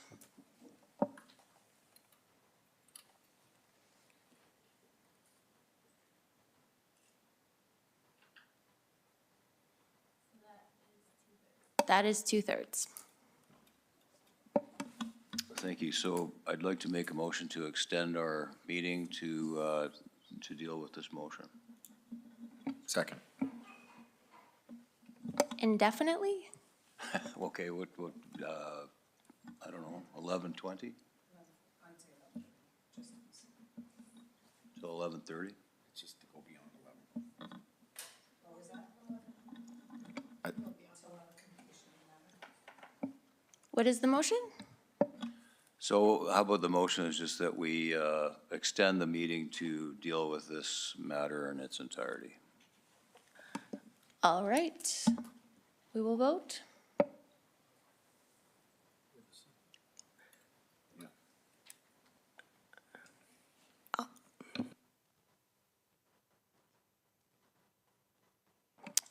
Okay, that passes. Thank you. So, I'd like to make a motion, I think now, that council approves a non-statutory public hearing be included as part of the process in the OSL Procedures Manual as presented. No, I'm sorry. I'm out of it. Sorry about that. So I'd like to make a motion that the council approves a request for inspection. I'll second. I could read the whole therefore, I guess. Maybe that would be more applicable. So I move that pursuant to the provisions of subsection 571 1B of the Municipal Government Act, request an inspection of the administration, the mayor, and council of the city of Medicine Hat. I just want to make an objection to the last two whereases. That is not, in my view, factual. So I just would like my objection noted. The two formal meetings indicated were not mediations. And with respect to the one above that, that was never the communication that was received by me or the community. So, and I'm not sure they're really relevant to the motion itself. So I would ask that they be struck, but at least I would like my objection noted. Thank you. I could just speak to this a bit, I guess. I guess we need a seconder first, so. I'll second. Thank you. So just to speak to this, I wrote this notice of motion prior to the result of the judicial review, which was, I think, the day after. I did contemplate changing the wording somewhat after the judgment went out. But, and I agree, some of the whereases now especially are, I think, kind of really irrelevant. The mayor did apologize tonight, and I have to tell you that I certainly do appreciate that. In my interview that I had with Chat in relation to this motion, and all the thought that I've put into this in the last, I guess, I don't know what it'd be, 8 or 9 days since I put it in now, I really believe that this inspection, I think, is more than just the mayor on the 21st of August and the interaction, which, you know, we've already know it was considered a misconduct. We know that the mayor apologized. But I think there's deeper issues that between admin and council and the mayor, and I don't know if they're going to be resolved unless we do have a provincial inspection. And the purpose of bringing it here was to, let's bring it out and talk about it in the public, in the community, and say, is this something that we should do? There's a cost associated to this. Is it what we want to do as a council to get things right for the next group? Because it's going to take almost that long for an inspection to take place. But I think when I look at our bylaws, even, I don't know if they're aligned with governance properly, if we're, you know, or if, you know, as admin able to do their job with the AO bylaw the way it is, are we governing properly? I think these are some of the things that will be unearthed through the inspection. It's not just, is the mayor get along with council, does council get along with admin? I think to some degree it's relatively irrelevant. Are we aligned so that we can properly govern this city, and can the next group, when they come in, be more efficient right out of the gate than what we've been? So that would be my focus. And again, I want to preface by saying I'm thankful that you did apologize tonight, and I appreciate that. So I'm just going to open it up for discussion, and I'm not emotionally invested in this, but I think it's a conversation that the community needs to hear from us as council about where we want to go and what we want to look like in the last year of our term, and what the next council will look like. Thank you. Councillor Sharps. Thank you, through the chair. I actually, when Councillor McGrogan decided he was going to make a motion, I mean, in my mind, the decision was kind of made when the minister was here, and we just tried to give it some, as this council has always done, tried to give it some breathing space. But what I did this time was I have made some notes over the last couple of days and wanted to make sure that as I read them throughout the last couple of days that I, in fact, still felt that way. So I did, and I'm going to read them. So thank you, Councillor McGrogan, for bringing this motion forward. I, like I said, have some thoughts prepared on this topic to help guide my thoughts on this discussion. As I consider the proposal for the inspection, I can't help but reflect on how we arrived at this point. I feel it's important to address this issue here because it appears that the AO bylaw has in fact, sorry, I just deleted my own writing. AO bylaw has been violated more than once. Not only was the code of conduct breached by one of us, but in January of 2022, it seems that council itself violated the same bylaw that one of us has accused the city manager of breaking. Private conversations regarding the positions of PR and chief of staff were held among individual councillors and the mayor, including myself, over several months. These discussions were not made public until there was a majority in favor, similar to the very events that happened and transpired before August 21st and the organizational restructuring. It is crucial that we do address these violations and Okay, ensure. I am going to pause you there. You're making allegations that are appropriate for a code of conduct, but you're just making those allegations that something was violated, and we don't have the, I actually made a statement that we had conversations, and we did have conversations. okay, conversations or not, it's not appropriate to say that someone violated. It hasn't been, I don't even know what you're talking about. Well, why do So- you think I'm talking about you? I'm not, I'm just saying it's, if you're making an I'm allowed to accusation. make a statement, am I not? But if it's an accusation, I feel like the appropriate way to deal with that is not in a public meeting when the Kinda like facts aren't, August- Right. the facts aren't in, we don't know what the facts are. Mayor Clark, I think I am entitled to speak my opinion at any meeting like every other counselor is. I don't see why it would be any different. Then, August 21st. but that was if those facts were in before council. So, Mayor Clark, these conversations did happen, so it shouldn't be, I mean, we talk about transparency, so let's just be transparent about it. Okay, but as I said, we all have not had a chance to look into what you're talking about. There hasn't been any kind of discussion about it previously. I will let you go on, but I am saying I think that it is inappropriate Noted. for you to do this. Noted. Okay, thank you. It is crucial that we address these violations. The administration bylaw clearly states that we have one employee. I question that why we did not have the same insistence of transparency in that situation. So I am giving my reasons as why I support this motion. I must admit that I personally was under the assumption that we were following the bylaw in January of 2022. It was only brought to my attention by one of the clerks in 2023 that the AO bylaw had not been amended, and therefore we could not have staff reporting to us that we had previously believed. This realization makes me realize the revision of the. Wow. That just isn't accurate. That, I understand what you're I actually saying, have but I the think that emails. if the I have the legal, emails. I know, but Yeah. the legal opinion would be important in this case. The legal opinion to who? The legal opinion to council on whether or not we needed to amend our AO bylaw. Mayor Clark, I can support why I want to support this But motion. you can't mislead. I'm not, oh, no, I'm not. This is actually factual. Okay. Thank you. Once again, can I please finish my sentence? I do recall the mayor speaking to actually the AO bylaw needing to be changed, and I do recall that you'd said that, but it did not happen. In February 2023, Mayor Clark sent an email pointing out the bylaw had not been changed. The chief of staff and PR staff, as such, reported to the city manager.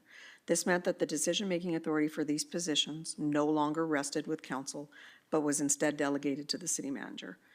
Council had previously committed to reviewing and revisiting these positions to ensure they were serving the public.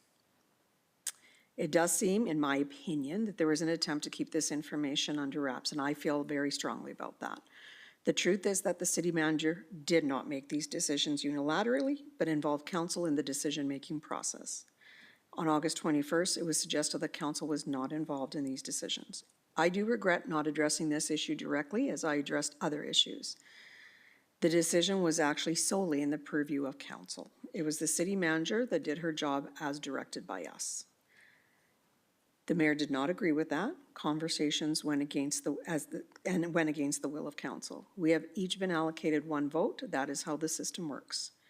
Previous discussions with the mayor and other council members indicated that these positions previous discussions with you by other council members, including myself again, was that these positions had been redefined. We had two highly capable individuals who excelled in their roles, and if allowed to continue in the role that council initiated, they would still be here carrying out their duties. Upon sending the city manager to conduct analysis of these positions and the reporting structure, she presented her findings without any sway or suggestion to our decision. It was clear that council agreed as a whole that the primary of these positions should be serve the community. When it became apparent that this was no longer the case, we could not justify the ongoing costs and use of taxpayer dollar, we instruct the city manager to make the necessary decisions based on the original intentions of council. Here's the reason I'm revisiting all these past events, is because they ultimately led to the situation on August 21st. Retaliatory comments toward the city manager at the time resulted in a breach of code, leading to sanctions. The initial sanction was an apology. Despite about the importance of talking about process and policy, you have not followed through with this, and now you have, and thank you. But you halted the resolution process. Instead of taking responsibility and apologizing in the past up until today, you chose to escalate the situation. It was surprising and disappointing to hear you express shock at council's decision to defend itself against these actions. We at no time litigated, we simply protected the interests. Following the judicial review, we have claimed victory despite still being found guilty. The sentence was altered, the judgment itself remained unchanged, highlighting a potential misrepresentation of the situation within our community. The visit by the minister on July 25th provided us with three options: training, mediation, or an inspection. Training seems as to me unnecessary, as Alberta Municipalities offers a university certificate. Many of us have taken each and every one of those courses, and quite with all due respect, I haven't seen you in them. Mediation has been refused 4 times, even through your fellow members and the executive leadership team asked you to undertake. This leaves inspection as the only viable option in my mind. It is important to note that the inspection process for the community does not allow us to dictate where the ministry focuses their inspection. They will come in, they will do an assessment of all weaknesses, areas of governance and administration, and their path of inspection is their path. In my view, there is a very clear misunderstanding between the roles of governance and administration by the chief elected. You have previously suggested to be appointed as city manager, which in my mind further demonstrates a lack of comprehension regarding these distinct roles. Over the past 3 years, confusion has arisen within our community regarding the rules and responsibilities, and it's crucial for us to clarify and stabilize the situation, not only for us, but for the next council going forward. In April of 2024, there was a failed petition to both reinstate the mayor as well as request for inspection. And here's a quote from those gathering the signatures at your petition. Signatures are being collected for a letter that will be sent to the Ministry of Municipal Affairs asking for an investigation into the municipal government for what organizers call a lack of transparency and a failure to lead. Retrospectively, I would have to agree with those words, although we differ in opinion as to what the root cause is. A reminder that this inspection will not allow us to dictate its focus, and nor should it.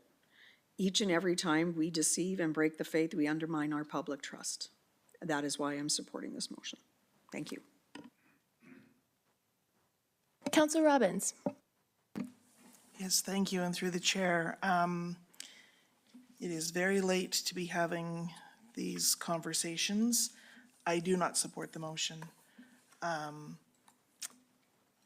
I feel like when I decided to run for council, I promised 3 things. I would read everything. I would ask questions if I didn't understand it or needed clarification. And I would make every decision in the best interest of the citizens of Medicine Hat. And I don't believe an inspection is in the best interest of the citizens of Medicine Hat. It is costly, it is time consuming, and it will affect our economic evolution. And I'm very, very concerned about that. So I'm not supporting your motion. I understand why it was brought. I respect everyone's opinion on it, but it's not something that I can bring myself to support. Councillor Van Dyke. Yes, thank you, through the chair. So like Councillor Robbins, I do not support this motion. I understand the thinking that we need to, that we perhaps need to look back to look ahead. And yet I think we are already aware that some of our policies are dated or non-existent. I also know that administration is well aware of this issue and is working hard to remedy it. A municipal inspection would be a considerable strain and expense to our city and would have additional reputational repercussions to our broader community. I'm not sure that there is anything that an inspection would reveal that would justify that cost to me and to many in our community. Who just want to see this council working at the governance that we were elected to do.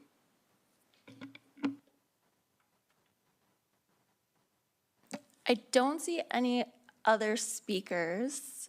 I'm coming to this with an open mind. It seems from Councillor Sharps's comments, it is sort of directed at me, but nonetheless, an inspection could be good. I'm concerned about, have we thought about the implication to various departments, the implication to our energy division, the implication to, so we'll have to pay for it, staff time in collecting everything. We've heard often that, we can't even keep up with our freedom of information requests. This would be a significant draw on staff resources. So I would like to know the answers to those questions before we vote on this. City Manager Mitchell. Thank you. Through the chair, I would just like to say one of my concerns, just advising council, neither one way or the other, we do have a issue right now with public and public trust. So not being in favor or against the inspection, but saying, having somebody look at us in a third-party capacity, how are we governing and how are our bylaws looking, might be prudent, and that's all I'll say. Thank you.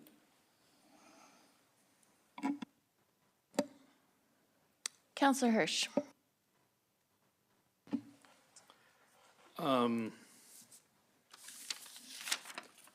I did have a bit of a lengthy commentary, but I'm not going to go down this road. But first off, I want to say that I'm completely gutted over this ordeal. In my 30 years of public service in this community, serving on countless boards and commissions, let me tell you, I've never been in this situation before, and you can be sure I never will. I'm equally gutted on this decision. I do believe that I'm not prepared to support the motion as of tonight, but I think what we need to do is defer it to the next meeting for us to understand, because I'm hearing a lot of words of it's too costly, what's the impact on staff, et cetera, which I would like to understand first off before I render a decision. That said, I am prepared to go down a path to looking at doing this. And I do have a bit of a rationale. I think if the mayor was to simply accept or not accept in her case, the original findings of her actions on that August 21 council meeting, and simply request a review of those findings, which is within her purview, by the way, without the fanfare and the spectacle, I may have been convinced to accept the recent judgment and move on. But the ferocity and the spite of a few in this community to discredit many has sowed the seeds of distrust in this institution, this council and administration, and cannot be ignored. We must restore the public confidence of what is going on at City Hall into the light by opening the doors for all to see. Council members will come and go, including myself, but it is the hardworking staff that is entrusted as caretakers of this city that will remain. They are the unwilling victims of this state of affairs that we're in. It is for those people that I support the motion to have the provincial inspection, subject to understanding the ramifications, to clear the air. I do this with a heavy heart, knowing the saga will continue, and for that I will not be afraid to apologize for. And again, subject to us having a discussion of more details. That's my recommendation, is that we... Would you like to make a motion to postpone it to the next meeting? I would just like to listen to any other comments at this point. I have no other speakers. Councillor Dumanowski. Through the chair. Others have made good points. For me, I'm going to just momentarily reflect back on a statement I made the other week, where I said there will, after the judicial review, there would be no clear winners or losers, and I believe that is the case. The challenge is how to move forward in some ways, the fact that the judicial review derived favorable or unfavorable outcomes, depending on which side of the equation one was on, in some ways has stifled our ability to see a clear path forward. On the one hand, the violation of the code of conduct was upheld. The requirement for an apology was upheld, which you've done. Thank you. Sanctions certainly were reversed. But to me, I still struggle with what is the path forward. And but what is clear is that whatever precipitated that judicial review, and certainly has come out of that judicial review, we have a divided community. And the sanctity of this institution, this government, the wonderful people who work here, can never truly be cleared unless a review occurs. There is expense to that. There is a timeline.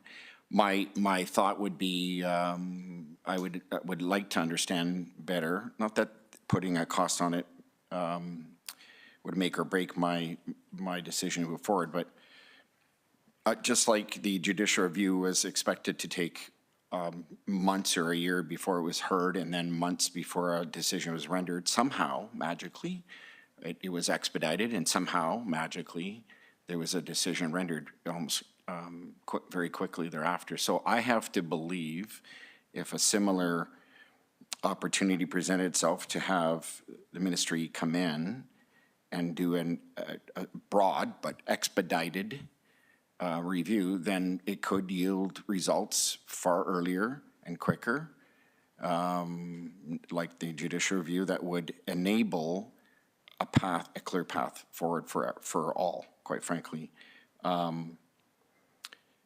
As has already been stated, this is difficult for everyone, and certainly the public either enjoys it. I hate to say it, because on the one hand it creates conversation, but it has sown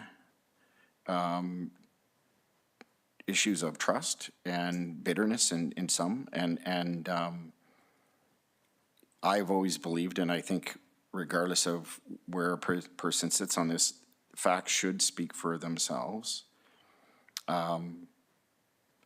So for me, I would like to understand in the end the timeline associated with the review and the cost, but I do believe we are on our way. I will lend that to the conversation. We are on our way to moving forward, but I think for the sake of current state of affairs and our staff and the next council, whoever they may be, having a clear review and a clear understanding of recommendations or outcomes associated with that will truly create a reset, which this institution, this council, and this community desperately needs. So at this point, I will support. Councillor Knodel? Thank you. So it's my belief that the dysfunction at the top of the pyramid of the organization will make its way to the very, very bottom. And relationships, in my perspective, are essential for any functionality in this organization. And right now, there is a fractured relationship amongst council and between council and administration.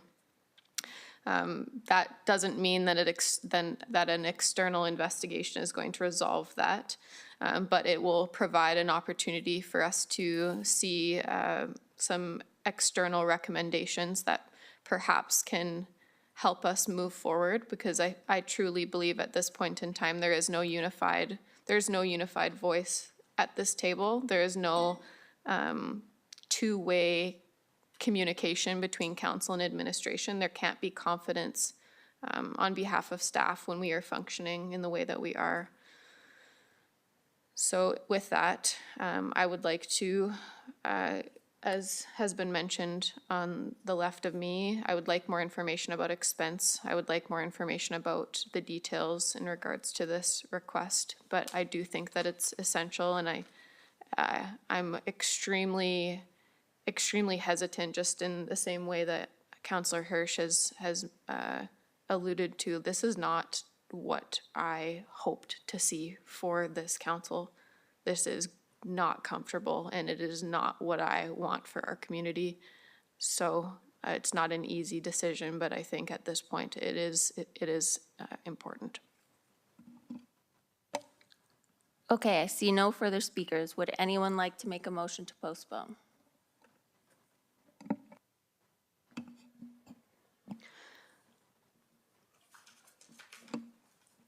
Just, if I could, Yes. through the chair, just, it seems to be a common thread through some of the commentary. I see, at least I'd like to believe that a motion, a vote on this motion would move the needle forward, but it does certainly require, these are unprecedented decisions that aren't taken lightly, so I think it would give us the opportunity to formalize or formally address the ministry around some of the questions and answers that we're hoping to achieve before the next step is taken. But I think the nod, one way or the other tonight, would signal the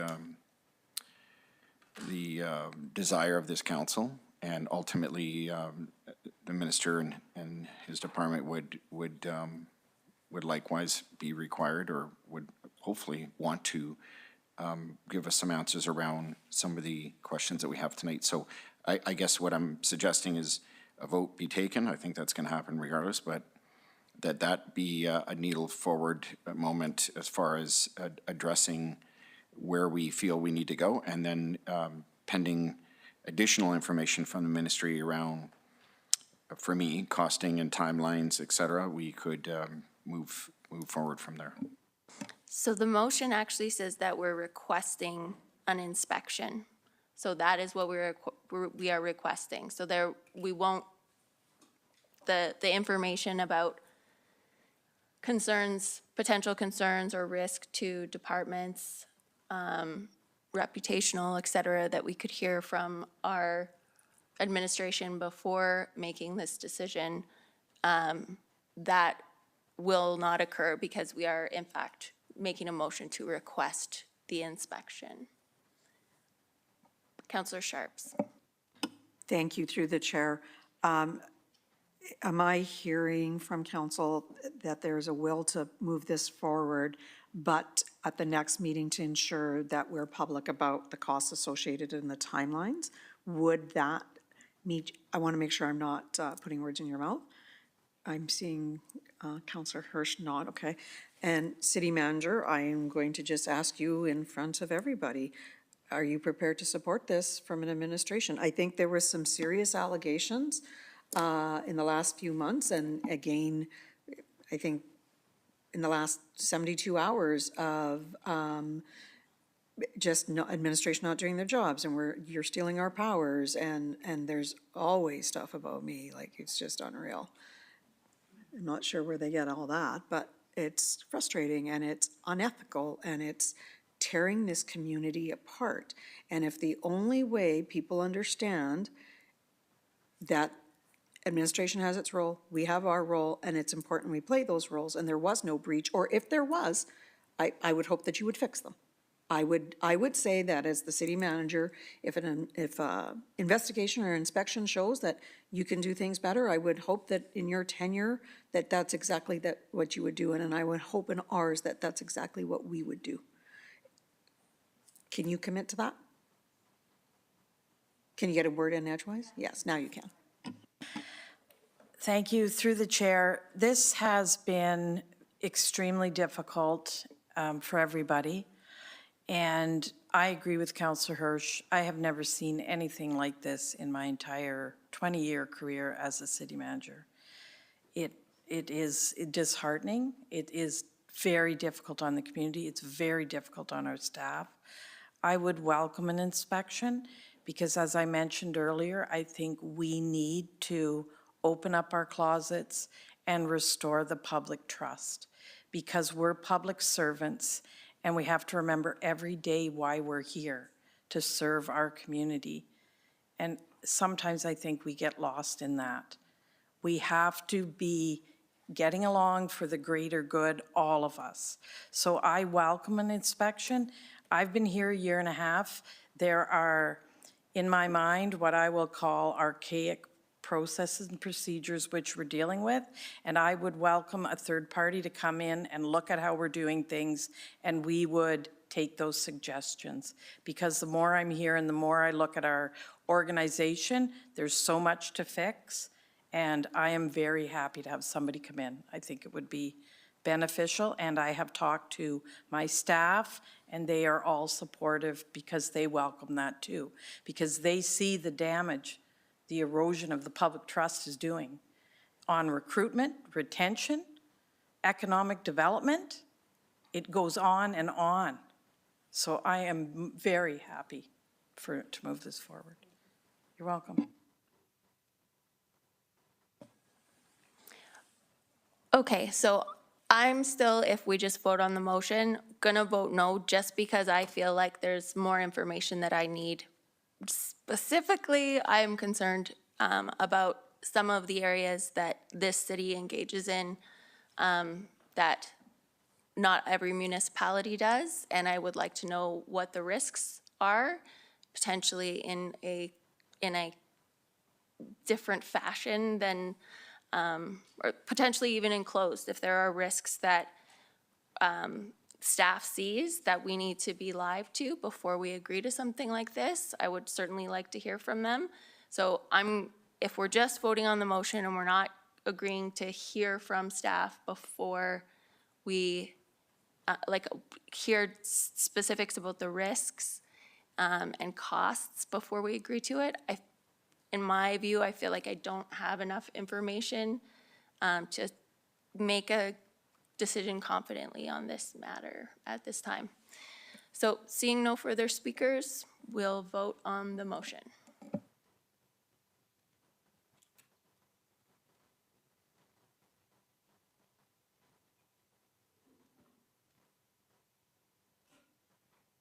And that passes. And seeing no further business, this meeting is adjourned.